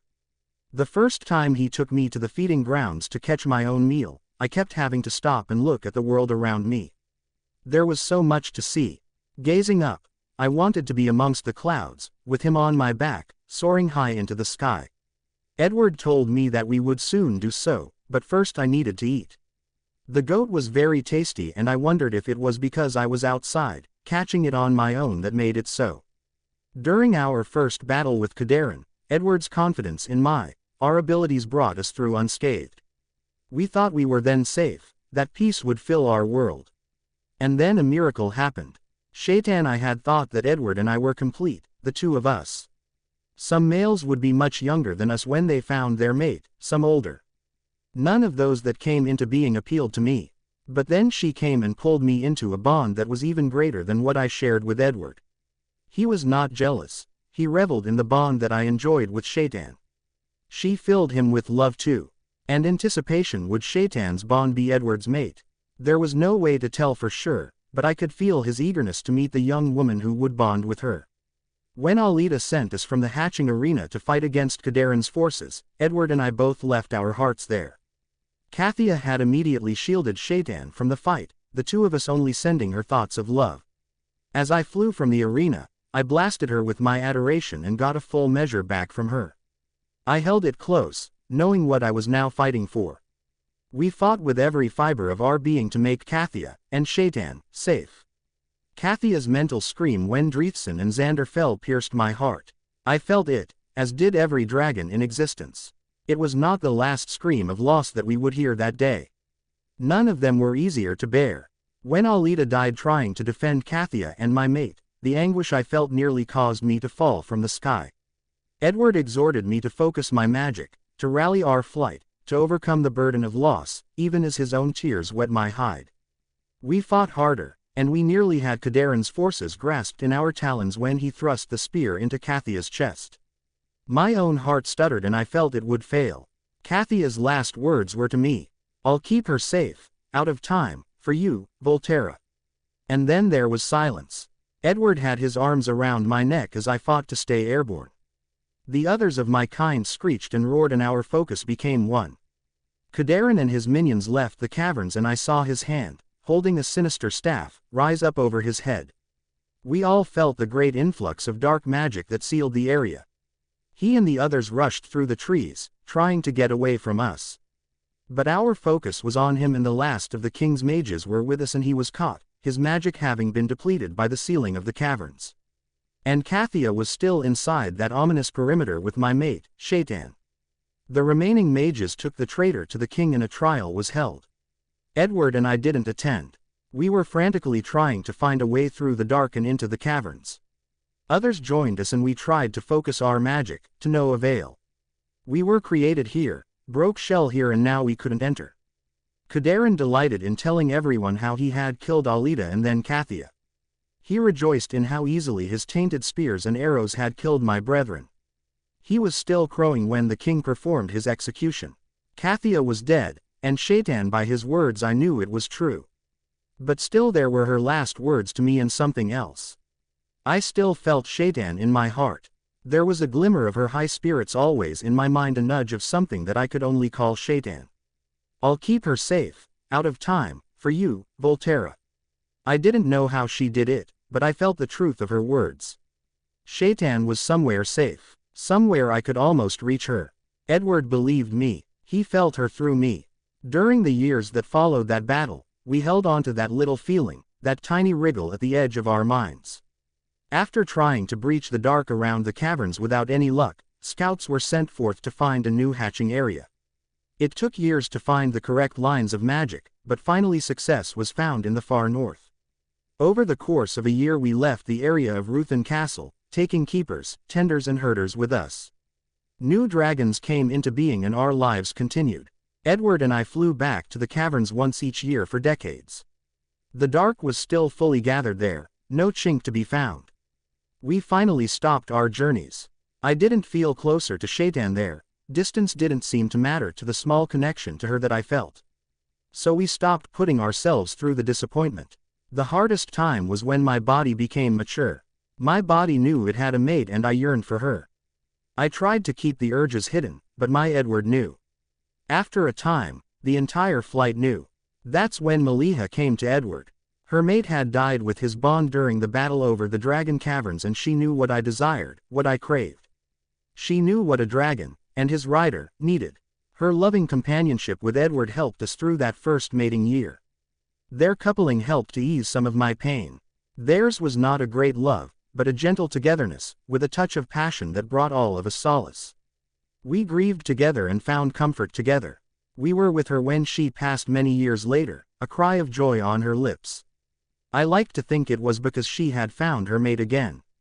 The council started to hint that I should make an attempt to find a mate amongst the newly formed dragons. Everything in my being refused to make that effort. Shaitan was alive, somewhere, somewhen, and eventually I would find her. I just needed to wait. Edward always supported me in this decision. The years went on and we chose tenders and then lost them through time. When Callum died last year, Edward and I finally decided to not choose another. When, and if, someone appealed to me, we would choose again. Belena, the head keeper, kept Edward in clothes and his room tidy. Not that he was overly messy, but she felt he needed that woman's touch, whatever that may be. She was a kind woman and I enjoyed her company. She wasn't fussy. Unlike Shoshera's bond, Tanyara. That woman annoyed me. Benetath and Shoshera told me that Tanyara was pushing for me to try to bond with their daughter. I had already seen the young one's mind, and although she was going to be a lovely, live creature, she was not for me. I had Shaitan. Edward was, once again, fighting for my right to not choose. I waited for him on the ledge of our chambers, idly watching my brethren winging along the twilight thermals. He and our good friend Jasper were walking away from the meeting, where he had once again denied the request for me to try and bond with another. Like I had any control over the matter. Shaitan was my bond, none else mattered. Shaitan, in the past couple of days her presence had somehow seemed closer. There wasn't anything that I could pinpoint, but she seemed more there than she had been. Something was happening and I sat up and focused my attention upon her, upon that small touch that I had felt through the years. Suddenly she was there, in my mind, very present and aware. Shaitan. Where? How? I felt joy crash through my entire being. Shaitan was alive. I thought back through my last moments with Kathia, the death stroke she felt and then her promise to save Shaitan for me. Shaitan's joy was quickly swamped by feelings of loss, of the knowledge of her dam and sire's deaths. Her pain nearly overwhelmed me. I had to get to her. To comfort her, to be with her. I fluttered my wings, wanting to leap into the sky. Edward. Shaitan. Edward rushed into our chamber, knowing and feeling everything that I did as it washed over us both. Jasper was close on his heels. We must fly, now. He agreed and rushed around, gathering what he would need for the flight while I balanced on the ledge, my body quivering in a need to leap, to fly, to go to her, to my heart, my Shaitan. Fierce determination was in my voice as Edward vaulted to my back. We're flying now, we'll be there in time for your hatching. Shaitan had calmed a little, knowing that Edward and I were flying toward her. I felt Kathia and a young woman comforting her. Bella, her bond. Shaitan shared a few details with us, mostly of how much she loved her bond, how perfect she was, how much she wanted to see her. Edward and I chuckled at the adoration my mate showed for this young woman. We were both grateful that she was there for Shaitan. A very light echo of Kathia whispered through our connection. She really had done it. She had saved my mate for me. There really weren't words for what she had accomplished. Shaitan and I were constantly touching minds as Edward and I winged toward her. She had allowed herself to be consoled by Bella, but she kept touching my mind, finding comfort in our communication. I felt the same. The closer we got to the caverns, the stronger our bond became. Edward kept his time on the ground to the bare minimum, sleeping as my wing strokes carried us south. He was nearly in as big a hurry to get to her as I was. Finally, we swooped low over the caverns. I could feel that the time was close for Shaitan to hatch. A shout went up from the tenders announcing our arrival. The landing area was overgrown, but I found a place to land and back winged quickly into the space. Edward leapt off my back and we hurried to the opening.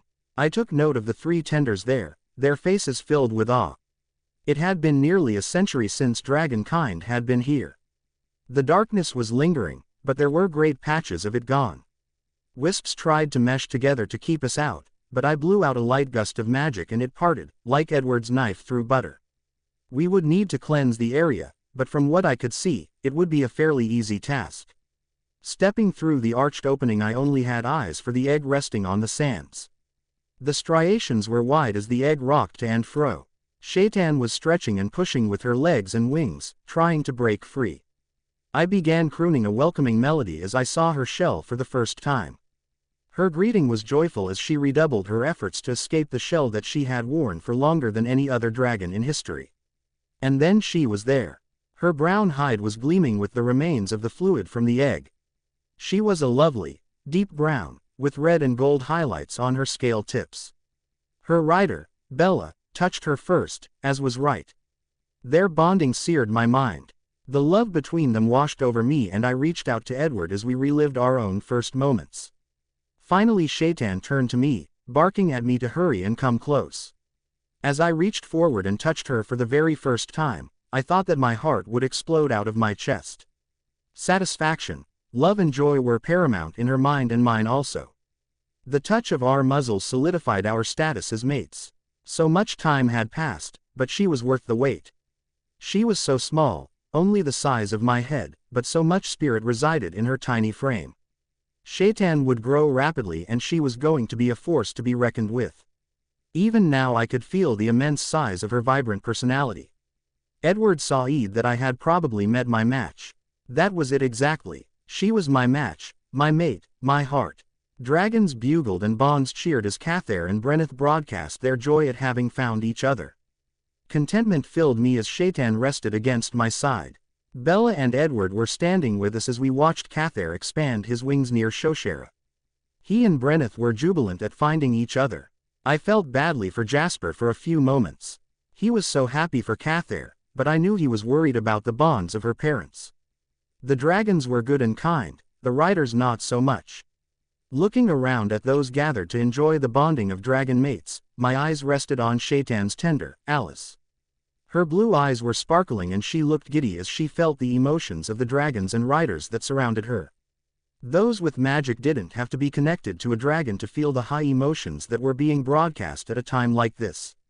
This little one, Alice, was feeling it more than most. Yes, Brenneth agreed. This one would stand on the sands when it was time for her to choose her bond. Edward leaned into my side, love and affection filling his thoughts as we watched those around us. Dragonkind was entering a new age. My mate and I, along with our riders and tenders, had banished the dark from around the caverns. There would be new obstacles but new joys too. I was grateful to Cathia that she had saved my heart for me. With others of my kind, I sat up on my haunches and called a welcome to the newly mated pair, Cathair and Brenneth. Soon we would be welcoming a newly bonded duo and life would continue. New adventures awaited us and I anticipated them with joy. I smiled as I watched the red and gold flames of the fire leap high into the night. A log broke and sparks flew up into the dark sky. Quiet conversations between riders and my fellow tenders filled the cool autumn night. Rolling my shoulders first one way and then another, I tried to get the tight muscles to loosen. Laughing quietly, I knew that I wouldn't trade the cause of the ache for anything in the world. Shaitan had grown so much recently and there was a lot more of her to wash on a daily basis, hence my sore shoulders. Today had been amazing. Bella had ridden Shay for the first time. Shaitan had been flying under Volterra's eagle eye for 2 months now. She and Bella wouldn't actually soar high in the sky for a couple more months, but Edward had allowed Bella to sit astride Shay and they had tipped off the top of the dragon caverns and glided to a smooth landing outside the castle. Volterra and Cathair, with their riders aboard, had glided beside them. I had heard about the ruckus that Tanyara had kicked up when the venture was mentioned a couple of days ago.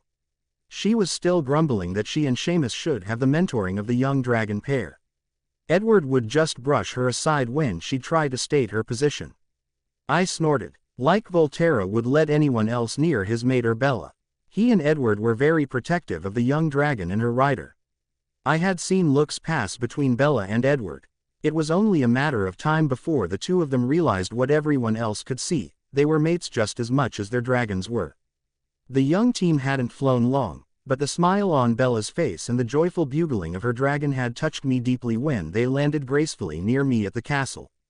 The happiness that radiated off the pair was something to behold. I could feel it in my bones. In the deepest corners of my mind, I wished for the same feeling, the same bond with a dragon of my own. Glancing surreptitiously toward the hatching arena, I wondered for at least the 100th time if there was any way that Brenneth would choose me as her bond. Shaking my head, I tried to push the thought away. I loved working with Shaitan and that should be enough for me. During the past couple of weeks, dragons had brought in a group of young women from the northern site as it was nearing the time for Shoshera to lay her egg. The newcomers tended to look down their noses at me, which didn't bother me in the slightest. I knew my own magical strengths and as I compared it to theirs, I knew that I was more than capable.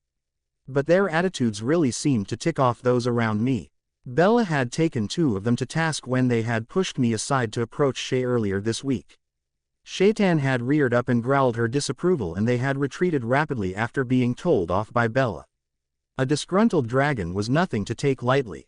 I had been shocked when Shaitan had wrapped her wing around me as she glared over my shoulder toward the departing women. Making a connection with my charge, I had assured her that her ire was appreciated, but not necessary.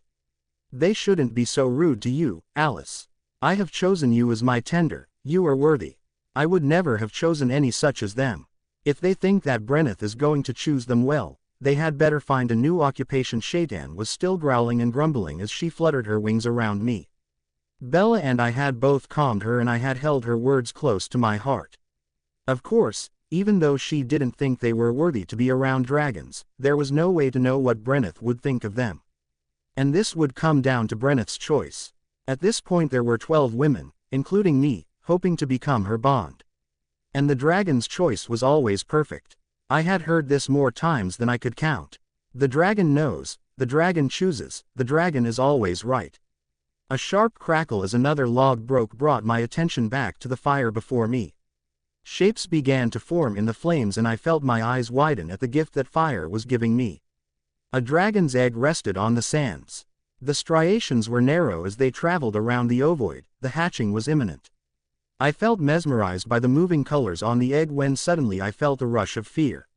Looking deeper into the scene I gasped when I saw a staff begin to arc down toward the egg. Masculine hands were holding it in a two-handed grip. I leapt to my feet and the scene dissolved, leaving only the flames before me. Gasping for air I turned to look at the hatching arena archway. I knew that Shoshera was in her own chambers, that she hadn't laid the egg yet, but fear was running through my body. Feeling hands holding my shoulders I looked up to see Jasper's concerned face looking down at me. Glancing around, I saw Edward, Bella, Rosalie and Emmett all standing close to us. They had all been sitting and chatting before the vision had come over me. The rest of the tenders were gone. "Alice, what happened?" Jasper asked as he pulled my trembling form closer to his chest. Seeking comfort I burrowed into his warmth and tried to collect my thoughts. Taking a deep breath when I was steady I stepped back away from him. He let me go but continued to hold my hand. I just had a vision and it scared me. I glanced at Bella and she stepped closer and put her hand on my back. "Alice has seen things before they've happened. Esme says it's part of her magical powers. She's a seer on top of her other elemental skills." Bella continued to rub her hand slowly up and down my back, soothing me. "What did you see, Alice?" Closing my eyes to focus my memory, I told them about seeing someone trying to destroy the egg on the sands. Gasps met my story and I could hear the rumble of several dragons from where they sat on the pinnacles of rock above us. They were disturbed by the thoughts of their riders. Edward silenced the dragons and riders with a sharp command. "This can't go any further until we know what we are facing. Alice, we need to know exactly what you saw so that we know what we are dealing with. We don't need the entire caverns up in arms just yet." A glazed look crossed his face as he spoke to his dragon. "Volterra, if you would." Before Edward could finish his request, Cathair was landing quietly behind our small group. "Cathair wants to do this, Edward," Jasper stated as he pulled me by the hand close to his giant blue dragon. "Alice, if you will allow Cathair to make a connection he can see your vision and then share it with me and the rest of us through our dragons." Taking a deep breath, I reached out a hand and touched Cathair's soft hide. We had made a connection on other occasions and I liked the timbre of his mental voice. He usually had a hint of mischief in his tone. Tonight, though, he was somber as I shared my vision with him. I heard several hisses as the vision played out through me to Cathair and then was relayed to the other dragons and their riders. Bella was clutching Edward's arm as she gasped, "Someone would hurt a dragon." Edward pulled her close to his side and then turned to look at me. "Alice, how accurate are the things that you see? How often do they come to pass?" "I am pretty accurate on what the weather is going to be. Things that are natural, like the earthshake that happened just before Bella found Shaitan's egg, I'm accurate with those too. I woke minutes before that happened, knowing that it was coming. Things that depend upon choices are harder to pin down. If I see a vision and nothing happens to change a person's decision, then they do come to pass." I had kept my hand on Cathair and he was rumbling comfort to me. Jasper was also still standing close, my other hand held in his. Everyone stepped closer together and I knew, through the connection with Cathair, that Edward wanted us to keep this quiet, just between our small group. Shoshera will probably lay her egg in the next couple of days and Brenneth will claim her bond 4 days after that. Brenneth will then hatch 4 days later. Looking around at each of us, Edward was solemn as he continued, "We'll need to keep watch over the egg. I'm not sure if we should make our presence known. Obviously we want to keep Brenneth safe, but I also want to see who is acting in this vision." Edward began pacing back and forth, running his hand through his hair as he thought through the ramifications of acting or not acting. We need to take this warning seriously. It may have been too much to hope that Kadarin's death ended the hatred against dragons. Edward stopped and looked at us, his decision made. We'll keep watch, quietly, to try and catch whoever is behind this. I can't see any reason for Shoshera to leave Brenneth's egg alone, and from the vision, it was alone. We won't let that happen, but we can keep our eyes open and maybe catch someone sneaking around. The problem is that we don't know everyone here yet. If we were at Northern, we'd recognize a stranger in a heartbeat, but here, we just don't know everybody. There are so many volunteers working shifts in the caverns, with new ones coming weekly. Alice and I don't recognize all of the Northern riders, tenders, herders or keepers either. Add in the new volunteers from around here, it's hard to keep track of everyone, Bella said. It's going to be difficult to spot someone who doesn't belong near the arena. What I had said about decisions had me looking at the vision again. There was something wrong about it, besides the fact that someone was trying to harm a dragon. While the riders were trying to come up with a plan to keep watch over the hatching arena, I tried to see what was real in the vision. I played it over and over again, looking at it from a couple of different perspectives. Emmett spoke up. Should we tell Shoshera about the threat? What about anyone else? No, we need to keep it between just us. Tanyara would not handle this well, Edward commanded. That's the truth, Rosalie exclaimed with an indelicate snort. None of us want harm to come to a dragon, but we certainly don't need to endure the hysterics that she'd pitch over this. Nodding, Emmett said, she'd use this as an excuse to ban everyone but those that came with us from Northern. A laugh escaped him as he nodded at Bella and me. She doesn't think that you natives give her enough, respect. Bella chuckled and said, you mean we don't kowtow to her enough? Bella rolled her eyes and looked at me. My tenders are doing exactly what Edward told them to do, no more no less.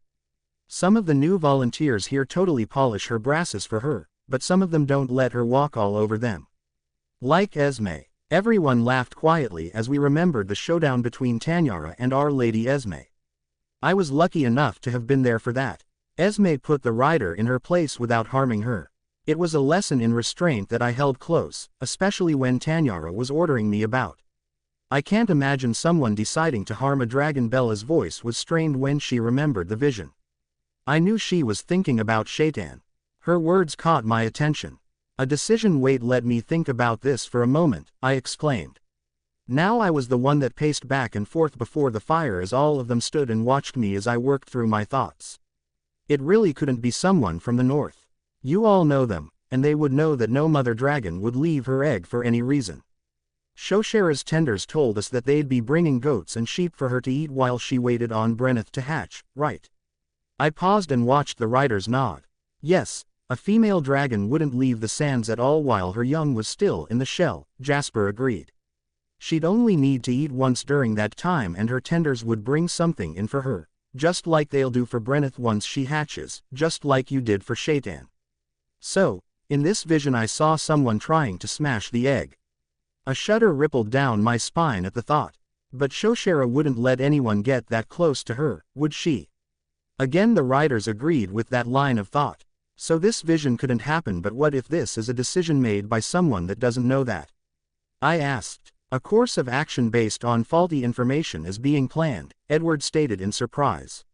Someone here, at the Dragon Caverns, has decided to destroy a dragon. Someone who doesn't know better thinks that he can just walk in and find the egg unattended. He's made a decision to do this, not knowing that it is impossible. You've seen this decision being made and now we've been given a warning. Edward came and stood in front of me, putting his hands on my shoulders. Thank you, Alice. You've given us time to deal with this situation. Bella came and pulled me into a hug, whispering into my ear, Shaitan was right, you are a worthy dragon friend. As much as she and I would hate losing you as our tender, I sure hope that Brenneth can see how wonderful you are. Tears welled up in my eyes and I worked hard to hold them back. I tried not to let that spark of hope burn too bright. Being Shay's tender was amazing, and that should be enough. But that little glimmer of optimism was being fanned into a flame.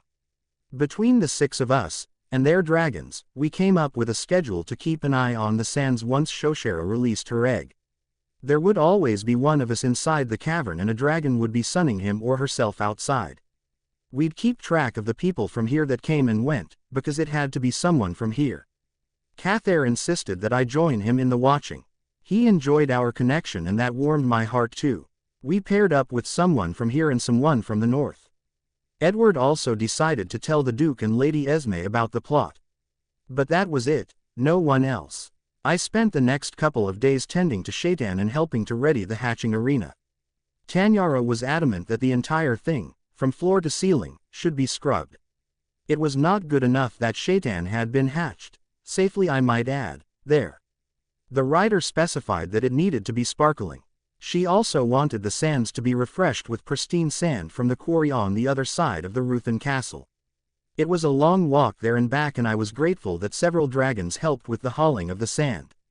We tenders did as we were bid, not for Tanyara but for Shoshera. She was a wonderful dragon and all of us were willing to help her. But when Tanyara directed us to wash the rock walls for the third time, we rebelled.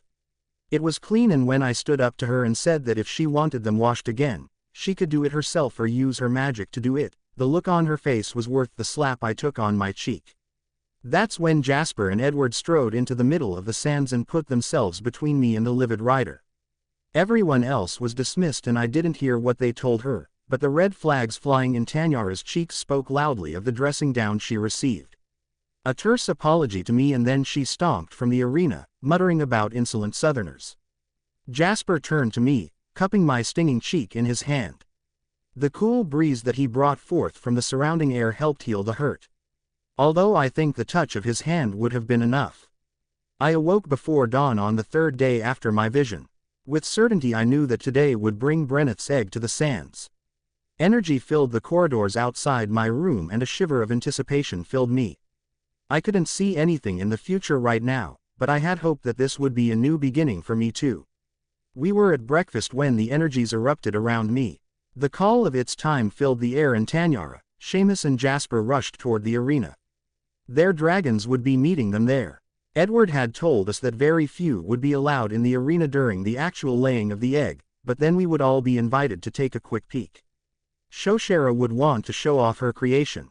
It was so odd. Cathair had been chatting with Brenneth for months already and she seemed to be so present, without actually being here. To actually see her egg would be an interesting experience. Shaitan was intrigued by the egg-laying process and Kathia filled her in while we gave her a bath and groomed her to fill the time until we could see the egg. Bella's cheeks glowed as she realized that her young dragon would lay an egg at some point in the future. Preening herself, Shay rose up on her haunches and coyly called to Volterra. His answering rumble caused my own cheeks to flush.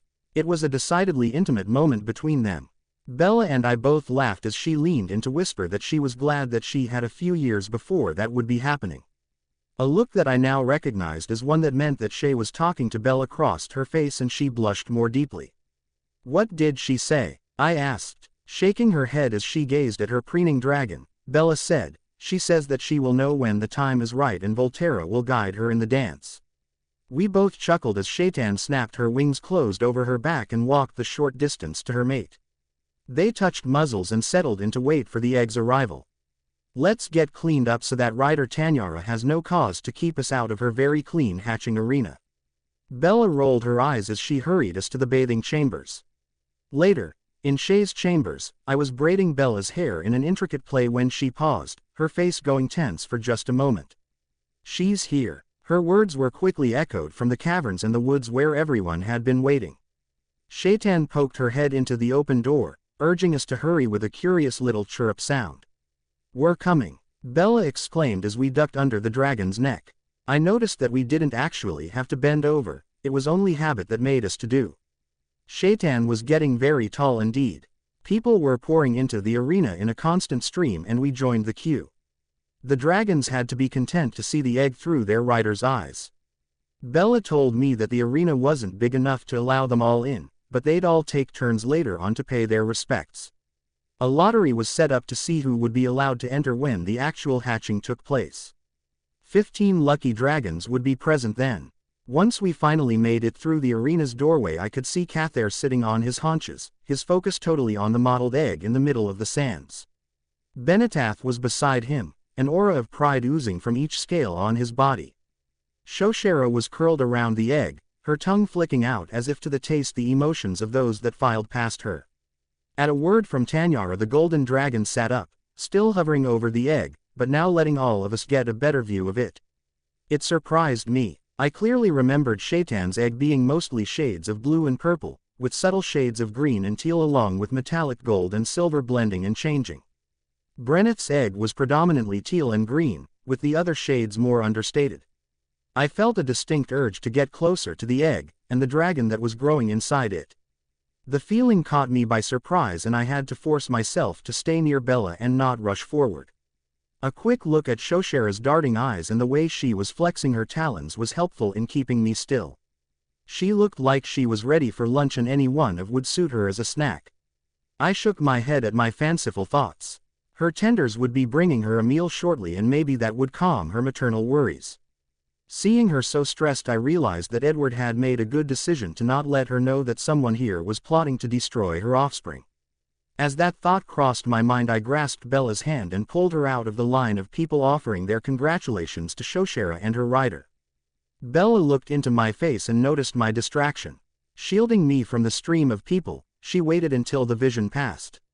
Keeping her voice low, she asked, "What did you see, Alice? Do we need to tell Edward and the others?" "Yes, we do. I just saw that the person was informed of the egg's arrival. I had seen several other things and knew that we needed to get to Edward." Bella's face was intense for a moment and I knew she was talking with Shaitan. She grabbed my arm and we quickly pushed through the dawdling, laughing crowd and back out to the tree line where Shay and Volterra were waiting. I could tell that the older dragon was trying to keep her under control, trying to keep the information between just us. Bella rushed to her dragon's side and caressed her face, pulling her head down to press her forehead to the glowing topaz gem between her eyes. Shaitan immediately calmed and her vocalizations ended. The other dragons would probably assume she was just excited about the laying of the egg. Cathair left the arena with Jasper right by his side. "Edward will be here shortly. He's been cornered by some well-wishers in the cavern. Rosalie and Emmett are picking up the Duke and Duchess. We are going to meet them away from here, at a meadow that Volterra knows. We need to talk about what Alice has seen." Edward finally came out of the arena and hurried to us. "Alice, you ride with Jasper, Bella's with me." He vaulted to the top of his dragon and swung Bella up behind him in a practiced move. They had done this many times before as Bella always accompanied them on the Shay's training flights. A soft nudge of my shoulder made me look up. Jasper was already astride the big blue dragon and was reaching down to help me. I had flown several times and it was still a thrill. I only scrambled a little before grasping Jasper's hand and settling in behind him. With a strong leap, Cathair was in the air and we were winging after the mated pair ahead of us. I had one hand wrapped tightly around Jasper and pressed my free hand to Cathair's hide and asked for a connection. "Cathair, is it safe to leave Brenneth right now?" I felt a rumble through my knees as I heard his voice in my head.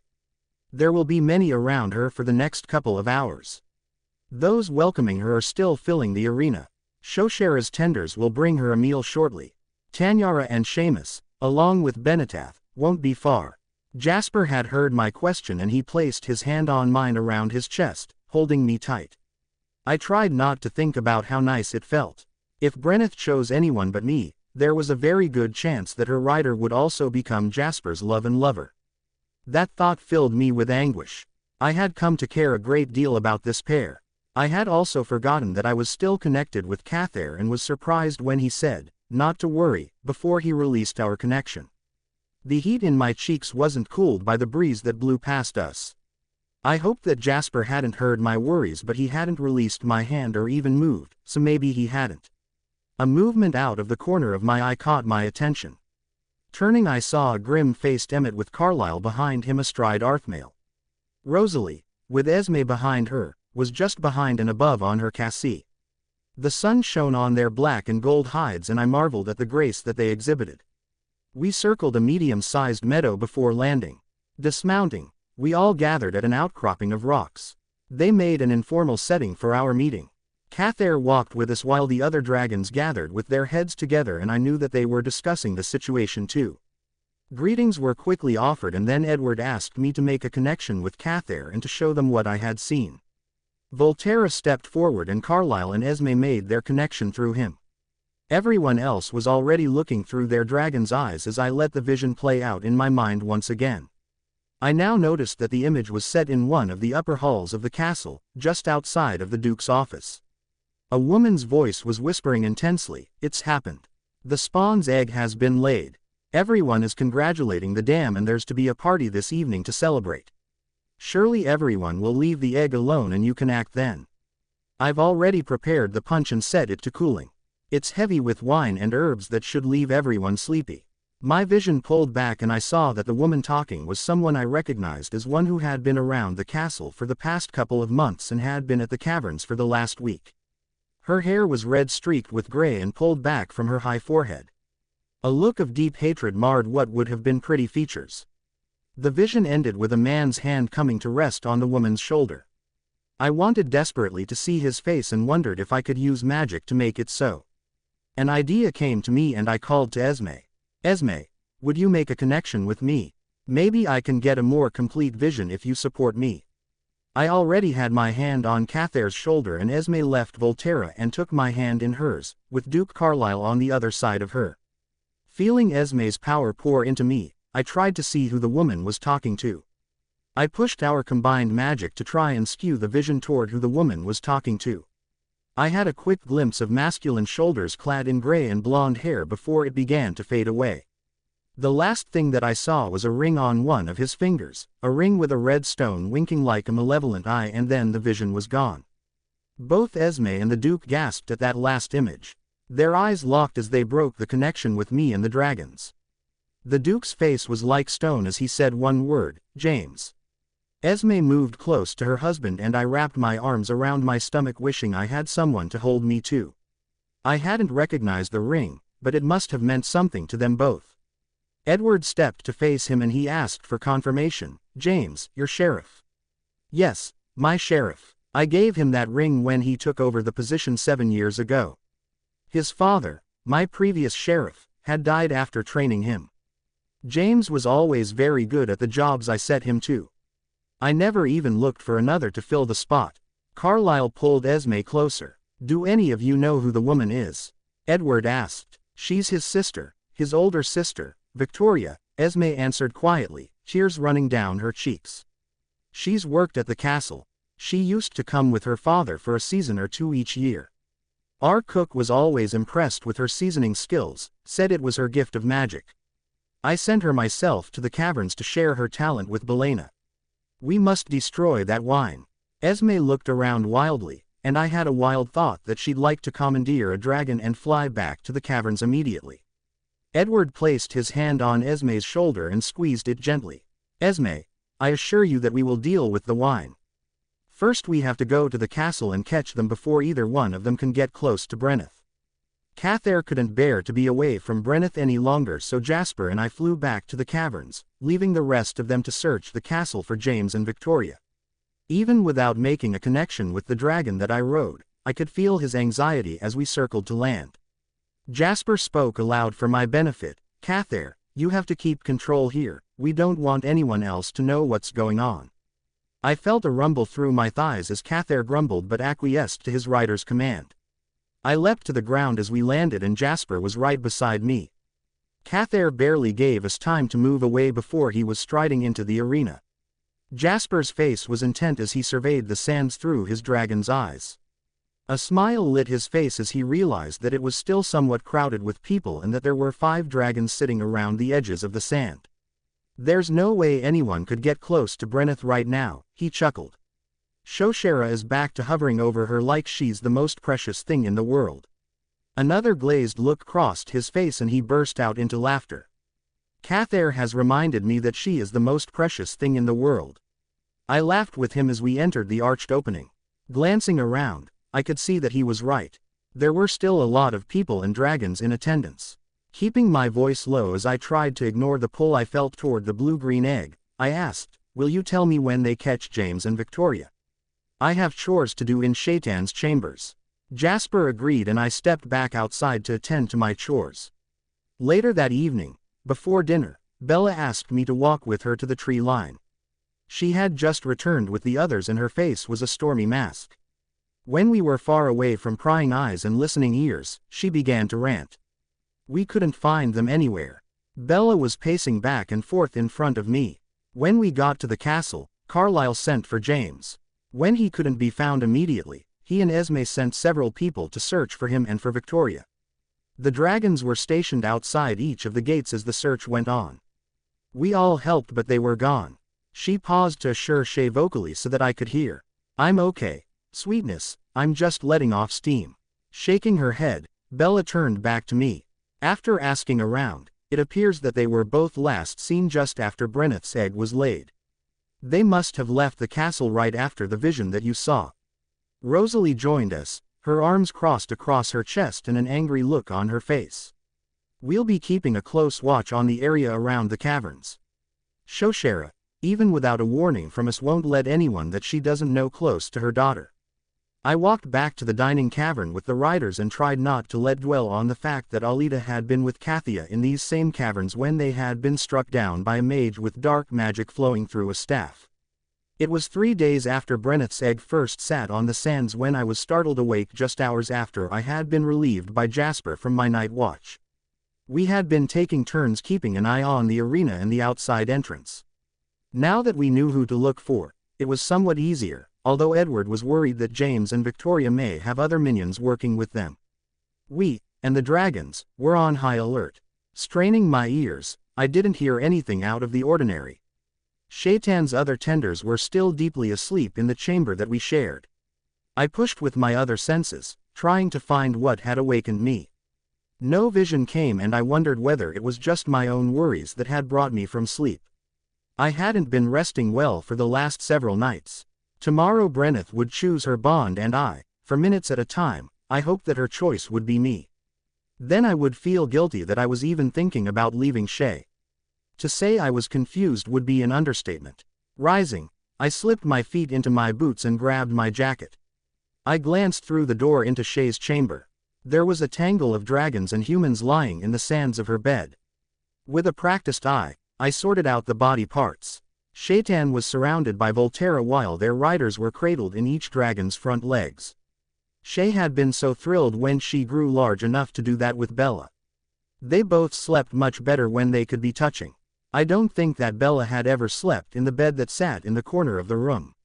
Even as quiet as I was, Volterra heard me and opened his eyes as I tiptoed through the chamber to the outside door. I raised my finger to my lips to shush him. He relaxed back into sleep after settling his wing over his rider once more. The false dawn was just a hint in the sky as I made my way to the outside hearth.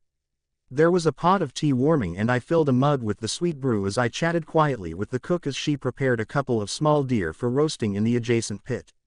Marie was Belena's second in command and she was getting a jump on the cooking that would be necessary for the bonding feast set for the next day. Wishing her good day, I continued into the dining hall entrance to the caverns and grabbed one of the sweet rolls that were already set out for breaking our fast. I sat at one of the tables and nibbled the roll. I felt antsy, my shoulders tense. Once again I reached out to see if I could focus on what was wrong. There was still nothing that I could put my finger on. A few more people came into the hall, nodding their good mornings to me as they filled bowls with cereal and plates with rolls. Unable to sit any longer, I decided to go and peek into the arena and check with Jasper as he was the last one on duty. The closer I got to the arena's door, the more anxious I became. Something was definitely wrong. Just before I reached the doorway, Tanyara stepped through, her face soft with sleep as she ran her hand through her tangled hair. I could see Jasper just inside the archway. Suddenly his head snapped to look toward the outside entrance as a blast of magic washed over me. He and Tanyara were thrown against the opposite wall of the corridor I was standing in, falling into a heap there. I threw myself toward the inside wall, holding onto an outcropping in the rough rock beneath me. The magic blast poured over me and I fought to wrap myself in a safety net of my own magic. Just as suddenly as it began, the magic stopped. Gasping, I ran toward the arched door. It was gone. I turned to look at Jasper and Tanyara. They were striving to get back on their feet, stunned looks on both of their faces. With my head turned, I could see the arch out of the corner of my eye, like it had been before we had cleared the dark magic from the area. Taking a deep breath, I slipped sideways through the archway, just like I had done while Shaitan was still in her shell. The scene inside shocked me. Victoria was about 10 feet inside the arena's outside door, one hand raised and the palm pointing toward the door and the other pointing at Shoshera. Her red hair was loose from the braid she normally wore it in and was weaving about her shoulders and head like she was standing in a stiff wind. I realized that it was a wind of dark magic. I recognized the feel of it from when we had cleared the caverns. Every hair on my body was standing up as the malevolence spread from her hands. A thick rope of it coiled and surrounded James where he was standing just at the edge of the sands on the opposite side of the chamber from me. He was holding the staff from my vision in both hands, pointing it at Shoshera. Dark magic covered it in swirling designs that made me dizzy to see. Neither one of them had noticed me yet. They probably thought that their blast of magic had sealed everyone outside of the room. Their attention was fully on Shoshera as she tried to pull Brenneth's egg closer to her body. A roar escaped Shoshera's throat as she was pulled upwards and away from her daughter. It was as if she were a puppet on strings. I realized that there was no time to waste. If Shoshera was no longer covering Brenneth's egg, James would be able to smash the shell. Brenneth still needed another 5 days in her shell to survive. Without a thought for my own safety, I threw myself down the sandy path and took up a defensive stance between Shoshera's rising front legs. The net of magic that I had pulled close at the first blast of dark magic remained with me, and raising my hands I pushed it up and between James and those I sought to protect. I could feel a brief stutter in the magic that was forcing Shoshera backwards as James and Victoria realized that I was fighting them. James's eyes narrowed as he came a couple of steps closer to us. I backed up until I felt Brenneth's shell on the back of my legs. The small pause in the magic they were pushing toward us gave Shoshera enough of a break that she could lower her head and rest her muzzle on my shoulder. I'm sure to the two in front of me she looked like she was exhausted. We three were in a bubble of protection afforded by my magic, but I could feel the strength of the dark magic as it tested the boundaries around us. James, still holding the staff that I now recognized as a twin to the one that Kadarin has used on Kathia, stalked down onto the sands of the arena. His mouth was set in a sneer as he approached us. "Alice," the little orphan raised up to Dragon Tender, "you think you can stop us?" James's voice was harsh as he addressed me. "You think that you can stop us from destroying this vermin? My sister and I have been working toward this day for our entire lives. Just as my forebears did. My great-great-grandfather was Kadarin's son. He learned to use dark magic from the strongest mage to ever live, and each generation has prepared for this day." Spittle dripped from his lips like venom. His eyes were wild as he yelled at me.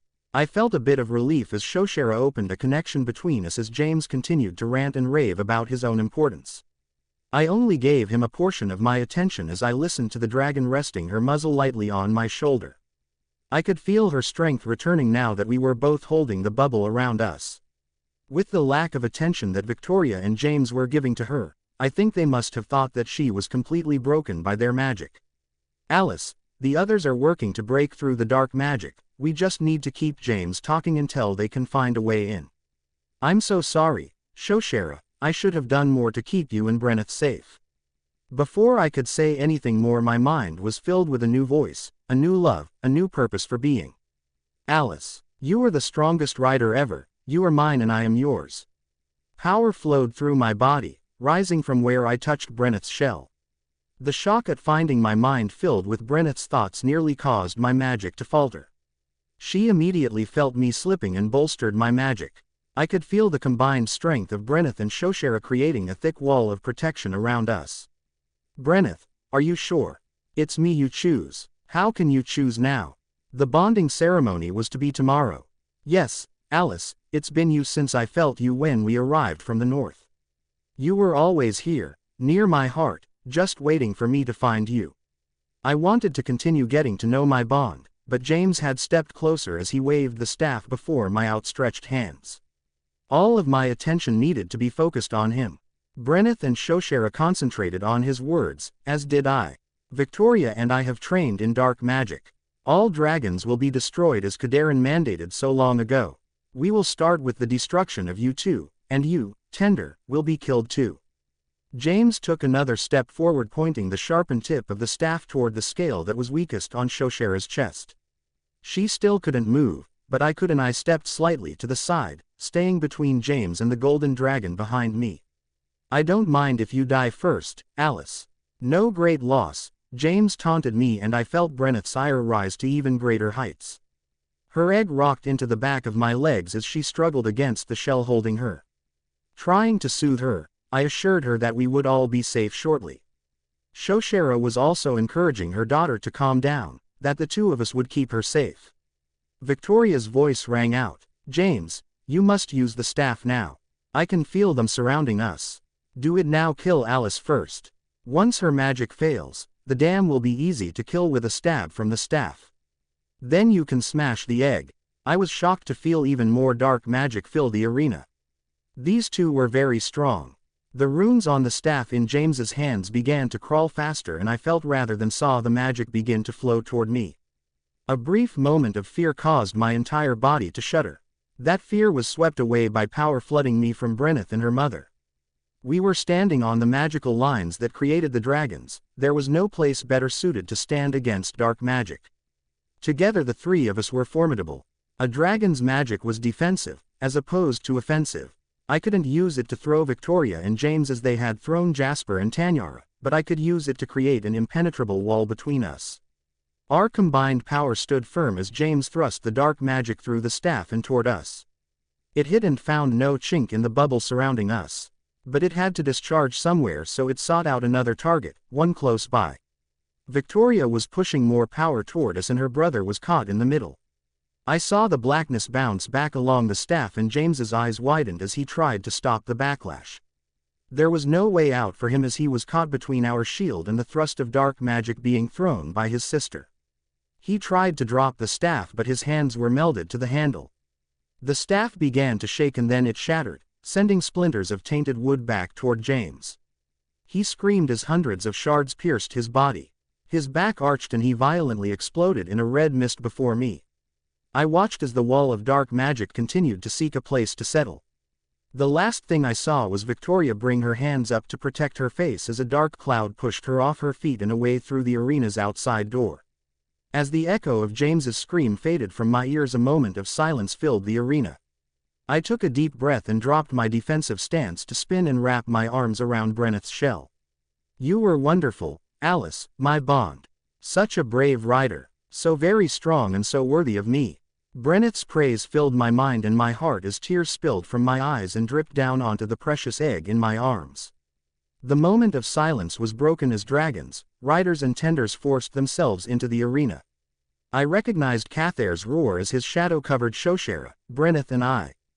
Benetath was fast on his heels and reached over us to touch his muzzle to his mates. I couldn't even lift my head from where it rested on Brenneth's shell. Relief and exhaustion filled me as the young dragon continued to croon and offer me comfort. Jumping just a little as warm arms overlay mine on her egg, I calmed immediately. I knew his touch before he spoke. "Alice, I was terrified that they were going to kill you both." Jasper's words were shaky as he pressed his face to my cheek. Shoshera had already broadcast what had happened, so I didn't need to tell them, for which I was grateful. I would probably never get the image of James's body exploding out of my mind. "Beloved, I'll just have to fill your mind with happy images and wipe him out of both of our minds." I chuckled at her tone and the pictures that she began to share with me, pictures of our future together. I was finally feeling like I could relax when Jasper's hold tightened on my shoulders and I heard the grumbling from some of those in crowd that surrounded us.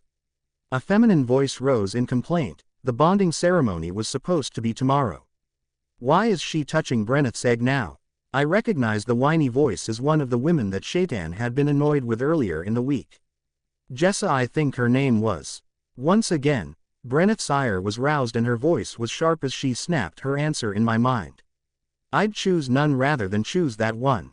Feeling my body tense as I tried to stand, Jasper helped me to my feet and turned me to face the crowd. I was shocked at the amount of people that filled the arena. People and dragons packed the entire area. Standing before me were my friends alongside Tanyara and Seamus. They were a buffer between the crowd, Brenneth and I. For a brief moment I wondered if the bonding ceremony would go forward as scheduled, with all the young women presented to Brenneth for her perusal. Brenneth laughed in my mind, a joyful sound that broke through my worries.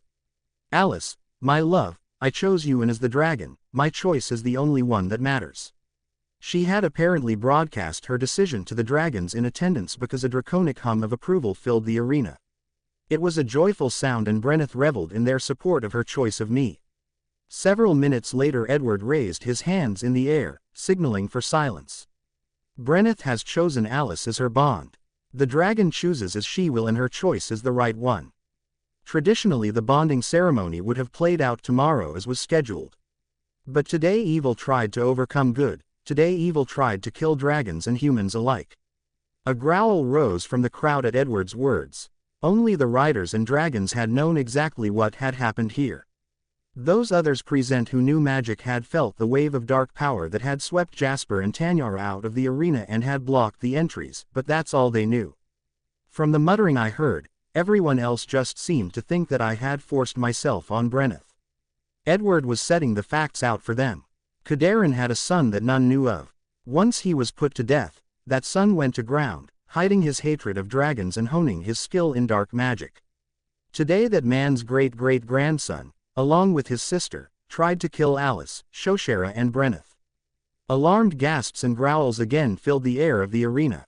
Edward let them vent their shock before he continued. Victoria was adept at using dark magic, as was her brother, James, to a lesser degree. This morning, in one of those brief moments where very few were in the arena, Victoria caused an explosion of dark magic just outside the archway. When people rushed to help, she and James slipped inside and blocked the entrances with their power. Turning, Edward smiled at me. Alice made it inside before the blockade was complete and stood between those wielding the dark and those she strove to protect. Brenneth hadn't even made her bonding connection with her yet. Alice chose to protect the two dragons for no other reason than it was the right one.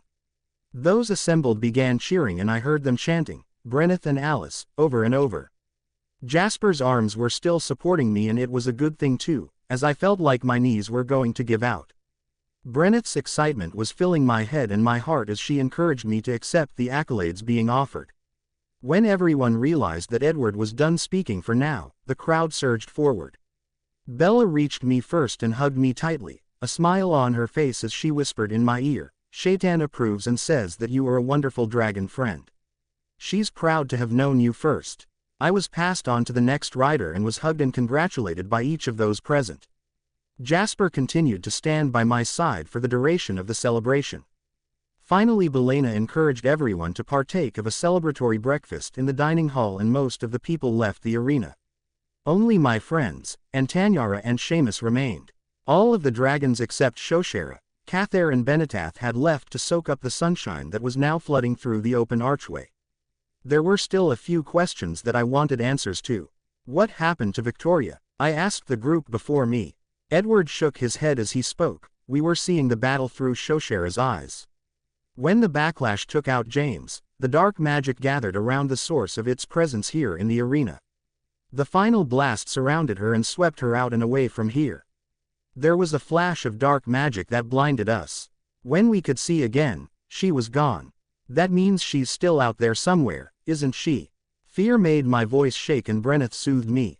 We can't be sure if the flash of magic destroyed her, or if it took her to a place of safety.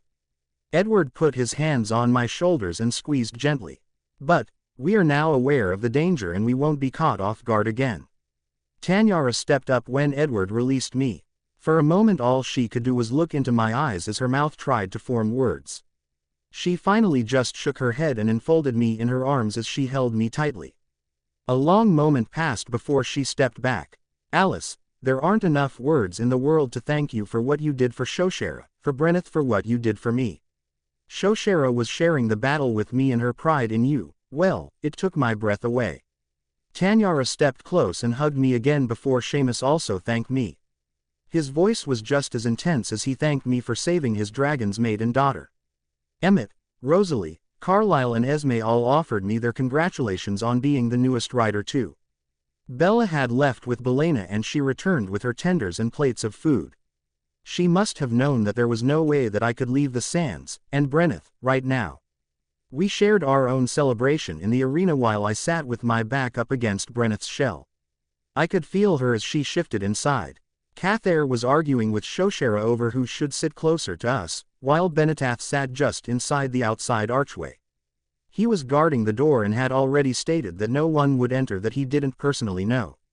I could hardly comprehend that I was now a rider, Brenneth's rider. There was so much to do, choosing tenders and a chamber first to move into after she hatched. Brenneth was anxious to be out of her shell. We had to keep assuring her that she needed to grow a bit more before she made her appearance. She needed to let the magic continue to imbue her for a few more days. Cathair and I would be busy soothing her until she emerged. That brought up another question: what would she look like? What color would her scales and hide be? The tenders that brought our food said that the bookmakers were already taking bets on what she would look like. My hair was black, my eyes gray with flecks of blue. It was going to be hard for me to wait to see her too. Brenneth's safe hatching was cause for a celebration that lasted 3 days. We had come so close to losing her, Shoshera and Alice. The people needed to have a reason to sing and dance and just to let the tension loose.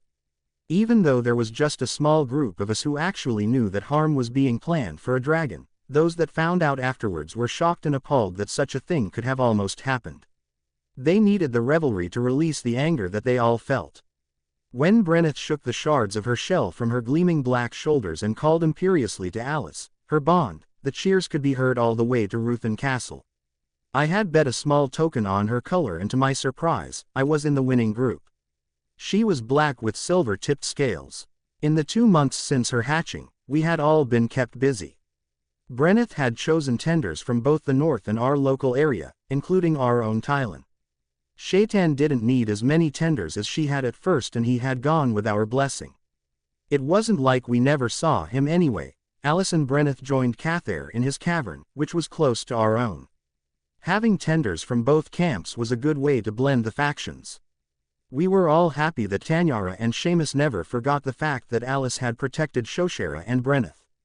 It made them look at her with a large measure of respect and they only tried to boss the new pair from time to time. Alice was very good at listening to the experienced couple. She'd think over their advice and discuss it privately with Jasper.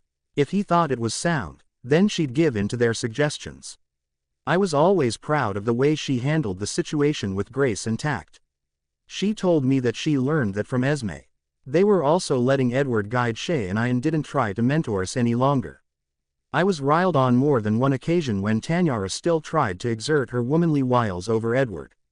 The tension that I'd feel when she would caress his arm usually made Shay bugle loudly in distress from wherever she happened to be. My anxiety would ease when Edward would remove her hand, and himself, from her company. I'd chide myself privately. I had no hold over him just because our dragons were mated. Although protective and caring, he had never gone beyond the bounds of friendship in our relationship. Again, privately, I wished that he would. One morning as Shay and I watched Volterra and Edward flying in formation with several other riders and dragons, she commented on how handsome the pair was. She asked me, with her head cocked coyly to one side as her eyes caressed the form of her mate, if I thought that Edward was handsome, too. I felt a hum of excitement flowing through her as she waited for my answer. Trying to push my overly eager thoughts on the subject to the back of my mind, I agreed with her that they both were very pleasing to look at. I felt her trying to search below my public mind for an answer, but I was very adept at keeping some thoughts to myself and she found nothing. Looking back at the green dragon who led the flight almost out of sight high above us, she changed the subject to her own flights and how we would soon be flying together. To no one's surprise, Jasper and Alice had announced that they were together just a week after Brenneth broke shell. They were bound just as closely as their dragons were. I tried not to feel jealous over the fact that they could be together openly. She was almost 19, nearly 2 years past the age of consent. No one questioned their status because of age. I had heard the whispers of some when Edward and I were working together. He never seemed to notice and I did my best to not hear them. I tried not to let it rankle when older girls would approach him and would try to entice him to meet privately with them. My ire was appeased slightly when he never took them up on their offers while I was around. I never saw him with any other woman, rider or not, and he spent every night curled up on Volterra's forearms next to where I slept with Shaitan. I did notice the way he looked at me. It seemed warmer than the glances he gave other women, and I hoped that it meant something. It certainly sent warm shivers down my spine. Alice had been annoyed when Tanyara had approached Jasper shortly after they made their status known. She never told me what transpired between herself and the bond of her dragon's dam, but one day she invited Tanyara into Brenneth's cavern and closed the door. 15 minutes later a red-cheeked Tanyara had exited the cavern, mounted her dragon and hadn't come back for hours. I never saw her glance at Jasper in that predatory way again. My guess was that Alice may have displayed some of that magic that had protected the dragons and herself to the pushy rider. Even though I was a rider, I wouldn't be considered an adult until I turned 17. I wondered if Edward would see me as a woman when I celebrated my birthday in a week. Shaitan had grown so much in the last 2 months. We had continued to tip off the stones at the caverns and glide down to the castle at least once a day. Edward and Volterra said that even that easy exercise was strengthening her wings. Added to that movement, she would take off and land over and over again under Volterra's watchful eyes. She was getting incredibly lithesome and was becoming very elegant in her flight. I'd ride with Edward astride Volterra as she soared and swooped. Volterra told me often that soon his mate would be ready to fly with me. No one told when that would actually happen though. When I woke on the 17th anniversary of my birth, Shaitan and I were alone in our chamber. Volterra and Edward had told us the night before that they were going to be on early patrol, and I vaguely remembered hearing them leave before dawn. Opening my eyes, I was surprised to see that Shay was already awake and peering down at me, her golden eyes swirling in an excited pattern. She loosened her grip on me and I got to my feet as she brought her great head down so that I could rest my forehead against her topaz stone. My Bella, I am so happy that you were born 17 years ago. If you hadn't been, I'd never have been bonded. You are who I needed to find. You're perfect for me, just as I am perfect for you. Thank you for being born. I chuckled even as I hugged her head tightly to my chest. Shay had grown so much I couldn't get my arms around her anymore. Alice and I had discussed how we both felt blessed that these wondrous creatures, so incredibly self-centered, adored us as much as we adored them. On one level, they knew they were the center of the universe, and it was good that each dragon actually had a bond that felt that way about them, too. I'm pretty glad I was born, too, sweetness, so that I can be your bond. Nothing in the world could make me happier than I am right now. Nothing. I can think of a couple of things that might make you nearly as happy. Shaitan's voice trailed off as she wrapped her giant brown wings around me. I breathed deeply of the spicy, musky odor that seeped from her hide. Belena has made you her dried fruit scones, and I know that will make you happy.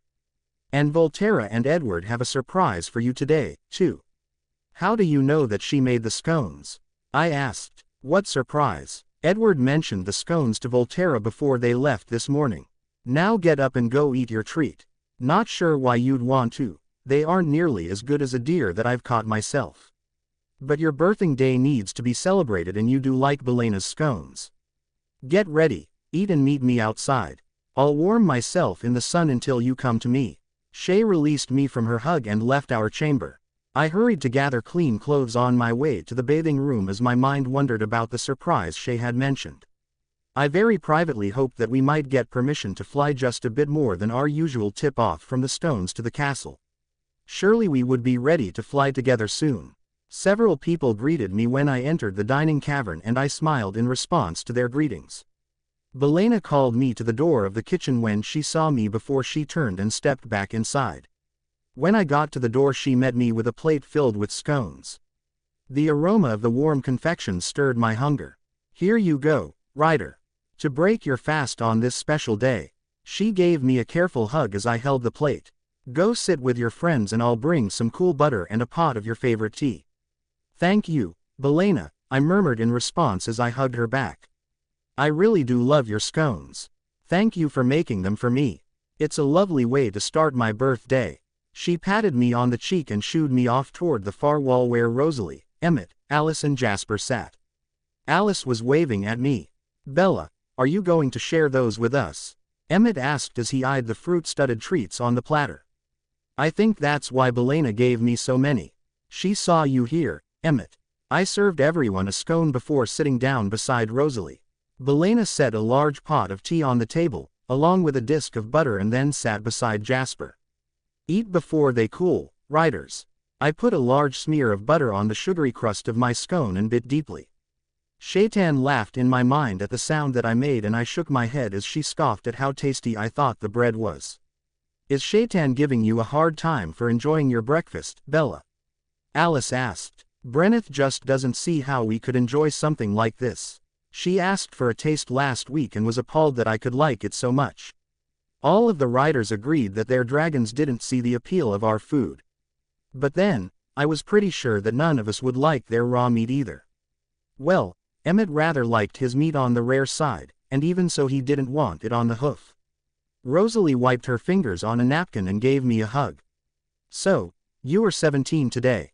A rider already, and now an adult. Do you feel older? Shaking my head, I told her that I really didn't feel older. A rider? Do you have any idea when I'm actually going to get to ride? As soon as the words were out of my mouth I felt guilty. I already had so much to be thankful for, and I knew that Shaitan and I would soon be soaring alongside my friends. Before I could apologize for what amounted to whining, a voice interrupted us. I think today would be a good time to fly. Don't you, Rider Bella? I spun around in my seat to see Edward, a huge grin on his face, standing behind me. I glanced around at my friends and they were grinning too. I could hear Shaitan bugling from where she waited for me in the sunshine. A burning joy filled my heart as I leapt to my feet and threw myself into Edward's arms. Tipping my head back, I looked into his shining green eyes. Today, we can fly today, are you sure? Even as he nodded, I could hear Shaitan, with Volterra's voice in the background of my mind, warble a resounding yes. The soft cadence of Kathia's voice assured me that today was the day. Without thinking I rose up on my tiptoes and kissed Edward on the mouth. Sudden silence filled the area around us as I pulled away, a blush filling my cheeks. Emmett's whoops began and Edward's smile broadened before he pulled me close and hugged me tightly. We don't have time for that now, he whispered in my ear. A shiver ran down my spine, a shiver of anticipation. Out loud he said, get your gear and meet us outside. Shaitan is ready to go. Alice grabbed my hand and we ran together to my chambers. She got my blue jacket and goggles while I gathered Shay's harness. I am so excited for you. Soon it will be Brenneth and I getting ready to fly. She's finding it hard to wait. She wants to be grown now. She's a very impatient dragon. Alice laughed quietly as she talked about her bond. We could hear her treble bugles rising above Shay's soprano. Volterra and Cathair could be heard as they tried to calm their mates. It was not working. I keep telling her that she has to continue to grow and that soon it will be us tipping off the stones and then soaring. With our arms full of my gear we slipped out of the chamber's door. The sun was shining and the dragons that were gathered there looked like jewels as they spread their wings to catch the warm rays. I was shocked to see that the area we used for takeoffs and landings was full of people. People who looked at me when I appeared. A subtle fear filled me, a fear that I'd do something stupid, like putting the harness on Shaitan the wrong way. Never. You've put my gear on for months as I practiced for this moment. You are my rider and we are well matched. Now come, I want to show you the sky. You've been riding other dragons long enough. Excitement and confidence were thick in my dragon's voice. I squared my shoulders and strode toward her, knowing that she was right. We had practiced for this day and it was time to fly together. Joy once again filled my heart as I heard the cheers the tenders, riders and keepers gave when they saw me enter the clearing. As I sorted Shaitan's harness out, they good-naturedly told Alice that she needed to watch carefully since she would be flying soon.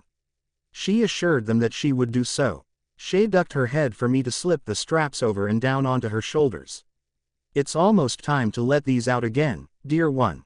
There are only 2 holes left before we'll need a larger set. I smoothed my hand beneath the sturdy leather to make sure that the straps lay flat against Shay's deep brown hide. I admired the red and gold tips on her scales as I finished settling the harness on her body. That's because I am a well-grown dragon. Volterra assures me that I will grow several more hands in height before I'm done in a couple of years. The satisfaction in her voice made me smile even wider. I'm sure he's right, although I am glad that you've slowed down just a bit. It was hard keeping up with your appetite for a while there. Edward assures me that you are growing very well, too. Shaitan curved her neck so that she could look me in the eye as she asked, "You were surprised that we could fly today, weren't you?"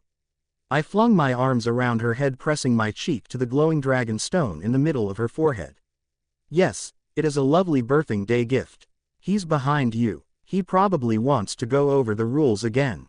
That's because he wants us to be safe. You were his bond's mate, you know. And you were." Shay's voice trailed off as I turned to see Edward holding out my blue flying jacket for me. I slipped my arms into the sleeves and asked, "Do you want to check the harness for me, Rider Edward?" "Not for you, but with you, Rider Bella." Edward smiled as we smoothed each strap. His nod of approval warmed me. "All the practice that you've done has made this second nature. Even though Shaitan would do everything in her power to keep you safe while in flight, it's always good to make sure that your harness is connected correctly. One wouldn't want a strap to come loose when she turns on a wingtip." His words filled me with even more excitement. I had flown many hours behind him, Jasper and a few other riders as we watched Shay practice. The little moments we shared as she tipped from the cavern stones were thrilling, but nothing like being in command of my own dragon, flying alone, just the two of us. "Are you ready, Rider Bella?" Edward asked, continuing the formal address, although he spoke with a huge smile on his face. "Yes, Rider Edward, I am." I tried to keep my voice steady, but the excitement was certainly evident in the little crack that we both heard at the end. Shay was right. Edward went over the safety rules once again. It didn't bother me because there was nothing that I wanted more than to have a safe first flight. A first flight that would lead to another and another until we had a lifetime of flights behind us, a very long lifetime of flights. I was 17 today, but with my bond's magic we would live beyond my own generation. We could live for almost an eternity if we were safe and careful as we flew. After pressing my forehead to Shay's stone one more time, I mounted my dragon. She was quivering in excitement, her golden eyes swirling. Everyone had either mounted their own dragons or stepped back to the edges of the clearing, giving us plenty of room. Edward had told me that only a few of the dragons and their riders would actually be flying with us. The rest would be patrolling away from us, giving us plenty of room to practice. Volterra roared as Edward leapt up and settled onto his back. His voice, through the filter of Shaitan's mind, gave us the signal to launch. I was prepared for the pressure on my neck that I'd feel when Shay's strong legs propelled us into the sky. Her wings immediately snapped out and down and we were airborne. An exuberant yell was forced from my throat as we soared higher and higher into the blue sky. Shaitan's wings swept up and down smoothly, lifting us into the clouds and then above them. Volterra and Edward were to our right. Cathair, with Alice behind Jasper, was to our left. Their shouts joined mine as the dragons roared their approval. Brenneth's voice followed us from where she waited on the ground with her tenders near to keep her company. The wind whipped by my face, taking my joyful tears with it. Lifting a hand to the dragon stone nestled beneath my jacket, I pressed it into my skin. "Thank you, Cathia. Thank you for keeping her safe for me. Thank you, Bella, for being the bond that she needed, for being here for her. Now, no more tears. Enjoy this flight because the next ones will be more training than pleasure." Cathia shared a memory from her first flight with Alita and her joy was ours. Shaitan spoke, "It will always be pleasure to fly with my bond. We'll always find time to play." Volterra directed us in a few easy maneuvers. I knew that I didn't have to worry about Shaitan tiring as her maid was keeping a careful watch on both of us. The first time we drove toward the ground with the sun at our backs, the exhilaration of the stunt made my heart pound. She pulled out of the dive well above the ground but told me that with practice we'd come out of it a lot closer to the treetops. A few turns on our wingtips and Volterra told us it was time to head back. Shay and I were both a bit rebellious. He assured us that we'd be flying daily from now on and that cheered us both as we turned toward home. Jasper and Alice were flying on to Ruthen Castle with Cathair to pick something up for Belena, and they waved and cheered us as we parted company. I was pleased with the gracefulness of our landing and told Shay so as I slid down her side. I was startled to find Edward standing right behind me when I turned away from hugging her. Volterra was crowding close to run his muzzle along his mate's side. He pushed Edward and me closer together and I realized that we were hidden by two large dragons from the people who had gathered to cheer our return. Shaitan was telling her mate about our flight, as if he hadn't been right there with us. I looked up into Edward's eyes. The intensity there took my breath away. My hands were resting on his chest and he put his on my hips. Another push from Volterra and we were pressed closely together. I slipped my hands up around Edward's neck, never taking my eyes from his. We were surrounded by the aroma of warm, spicy dragon and I breathed deeply. It was the smell of home and what I had come to believe was love. Shaitan loved me and I her. Volterra's constant love for his mate spilled over in the way he treated me. Yes, Volterra loves you, too, Edward whispered. Too, he loves me, too. I murmured. Yes, he does. Bella, you were born to be a rider, to be Shaitan's rider. She was born to be Volterra's mate.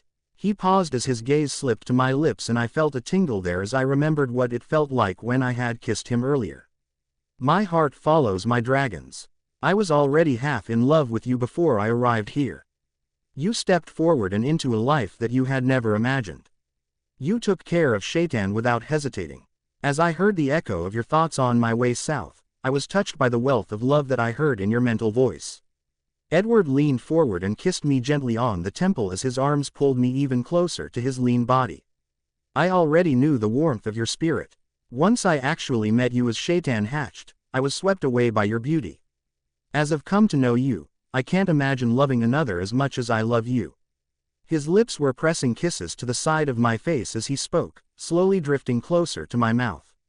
Rider Bella, bond of Shaitan, I love you with all my heart and humbly ask to become your mate, just as our dragons are mates, for the rest of our lives. Edward leaned back just a little and gazed into my eyes. Before I could answer him, my dragon had angled her head down into the space beside us. Her voice was amplified as Volterra made a connection with me. Edward, we love you, too. She made eye contact with him and gave him her best dragon grin, her sharp teeth on display. I rolled my eyes at her and then looked back at Edward. His grin was blinding. Does she speak the truth, Bella? He asked as he leaned down and nuzzled my neck, much as his dragon had just done to mine. Gasping at the feelings that his touch engendered, I nodded, having no air to speak. Taking in several deep breaths, I cupped his face in my hands. Rider Edward, I love you, too. A nudge to my back made me rephrase my words, we love you, too. Nothing would make me happier than to be your mate, as our dragons are mates, for all time. Volterra and Shaitan both roared their approval, letting those around us know what had just occurred. With the dragons still protecting us from the onslaught of the good wishes of those humans gathered in the clearing, Edward kissed me. His lips slanted across mine, warming me down to my toes that curled tightly in my riding boots. When he nibbled gently at my bottom lip, I felt like I had when Shaitan and I had flown above the clouds. With a start I realized that dragon bodies no longer pressed up against us. They had both stepped away and as I opened my eyes I met the smiles and cheers of riders, tenders and keepers who had come to wish us welcome home from our first flight. A blush filled my cheeks and Edward tucked my head beneath his chin. The blush flared hotter when he said, "We'll continue this later, in the privacy of our chamber." Turning to face those wishing us well, I gave him a nod in agreement. I thought that my life couldn't get better than when Shaitan had bonded with me. I was wrong. Edward loved me, I loved him and life was better together. If we had seen the red-haired woman watching us from a nearby bluff, her body nearly obscured by a gray mist, it probably would have dimmed our joy.